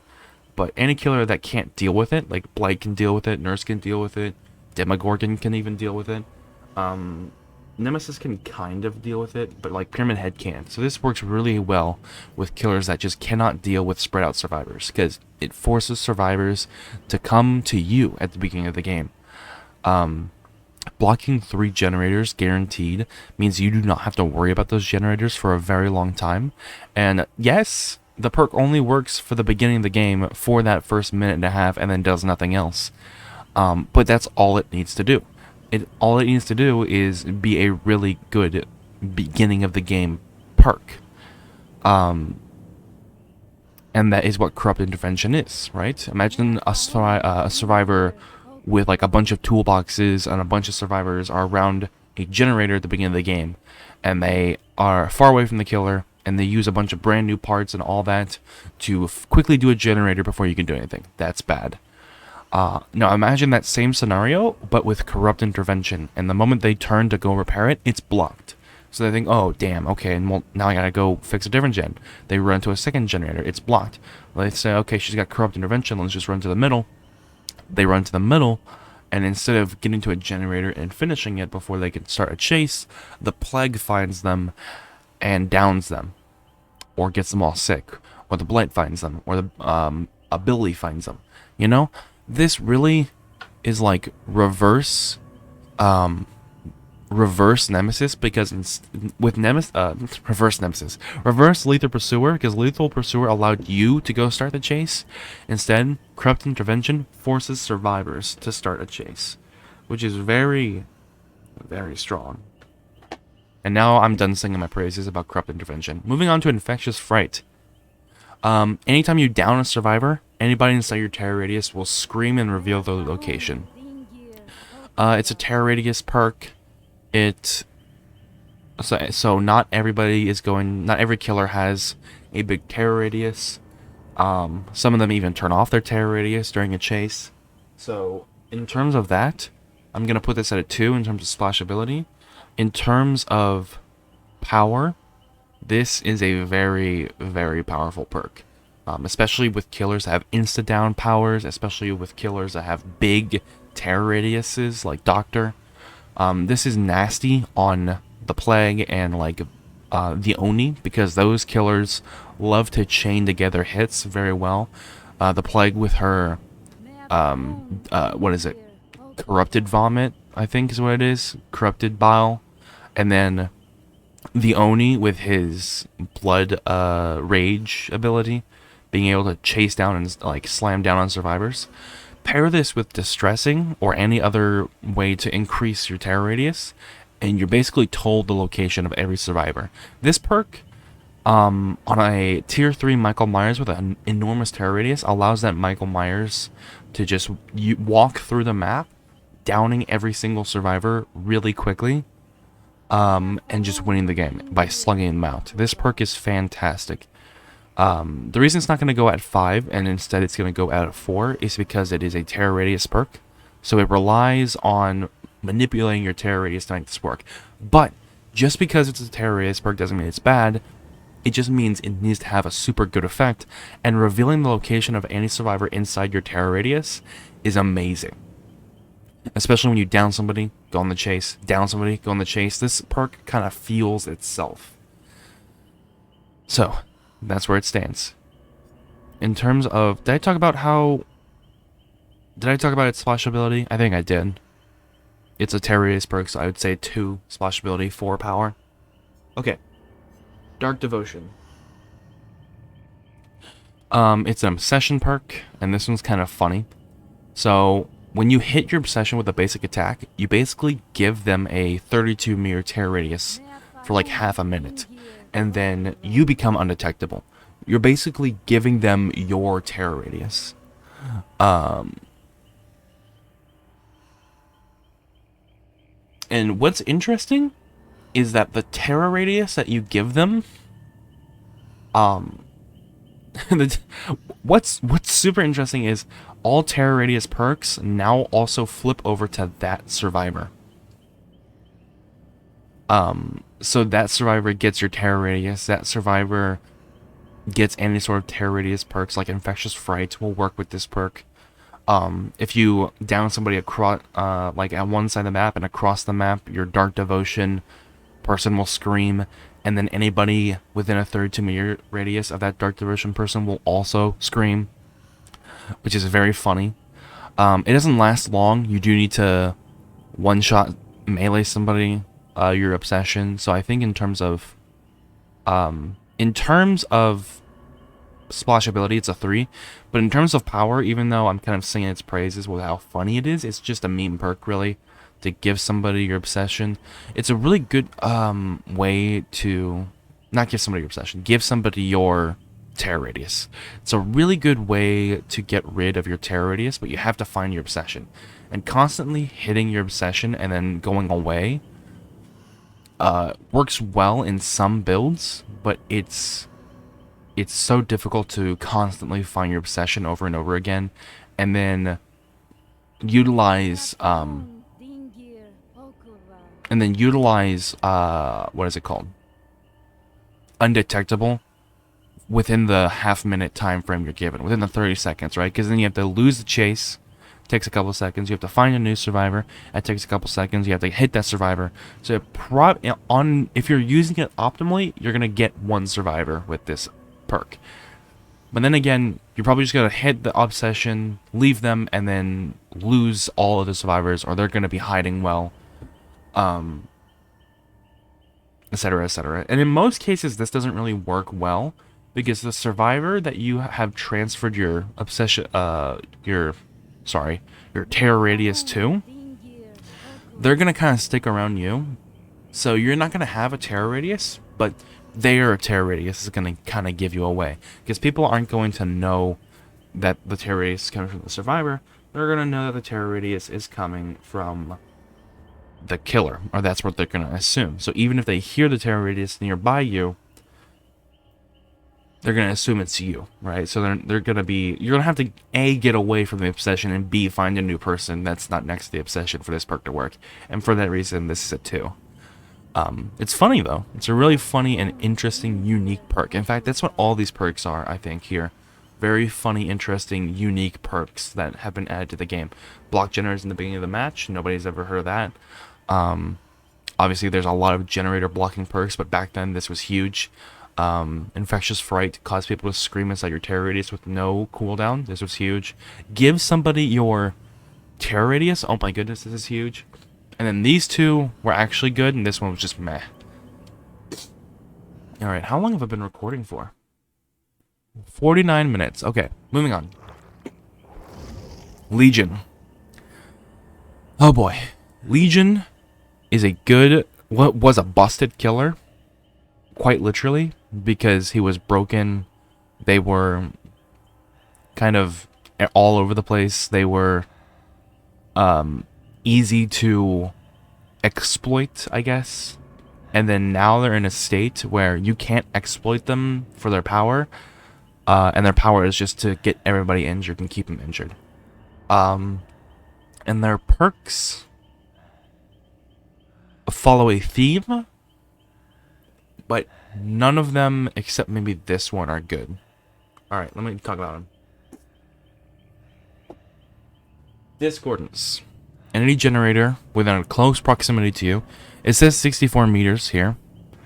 So it's not a close proximity. And in fact, I think it goes up to like 120 something. So it's basically a generator anywhere in the map. Excepting a few exceptions, of course. Like you're on one side and the generator's on the other side, barely outside of your range. Anyway, I think this 64 to 100 something meters is only in here just so Discordance has something to upgrade, which is stupid. But anyway, if more than one survivor is working on a generator inside of this radius, the generator is highlighted and you are notified by a notification. It's highlighted in yellow and it stays that way until until these conditions are no longer met, right? Either the generator is no longer in this radius, which is almost impossible because the radius is just too huge, or only one survivor or no survivors are working on the generator, in which case the effect will kind of linger. So this is kind of a perk that works on its own. It's not a terror radius perk. It has the same kind of effect as like the previous perk I talked about, like Deadlock, that kind of works on its own. So it's a 3 in terms of splash ability. It's just a good information perk. In terms of power, Discordance has the ability to tell you where survivors are at the very beginning of the game, because survivors like to jump on one generator all together, maybe 2 people, maybe 3 people, and just try to get that generator done as fast as possible. So allowing you to beeline to that generator is really good. The issue with Discordance is that it does have a lingering aura effect, so you're not really told exactly when they hop off the generator. But you can activate multiple times, as opposed to like Lethal Pursuer, which activates at the very beginning. Because this perk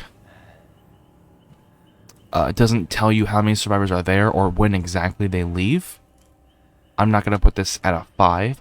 Because it doesn't show you the aura of survivors, I'm not going to put this at a 5. But because it activates multiple times and it does tell you where like half of the team is, I'm going to put it at a 4. Knowing that like half or more of the team is at one generator and grouped up, knowing where survivors are grouped up is a very strong ability. So I'm going to put Discordance at a 4 in terms of power. This really is a perk you can throw into any perk build and work really well with. The only time I think Discordance isn't useful is with killers with absolutely no mobility, because they would have to basically 3-gen or 4-gen even survivors, and that is, how do I want to word this? It's really difficult to do for those killers. Not really, actually. They can just kind of camp out 3 generators, but that's a very bad strategy, is what I'm trying to say. Mad Grit, this is a joke. Every killer hooks, so I'm going to put this at a 3 in terms of splash ability. Basically, this says, while you're carrying a survivor, your basic attacks have no cooldown. And whenever you hit somebody with Mad Grit, whoever's on your shoulder struggling, they will stop struggling for like 2 to 4 seconds. This is like same thing as Starstruck. It stops people from getting from body blocking the hook and preventing you from getting a hook. But but the thing that it does worse than Starstruck, the reason it's worse than Starstruck is Starstruck has a lingering effect that you can take advantage of after you hook that survivor. Mad Grit only has an effect while you have that survivor on your shoulder. So yes, it's a very funny perk that allows you to constantly swing over and over and over and over. Yes, it's very splashable, but in terms of power, I'm going to put this at a 1.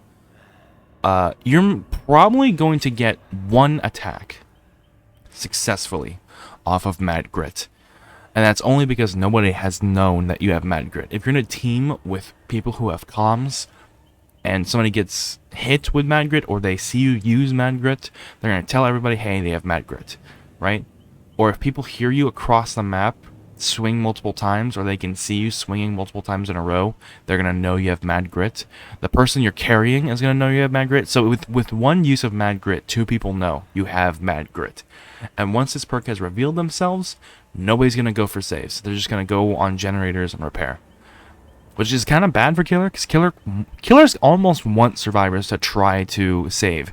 Because it means they get off generators, it means they have a chance to turn 1 down into 2 or 3. So Mad Grit trying to stop that is kind of bad. So for that reason, I'm going to put it at 1. But it's really funny to see all the new killers and how Mad Grit affects their attack. I think my funniest one is Nemesis, who just punches the air quickly. It looks ridiculous. Moving on to Iron Maiden. You open lockers faster, and if anybody leaves the locker, they are exposed for half a minute. I think longer. I think the maximum is 60 seconds. And they're also revealed to you. This perk sounded amazing, right? Iron Maiden, oh my goodness. You know, if I think somebody's in a locker, I can quickly check, right? If I think somebody's in this locker, I can go over there real quick, quickly check. I'm not losing any time. If somebody goes into a locker and they head on me, now I can chase them down and get a free down.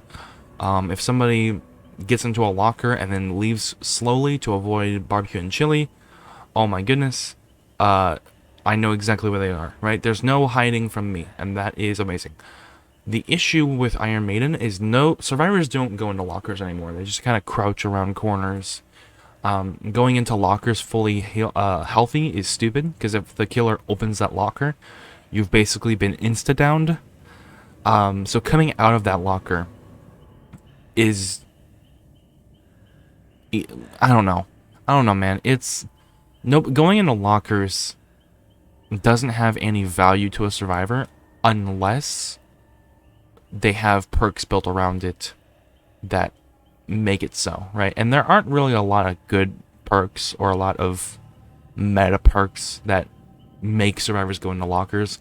Like, there is head on, but that's a meme perk, right? People usually use dead hard instead of head on. And even if you have any other like locker based perk, survivors tend to just use loops, pallets, vaults, etc. They don't use lockers. This is I don't know. In terms of splashability, I guess it can be a 3. Because every killer can check a locker fast, and so this can help them check it faster. Every killer can benefit from the exposed status effect. But in terms of power, it's a 1. With the niche problem, maybe with the niche effect to help the Huntress and the Trickster reload faster. And maybe even for the Dredge when he comes out, because some survivors like to hide in lockers against the Dredge, just to kind of like mind game the Dredge.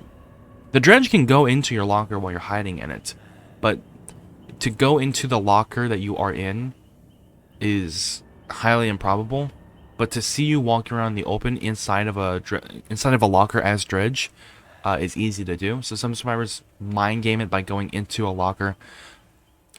But I don't think Iron Maiden's going to be good on Dredge, man. Unless it is, in that case, wow.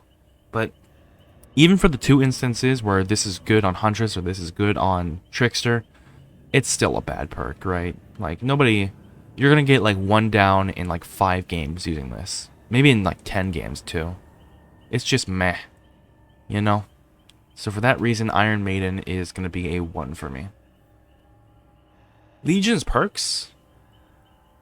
These 2 are bad. These, I think, are 2 1s I gave. And this was a 4, I think I gave it. So you can definitely tell that all the effort was put into this, and these 2 are just kind of here for the sake of... for the sake of keeping lore with the Legion. I don't know, man. Legion's a bad killer. These 2 are bad perks. And this is the only thing that shines on the killer side of this chapter. The Clown. Okay. This is an all-around balanced group of perks. So let's talk about them. I just clicked on Bamboozle. Thankfully, that didn't do anything. Okay. Bamboozle says you fault slightly faster. But it's a slightly that... does do something. You feel the bamboozle faster. You feel the faster vaulting speeds of the bamboozle is what I'm trying to say. But it's not too crazy of a fast. And then whenever you vault a window, you block that window for a short duration. And you can only block a window once per... you can only block one window at a time. And because of Legion, they had to add the you cannot block pallets. So Everyone thought this would be amazing on Legion because you can vault a pallet and it blocks the pallet from being, you know, vaulted. That's not the case. Bamboozle was good back then, but now we have a perk on Trickster that is just a better Bamboozle. Not all killers want to vault windows. Some of them would rather mind game windows, and some of them can just even like teleport through windows or hit through windows. So for this reason, I'm gonna put it at 2 in terms of splash ability. In terms of power, this is gonna be a 1. And it's time for me to teach you about power creep. So, in games, power creep is when a certain set power level is set, right? For example, blocking a window back then when Clown was released was thought to be only achievable if you had to vault the window first, and only one window at a time. So imagine that. Developers sat down and they said, okay, it would be too overpowered if you could block multiple windows with this perk. It would be too overpowered if you blocked them for longer than 8 seconds or 10 seconds. Now let's take a look at, let's go take a look at Trickster, which I've already covered. Trickster has a perk called Hex Crowd Control. It is a Hex perk, mind you, but any survivor jumping through a window at all blocks it for 14, maybe 16 seconds, and this can occur to multiple windows. It is a better version of Bamboozle, completely. Sure, they get to use the window once, so you can't catch somebody off guard. You don't get the speed boost of vaulting through the window, but those are like 2 negatives that you honestly don't need to think about. Going back to Clown's perk, compared to this perk blocks the window for longer. This perk blocks the window without you needing to vault it. This perk blocks the window and then can also block multiple windows. Going back to Clown, where is he? Here he is. Going back to Clown, this perk only blocks a window, one window at a time for 8 seconds, 10 seconds most likely. And it is blocked for only survivors, but that is also true for any other window blocking technique, such as Hex Crowd Control. This perk has been nerfed to oblivion. I cannot think of a scenario where Bamboozle is better than Crowd Control, except for maybe you only have Bamboozle and you don't have Crowd Control. I don't know, man. I think for this case, I'm just gonna put it at a 1. It doesn't seem viable. It doesn't seem like a good perk. Survivor vaults a window once, and now they're on the other side of the vault, and they're kind of trapped on that side. If a survivor quickly vaults through 2 windows with Hex Crowd Control, which is what I was talking about, sorry. If a survivor vaults 2 windows consecutively with Hex Crowd Control, they cannot use it for like 15 seconds. With this one, with Bamboozle, if you vault a window, survivors could just go to a different window. Especially seeing as most loops have more than one window, or they have a window and a pallet. So Bamboozle might shut down one looping part of a jungle gym, but it's not going to make the tile completely useless.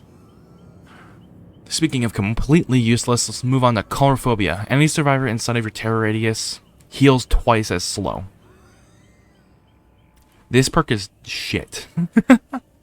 In terms of splash ability, it is a 1, because not every killer and not every perk likes the idea of... Oh my goodness, my phone is going off. Okay, in terms of power, Colorphobia is terrible. In terms of splashiness, Colorphobia is also terrible. It relies on your terror radius. It relies on your on healing. Some killers all killers obviously dabble in healing because every survivor is going to be injured by a killer. But some killers deal damage in other ways. For example, Legion applies the mending status effect, and Colorphobia doesn't affect mending. Right? Like, Plague makes survivors broken through sickness. I think other killers also deal mending damage, I think. Like Deathslinger. Survivors can just go outside of your terror radius to heal. It's just terrible. It's going to be a 1 in terms of splashiness and a 1 in terms of power. Don't run Chorophobia ever. Unless you're the rare case scenario where you're running this on a killer who has a giant terror radius. But even then, there are better perks, right? I don't know, man. Like, I don't want to... It's so bad that I don't want to put this at a 2. For niche, you know? Like, you could run this on Doctor with the add-ons to make his terror radius huge, with Distressing, and this. But then you're just focusing everything on Chorophobia. Just bring Sloppy Butcher. Sloppy Butcher does almost the exact same thing as Chorophobia. Chorophobia makes you heal slower, but Sloppy Butcher has a very easy cost as opposed to Chorophobia. With Chorophobia, you need to keep every survivor, any healing survivor in your Terrius the entire duration that they are healing. The entire reason, I think the devs talked about this, that Chorophobia is a perk is because there used to be a meta, and I remember this, where survivors would bring a medkit, and they figured that while the killer was stunned by a pallet, and they were making a decision to kick the pallet or to go around the loop, survivors could heal right in front of the killer. And if they did this 4 or 5 times, that was a full heal, right? Especially with a really good medkit. And so really good survivors would just vault a window, and then if the killer like went through the window, then they would just keep running. But if the killer went around, they would just keep healing for a bit. So healing immediately after vaulting a window or dropping a pallet allowed you to get a heal off before the killer could catch up to you again. And then they hit you and you get a lot more distance. That was the reason this perk was around. Now nobody does that. The loops are a little bit more balanced. Maps are a little bit more balanced. A lot of reworks have been done to maps. Some killers can just throw shit over pallets or don't even worry about pallets anymore. There's a lot more pressure everywhere. So Chorophobia doesn't need to do its job because the job doesn't do anything. This is another good example of power creep. Also, Chorophobia on release was just bad, to be perfectly frank. Now, moving on to Pop Goes the Weasel. This is a very good perk. It's a splash ability 3, power level, I don't know, 5. I would say 5. And here's why. Whenever you hook a survivor, this perk activates for 35 seconds, 45 seconds, I think. And then when you kick a generator, it loses 25% progress based on the generator's entire progress bar. So if a survivor worked on the generator up to 75% and you kick it, it'll go down to 50%. Being able to just shave off 25% progress is incredible. And it allows you to keep the game in check. The real reason people buy Clown, because Clown himself isn't really a good killer, you know, the real reason people get Clown isn't for Bamboozle or Chorophobia. It's for Pop Goes the Weasel, because this perk is nuts. Hook a survivor, this perk stays active and is kind of sitting in your pocket for a while, and then whenever you need to and you walk up on a generator that's like 99% done, you kick it, and now suddenly it is 76% done. And then if a survivor, if you down a survivor really quickly and somebody touches that generator really quick, you can hook a survivor, go back to the same gen, kick it again, and now it's down to like 50%. It's an amazing perk. And I'm debating on whether or not it should belong. No, it belongs. It belongs at 5. It is a generator kicking perk, which has gone against some things I've said before in this video, where, oh, generator kicking perks will never be at 5. But this one is really good. Yes, you kick a generator, but you take away a ginormous chunk of progress. That's like That's like, what, 7 to 10 seconds of progress that a survivor worked on the generator just deleted by a kick. I think that is very powerful.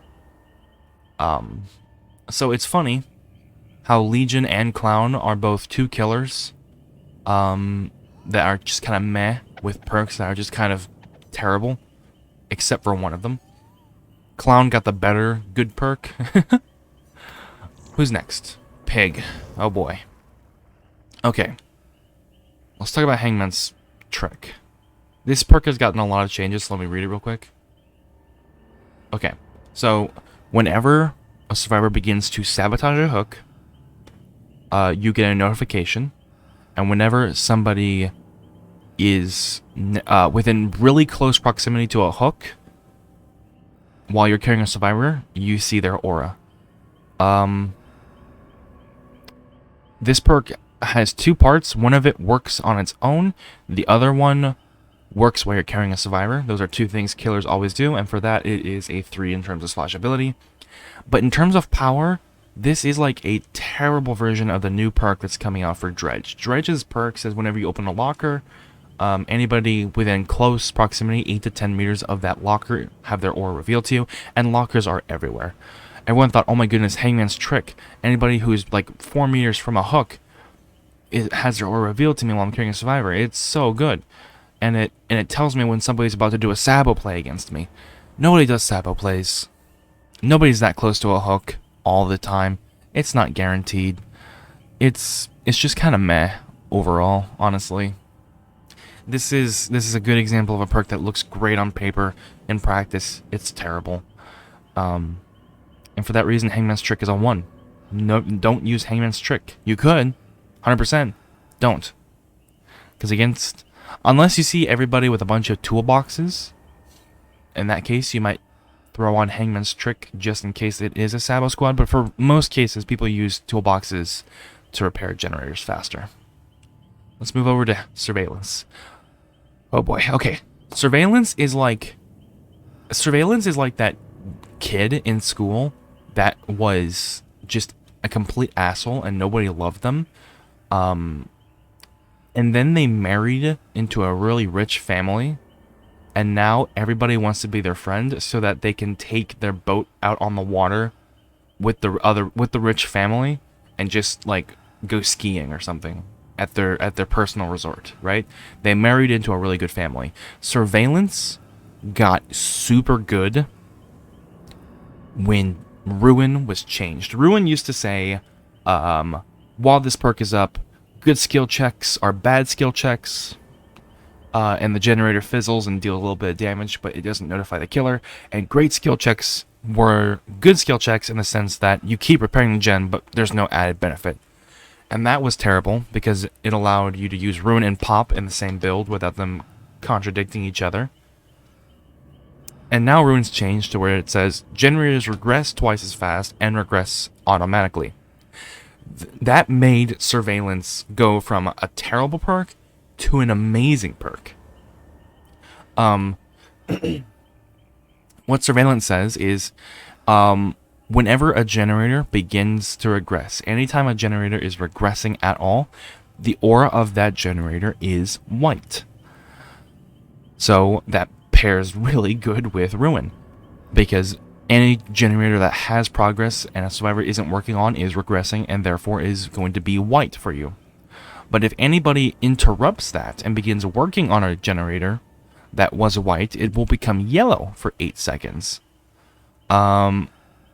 You also hear the sounds of generators a lot more audibly, but that's not really why people run Surveillance. In terms of splash ability, it's a 3. Generator-based perks are always going to be a 3. Just because of how they work. This one doesn't necessarily talk about kicking gens. It's just regressing gens. You know, that could be Ruin, that can be Pop. When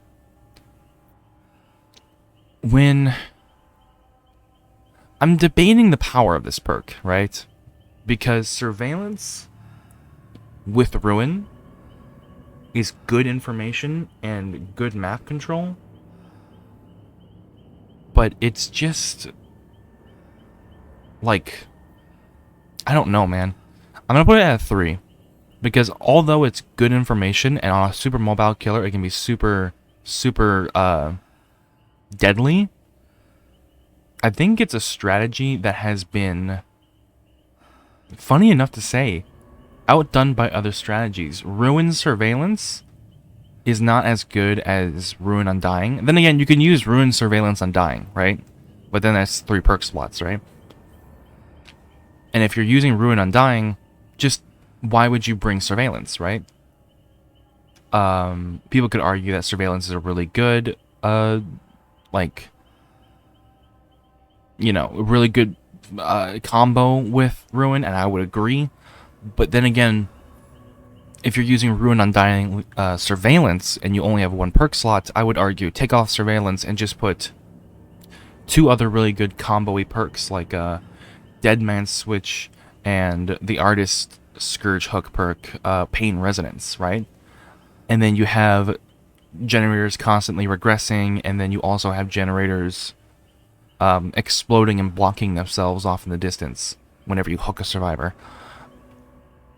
That gives information, that gives you time to go over there and deal with it. Surveillance does not. Surveillance could... It's a good perk, but it's just... There are better perks. It's been power crept. So for that reason, I think it's a 3. It is a really good perk, though. Make your choice. Okay. Make your choice says that whenever somebody rescues a survivor off the hook and you are far away from the hook, the rescuer will scream and become exposed for a minute, and then this perk goes on cooldown for a minute. In terms of splashability, I might give it a 2, because to go catch that survivor, you need a very mobile killer. And every killer can benefit from the exposed status effect, of course. But you have to catch that survivor, right? So, to see... So it's a splashability of 2, because not every killer can benefit from a make your choice as much as like a Blight or a Hillbilly. Hillbilly wouldn't even need make your choice, to be honest. Because he's got his chainsaw.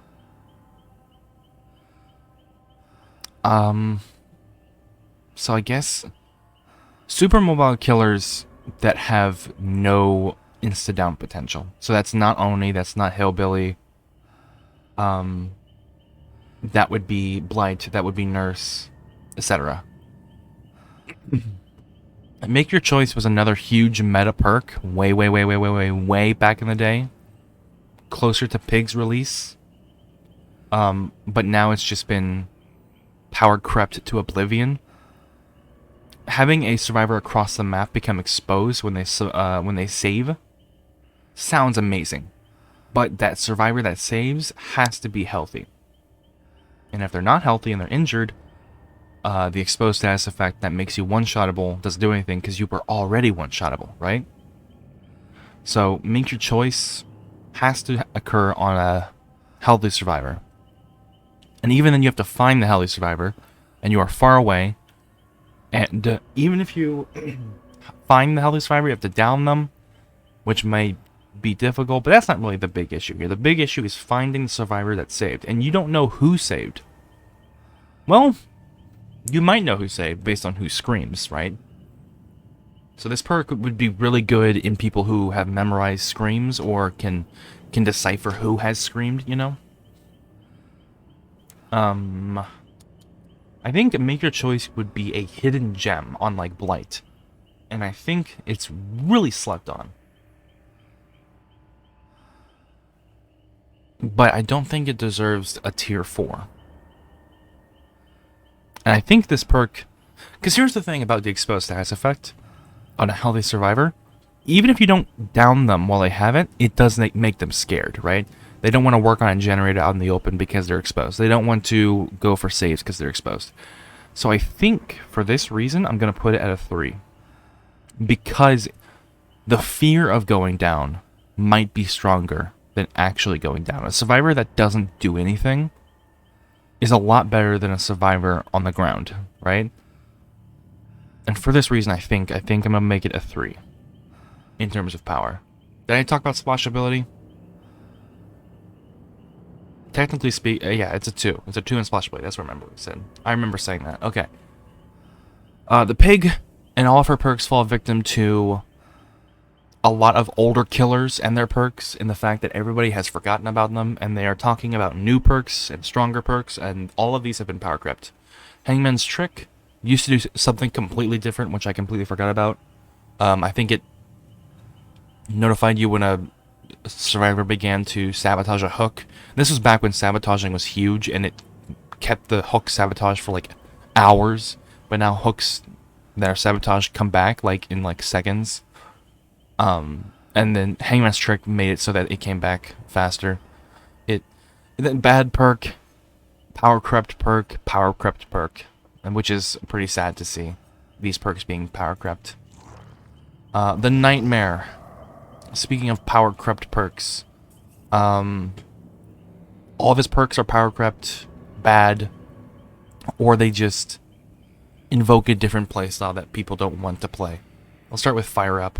Every time a generator is finished, you gain a stack of Fired Up, and then each stack gives you a small buff to a bunch of speeds. I have to read these off because it's a bunch of things.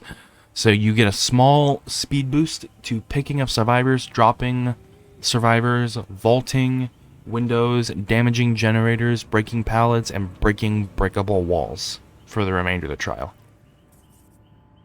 In all aspect, this sounds amazing, right? Like, oh wow.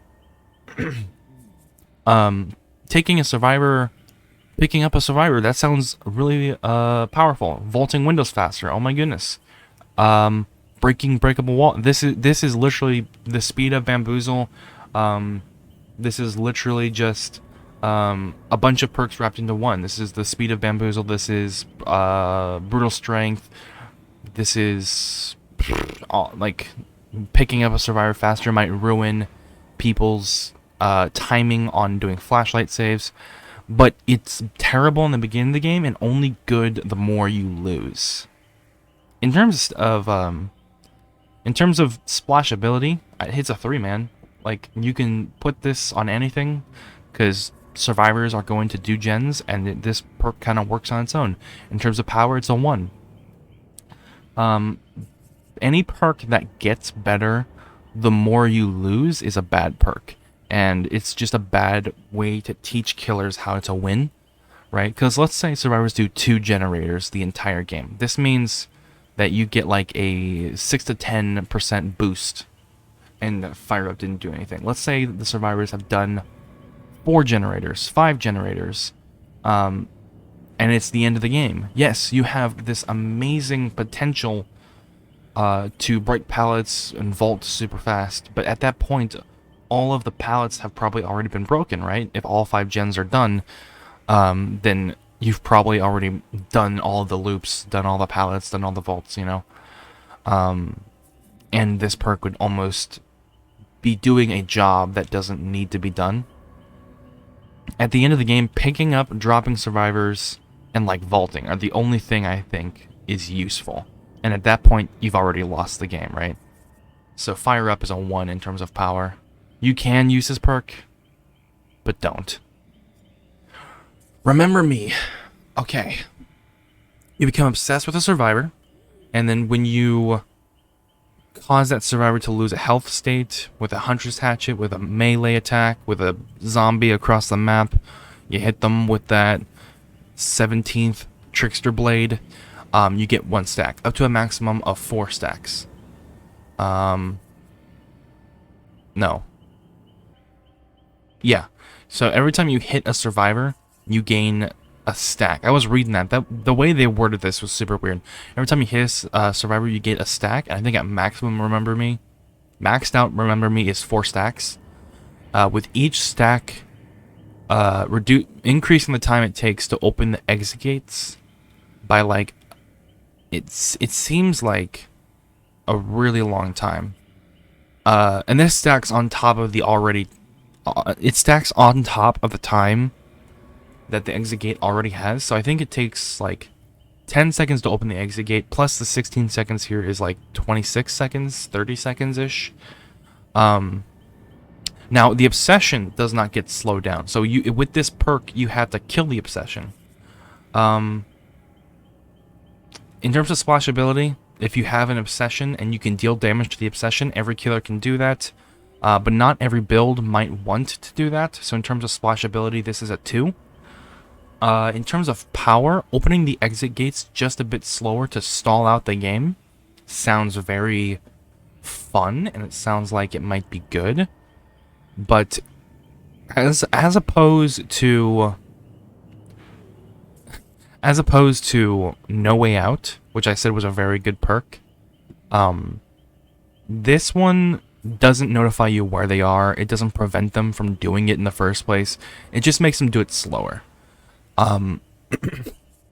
Remember Me is also really good only if the obsession is dead. So if the obsession is still alive and then they realize that you have Remember Me, the obsession is just going to open the gate, and then Remember Me does nothing for you because the obsession isn't affected by the slowdown Remember Me has. In terms of power, it doesn't really do anything too amazing. If it might catch survivors opening the gate just in time. It might give you a couple more seconds to get to gates. It might let you finish up a chase that you did when the last generator was finished. But again, this perk only helps killers that were already losing the game. So I don't think this is a good perk, really. I think I'm going to put Remember Me in 2. Remember Me shines in perk builds that focus on the end game, but only having Remember Me allows you to win games that you were already winning, and allows you to try to win games that you might have lost.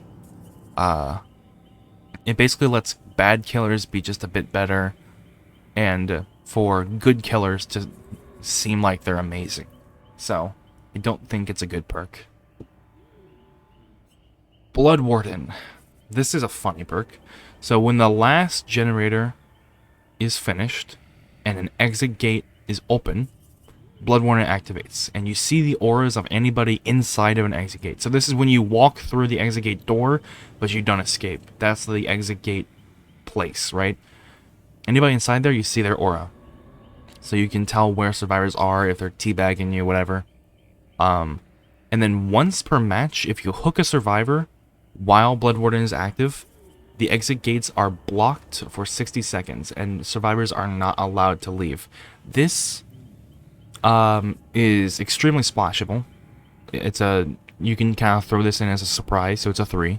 In terms of power, this is huge on insta-down killers, but it's only good if you can get that survivor to hook. So if you know the last generator is about to be finished and you have downed a survivor, you can kind of camp them out and then just wait for them to finish that generator and open a gate. And then hook that survivor to make sure that they can't leave. Once survivors realize, though, that the exit gates are blocked, they're just going to hide until they're not blocked anymore and then leave. So the best way to use Blood Warden is to get it down, hook a survivor, and then be able to immediately get to the exit gate and cut off any escaping survivors before they realize you have Blood Warden while they're inside of the exit gate areas, right? It's a funny endgame perk. People don't expect it. Being locked out from winning the game for a whole minute is a really good control strategy, and for that reason, I think I'm gonna put it at a 3. It's a 3 if you use it right, but if you don't use it right, it's probably something lower. So this one might get you some additional kills. It might not get you all 4 kills if you were doing terrible that match. But if used right, it could get you like a couple more, right? Alright. That is Freddy Krueger, the Nightmare. All of his perks sound amazing, but are just meh. and they've been power creeped. This one was bad out the get-go and needs to be reworked. This one and this one are... This one's actually pretty good, though. I will say Blood Wardens... If you run Blood Warden in your build, I won't, like, hate you. I'll probably laugh at you, because that's funny. Because you're just a smart person for using Blood Warden. Remember me? Meh. You have to use this with other endgame slowdown perks. Okay. Cannibal. Let's talk about this guy for a sec. What's my recording looking like? Hour and a half. That sounds good. Okay. Where are we at in terms of killers, though? I'm curious. We have Cannibal, Doctor, Hag, and the Shape. Okay. No! Ah! No! Oh my goodness! I'm so unprofessional. Okay. There we go. Cannibal. We have 4 killers left, so I think I'm going to cut the recording here, go get some breakfast, and hang out with the family a little bit. And then I will continue this.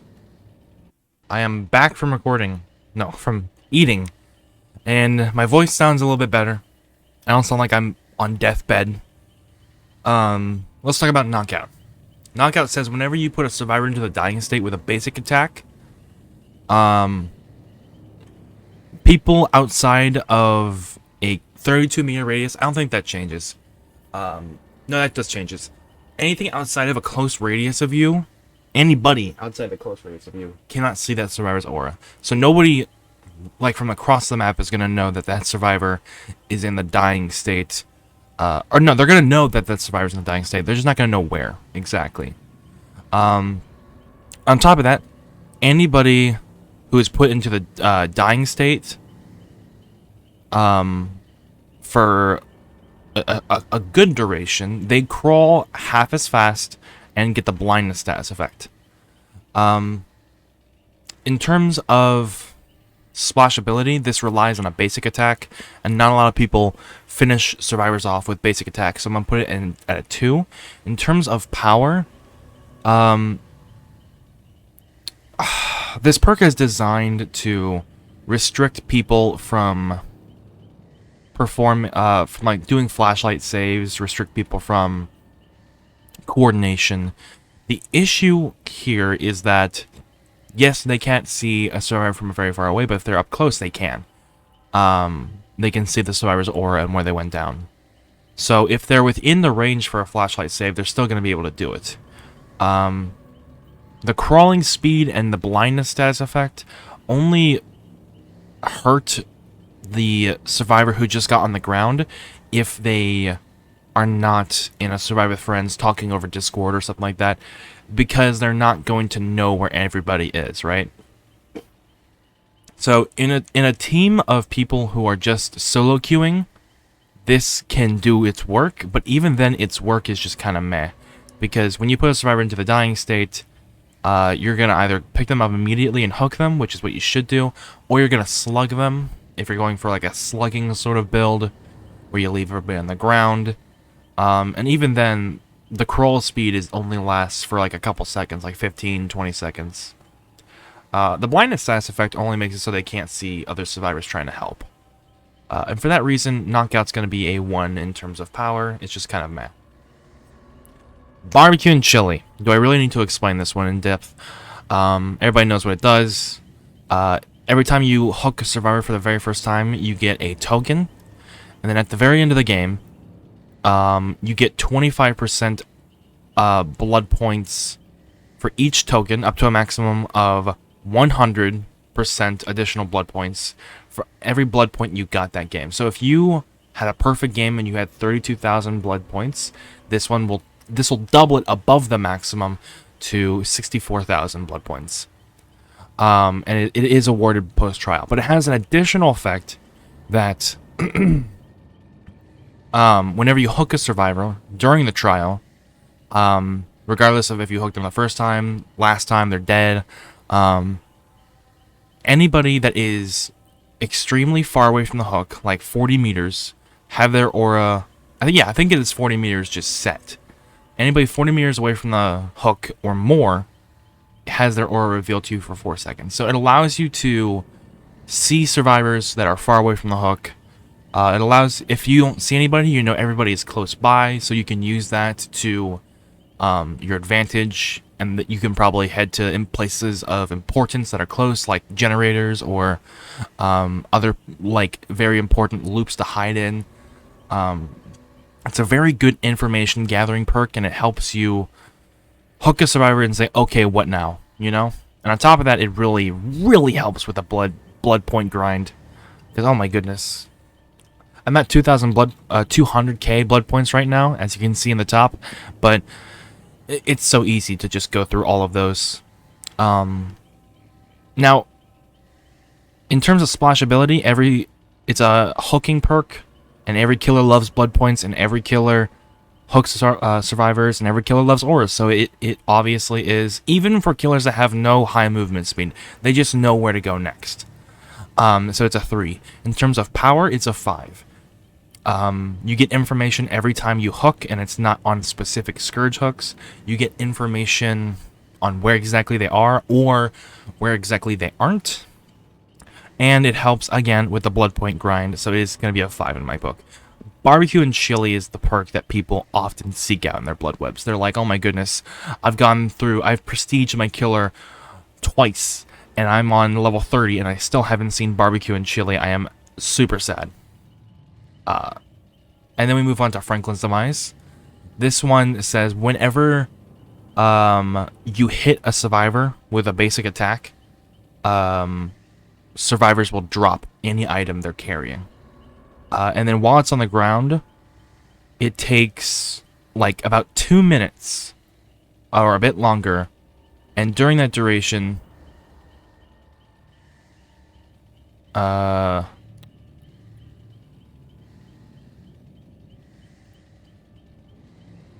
about the 2-minute giant timer, if the survivor does not pick up their item, it will lose all of its charges and become absolutely useless. I think it used to just consume the item by the entity, but I guess they took that away. You also get to see the aura of the item. I don't remember if this fades the... I don't remember if this does over time, or if it takes charges away at the very end. The aura slowly fades to red until the item is empty of charges. I think it is overtime, is what they made it. So, if you hit somebody who has a medkit, a brown medkit, right? And a brown medkit has exactly enough charges for 1 heal, and it stays on the ground for long enough to lose 1 charge, that medkit is now useless for a self-heal. Because you're going to be 1 charge off from a self-heal, which is very funny. In terms of splashability, I'm going to put it at a 1. Just because this relies on survivors having items, which not every survivor brings an item into the game or gets an item from a chest.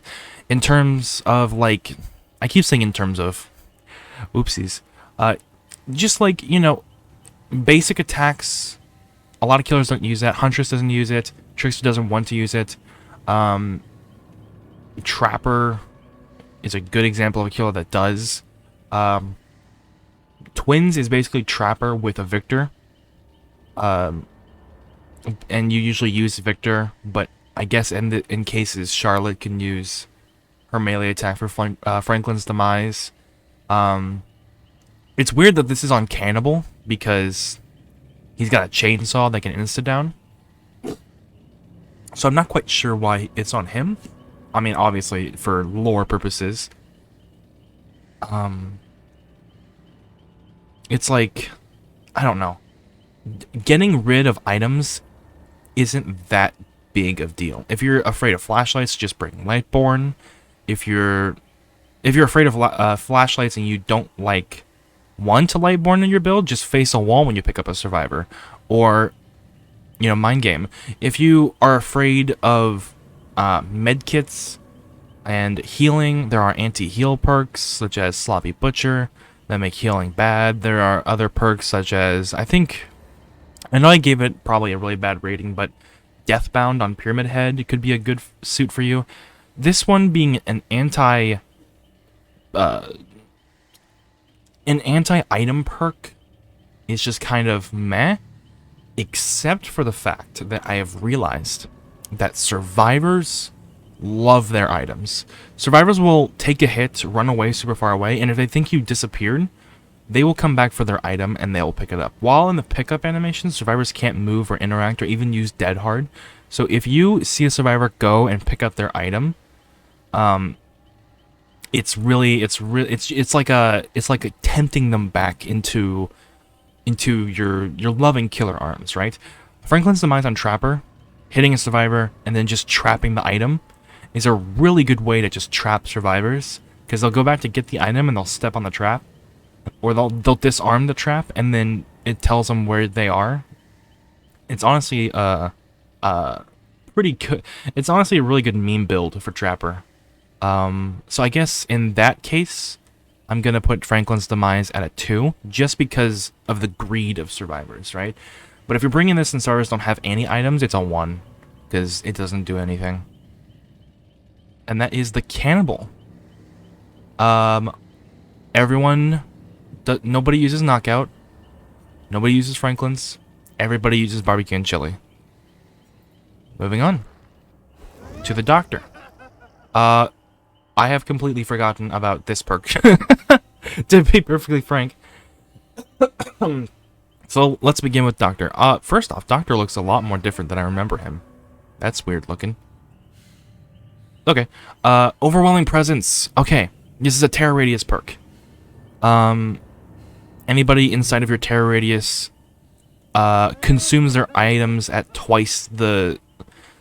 Item consumption rates are twice as fast. Meaning if you have a medkit with, I think, 16 charges, then it will consume 2 charges to do the job of 1. So you will use your entire medkit to do half the job.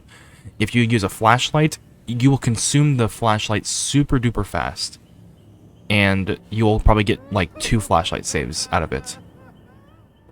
The issue here with this anti-item perk is it still allows survivors to use... Okay, in terms of splashability, it's a Terror Radius perk that affects items. So you need to be going against survivors with items that don't have just 1 charge. And you need to be going against survivors that... you need to keep survivors inside your Terror Radius for this to work. So splashability is a 1. In terms of power, this is terrible. It's a 1. You need to keep survivors inside your Terror Radius, and then even so, they still get to use the item. They just use it with like extremely reduced efficiency. So they do get to use this destroys medkits, but for like toolboxes, they can still sabo really well, just not as often, or not as much as they would like to. For other instances, like flashlight, you can still do a flashlight save with this perk active. It doesn't stop them from using it. It just means that they can't use that item as much as if you didn't have this perk. As long as they're in your Terror Radius, which sometimes if they have a generator toolbox and they are on the other side of the map doing a generator, this perk did nothing to stop that. So Overwhelming Presence is a 1-1. It's just bad. Do not bring it. Monitor and Abuse. People thought this perk was going to be amazing, and people would use this constantly. People still do use this with like builds that center around like Oni and Myers and Infectious Fright, but I think that has kind of lost its sort of meta prevalence. This says that when you're in a chase, your Terror Radius is 8 meters bigger, but when you're out of a chase, it's 8 meters smaller, and if you're out of a chase, your field of view is a little bit bigger. So it manipulates your Terror Radius to be bigger or smaller, and while you're in a chase, it's funny because this perk deactivates after you down a survivor, meaning that you'll still get the 8 meters increase stacked on top of Infectious Fright, right? The thing is nobody has been using Infectious Fright or Monitor and Abuse, and they've just kind of been using other perks.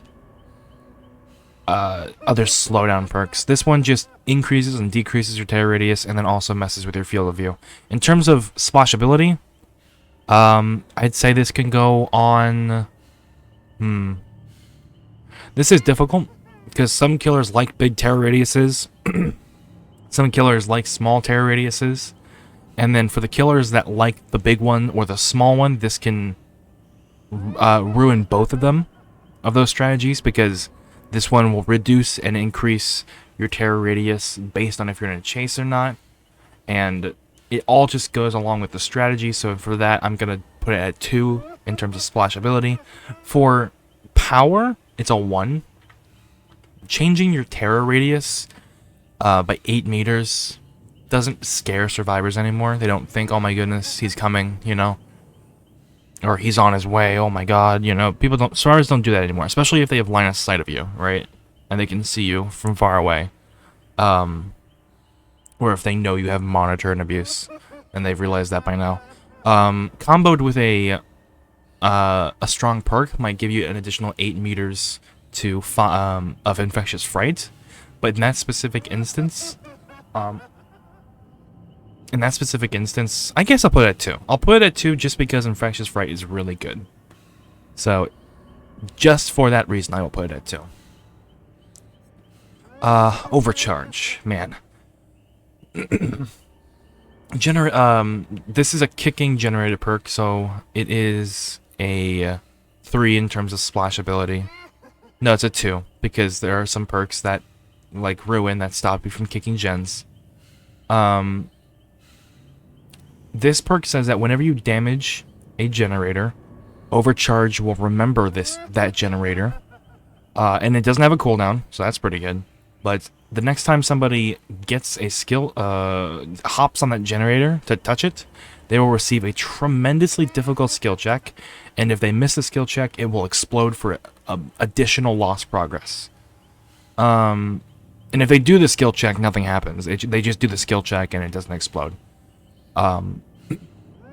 People used Overcharge with the Doctor, obviously, because he could mess with skill checks and make them go reverse or all over the screen. People would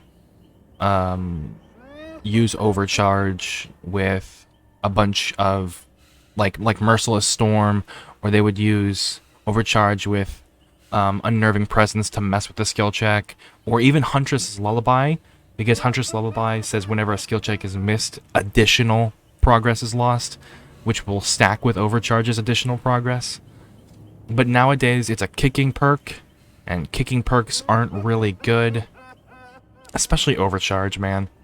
A tremendously difficult skill check is... I forget what this one looks like, but I remember it being easy to do if you're ready for it.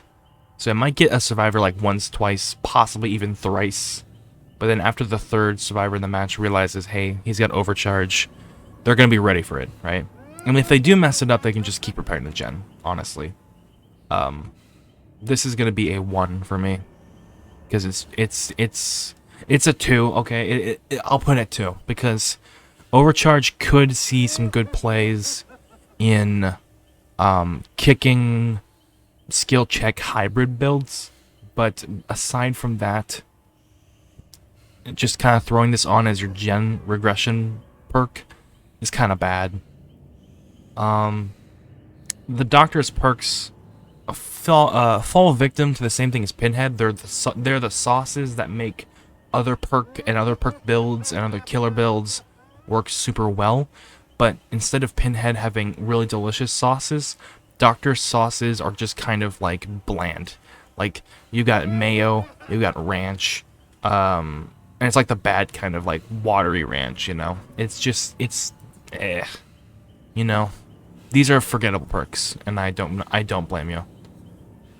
Oh my god, look at how big this is. Okay, anyway, moving on to the Hag. Going from bland to amazing, except for this one. Hex Third Seal. This is a Hex perk, so it's going to have a 2 in terms of splashability. Anytime you hit a survivor with any sort of attack, basic attack or special attack, they are given the blindness status effect. At tier 1, this only can affect 2 survivors, but I'm going to talk in terms of tier 3, where you can affect all 4 survivors. And this applies the blindness status effect, meaning they cannot read auras. That's all this perk does. It restricts survivors from reading auras. Aura reading perks that survivors have can help you read, like, generator auras, window auras, pallet auras, killer belonging auras, I think. This counters maps, this counters, like... I think this is the counter to, oh, what's that? Windows of Opportunity, the Detective Tap perk. The thing about that, though, is that those survivors never use those perks. Giving the blindness status effect might mess with survivors. The only good implication is if survivors are not paying attention when you hook a survivor, because when you hook a survivor, every survivor can see it, even if they're not blinded. It has this really big, special notification that survivors receive. But afterwards, if you want to see where a survivor is hooked, it's an aura. And that blindness status effect does affect the aura of survivors on a hook. So, survivors wouldn't be able... So if nobody is paying attention to where you hooked a survivor, they're just going to have to run around and hope to find them. That's the only good implication.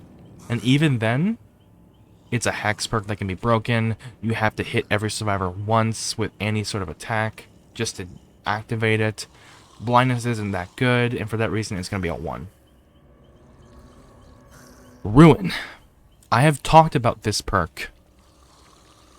I have talked about this perk in all aspects with multiple other perks, saying, "Oh, this would work good with Ruin. Oh, this is great with Ruin." Or, "Oh, because you're using Ruin, you can't really use this perk." It's a hex perk, but it's going to be Splashable 3 and Power 5. Hex Ruin can be thrown into any build, and be really good. And I'm gonna drag it back down to Splashable 2 because it is a hex perk, and it does make it so you can't kick gens, so that reduces some perks that you can use. But it is a power of 5, right? In terms of what it does, it's a hex perk. As long as you have the hex perk up, generators regress automatically, and they regress at double the speed. This is extremely powerful. It means you don't have to kick generators, Ruin does it for you. It means that when Ruin does it for you, it happens twice as fast. Generators that survivors are about to finish, if you just kind of camp it out for a couple seconds, all of a sudden it's lost all of its progress, right? If you chase a survivor around an area that has a gen that's almost done, there's a lot of pressure on the gen. Survivors could try to work on the gen, but then you can just chase them off of the gen. It's such a good perk. It's map-wide pressure, and all it needs is 1 perk. It also combos really well with a bunch of other perks. Like I talked about Surveillance combo, Undying combo. I talked about a bunch of other things. It's just a good perk. It's what killers need to be competitive. And for that reason, it is a 5-star. I don't think I need to explain it anymore, because Ruin was so good it needed to be changed and nerfed, and it's still super good. So, with that being said, let's talk about Devour Hope. Devour Hope is a hex perk, so it's going to go to 2 in terms of splashability. Whenever a survivor is rescued and you are decently far away, like 24 meters it says here, I'm not sure if that reduces, I don't think so, you get 1 token. If you have 2 tokens, you gain 3% haste for 10 seconds after hooking a survivor. And then at 3 tokens, every survivor has the exposed status effect. But there's a special thing about that. They aren't told that they have the exposed status effect until you down them with a basic attack. And down them with that exposed status effect. And then everybody knows you have Devour Hope. And then at 5 tokens, you can Mori every single survivor. Even if it's a survivor you've never seen before, never hugged before, never even chased before. If a David from across the map happens to walk into your arms while you have 5 tokens and you slap him with the exposed status effect and then mori him right afterwards, and you have never seen this David before in your life, you can still kill him, right? This perk is like... This perk is super good. I am tempted to put it at a 5-star. It does break often. Okay, I'm gonna put it at a 4-star just because it does break before you can get to your 3rd token, or even your 5th token. It's amazing in hex-related perks builds, but like in builds where you're just running Devour Hope, it's not that good, right? You could just run Ruin and it would be amazing because it begins working immediately, but Devour Hope takes at least 3 rescues. And there are some instances where survivors rescue in your face and you do not get a token from it. And you're like, dang, wow, I couldn't get away in time. And that is just unfortunate, really. But yeah, I'm going to put it at a 4 in terms of power. Because the ability to, in the middle of the game, make everybody one-shottable and have everybody go from gen to, oh my god, we have to find this Devour Hope. Everybody find Devour Hope. And now everybody's looking for Devour Hope. And everyone's running around for Devour Hope. Or hiding because they don't want to be hit by Devour Hope. And then, when you hit... Here's the thing with this perk. When you hit somebody with your... While you have 3 tokens, and you hit them to the ground, and they realize you have Devour Hope, you hook that person, that's your 4th token. Then you just need to find one more person and hook them and wait for those 2 people to be saved. You now have Moris on everybody. It's such a well-made, well-designed perk that just induces panic into everybody that I think it deserves a spot in the number 4 list. Not in the number 5, because it can break before you get there. Before you can even get 3 tokens. Nobody uses it for the 2 tokens. A 3% haste, meaning you go faster, 3%, isn't cool, isn't really good. I think at max tier it's 5%, which is a stack of play with your food, which can help you secure kills, to be honest, but it only lasts for 10 seconds, and that's like meh. So yeah, Hag. Nobody plays Hag, and she's super rare, and if you play against a Hag, you are like winning the lottery lucky. But she comes with 2 absolutely fantastic perks. Are we already on our last killer? Hold on.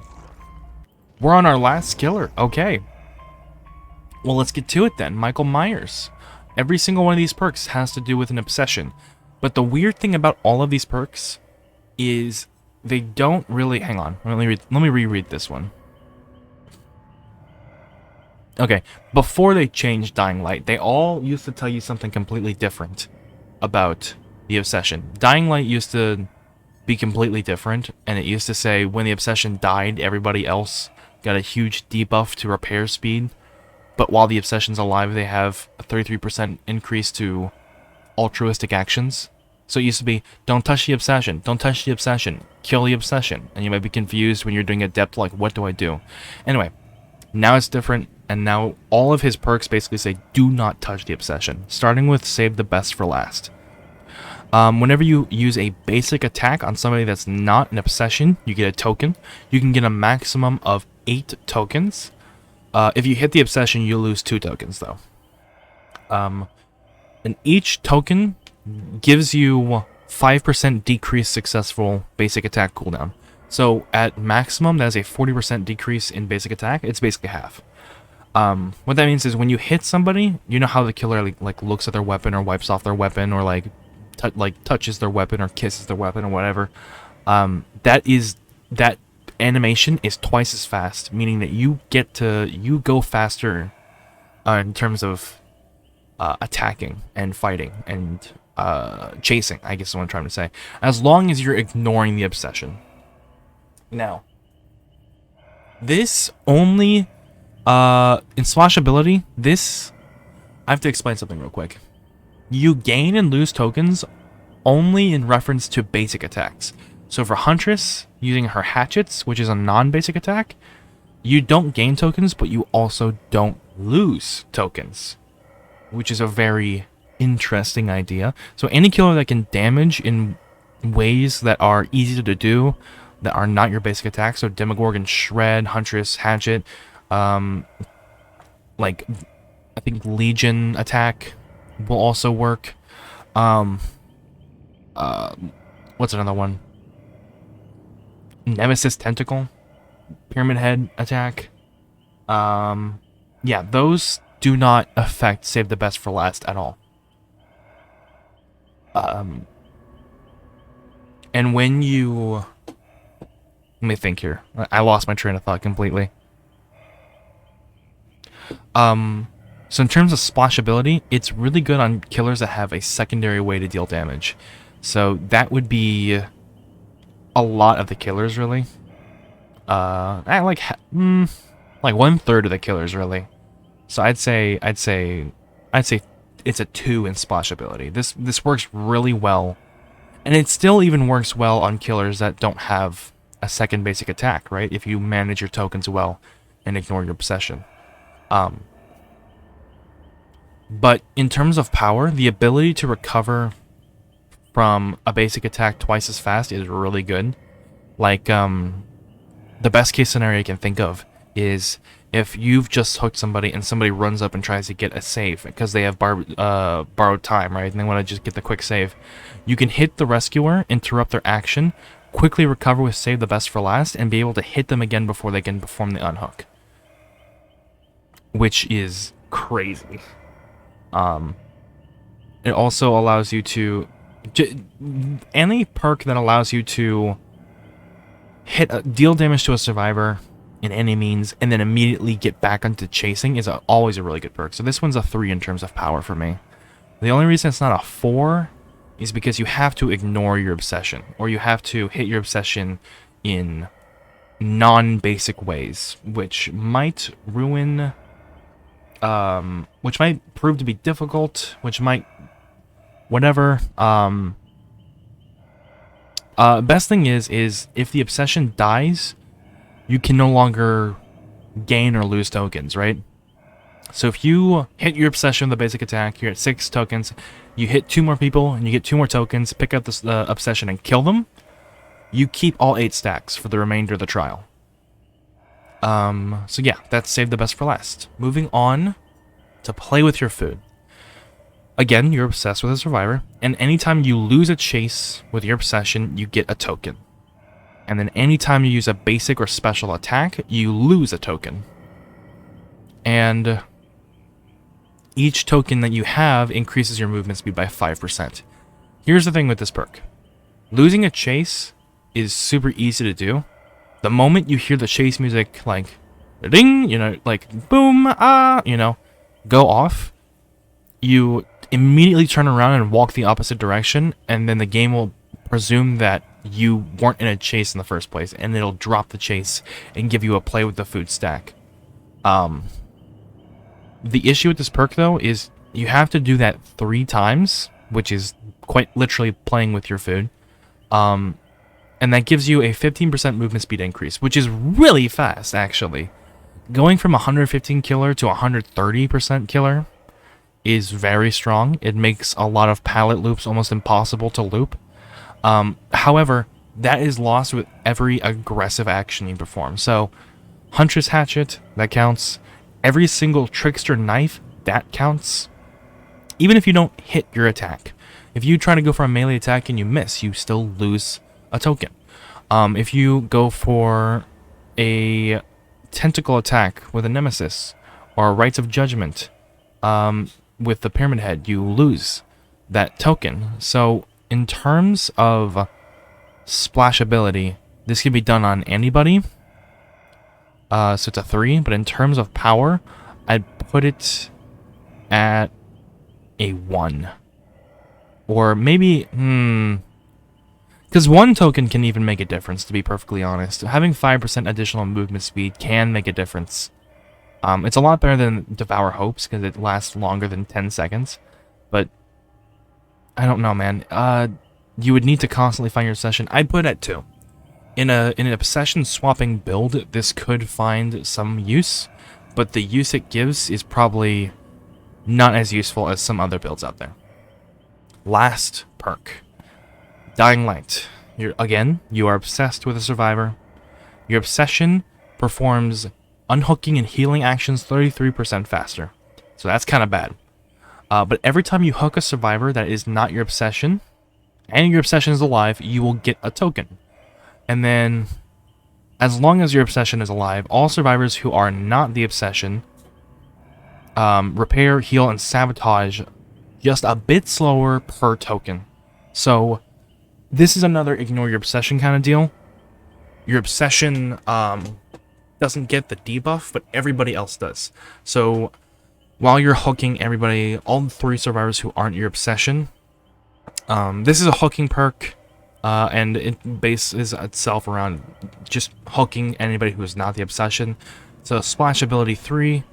In terms of power, though, this is a very interesting perk because it helps you get the ball rolling faster. Dead by Daylight is a game about getting an advantage and keeping that advantage and trying to build more and more and more off that advantage. So if you're finding a bunch of non-obsession survivors and hooking them, this just kind of adds to the badness of a hook, right? Because it makes every other survivor repair slower, heal slower, sabotage slower, and that persists as long as the obsession is alive. With a strategy like this, you would basically need to not even chase or attack your obsession. You would just kind of need to, like, I mean, you could hit your obsession, right? But hooking your obsession wouldn't really do anything in terms of gaining anything. But if you hook your obsession and, like, they're not going to die, that puts your obsession out of commission, and everybody else is guaranteed to receive the penalty that this perk gives. I think this is an underrated perk. I really do. I think this perk allows you to snowball a lot faster, allows you to deal more damage per hook. The only instance where this is bad is when you have to kill the obsession before you kill anybody else, and then this perk kind of deactivates. But as long as you just play your cards right and you just don't go for the obsession, I'd say that this is a 3-star power perk. So yeah, that is every perk in this entire list of killers and perks. Okay. I can't believe I just did that. Hopefully I'm still recording. Okay, I am. So, if you made it to the end of this video, thank you so much for watching. Why did you watch the entire thing? If you just skip to the end to see what I'm saying, hey, how you doing? Hopefully I left timestamps on YouTube for people who want to watch certain bits about their favorite killer or whatever.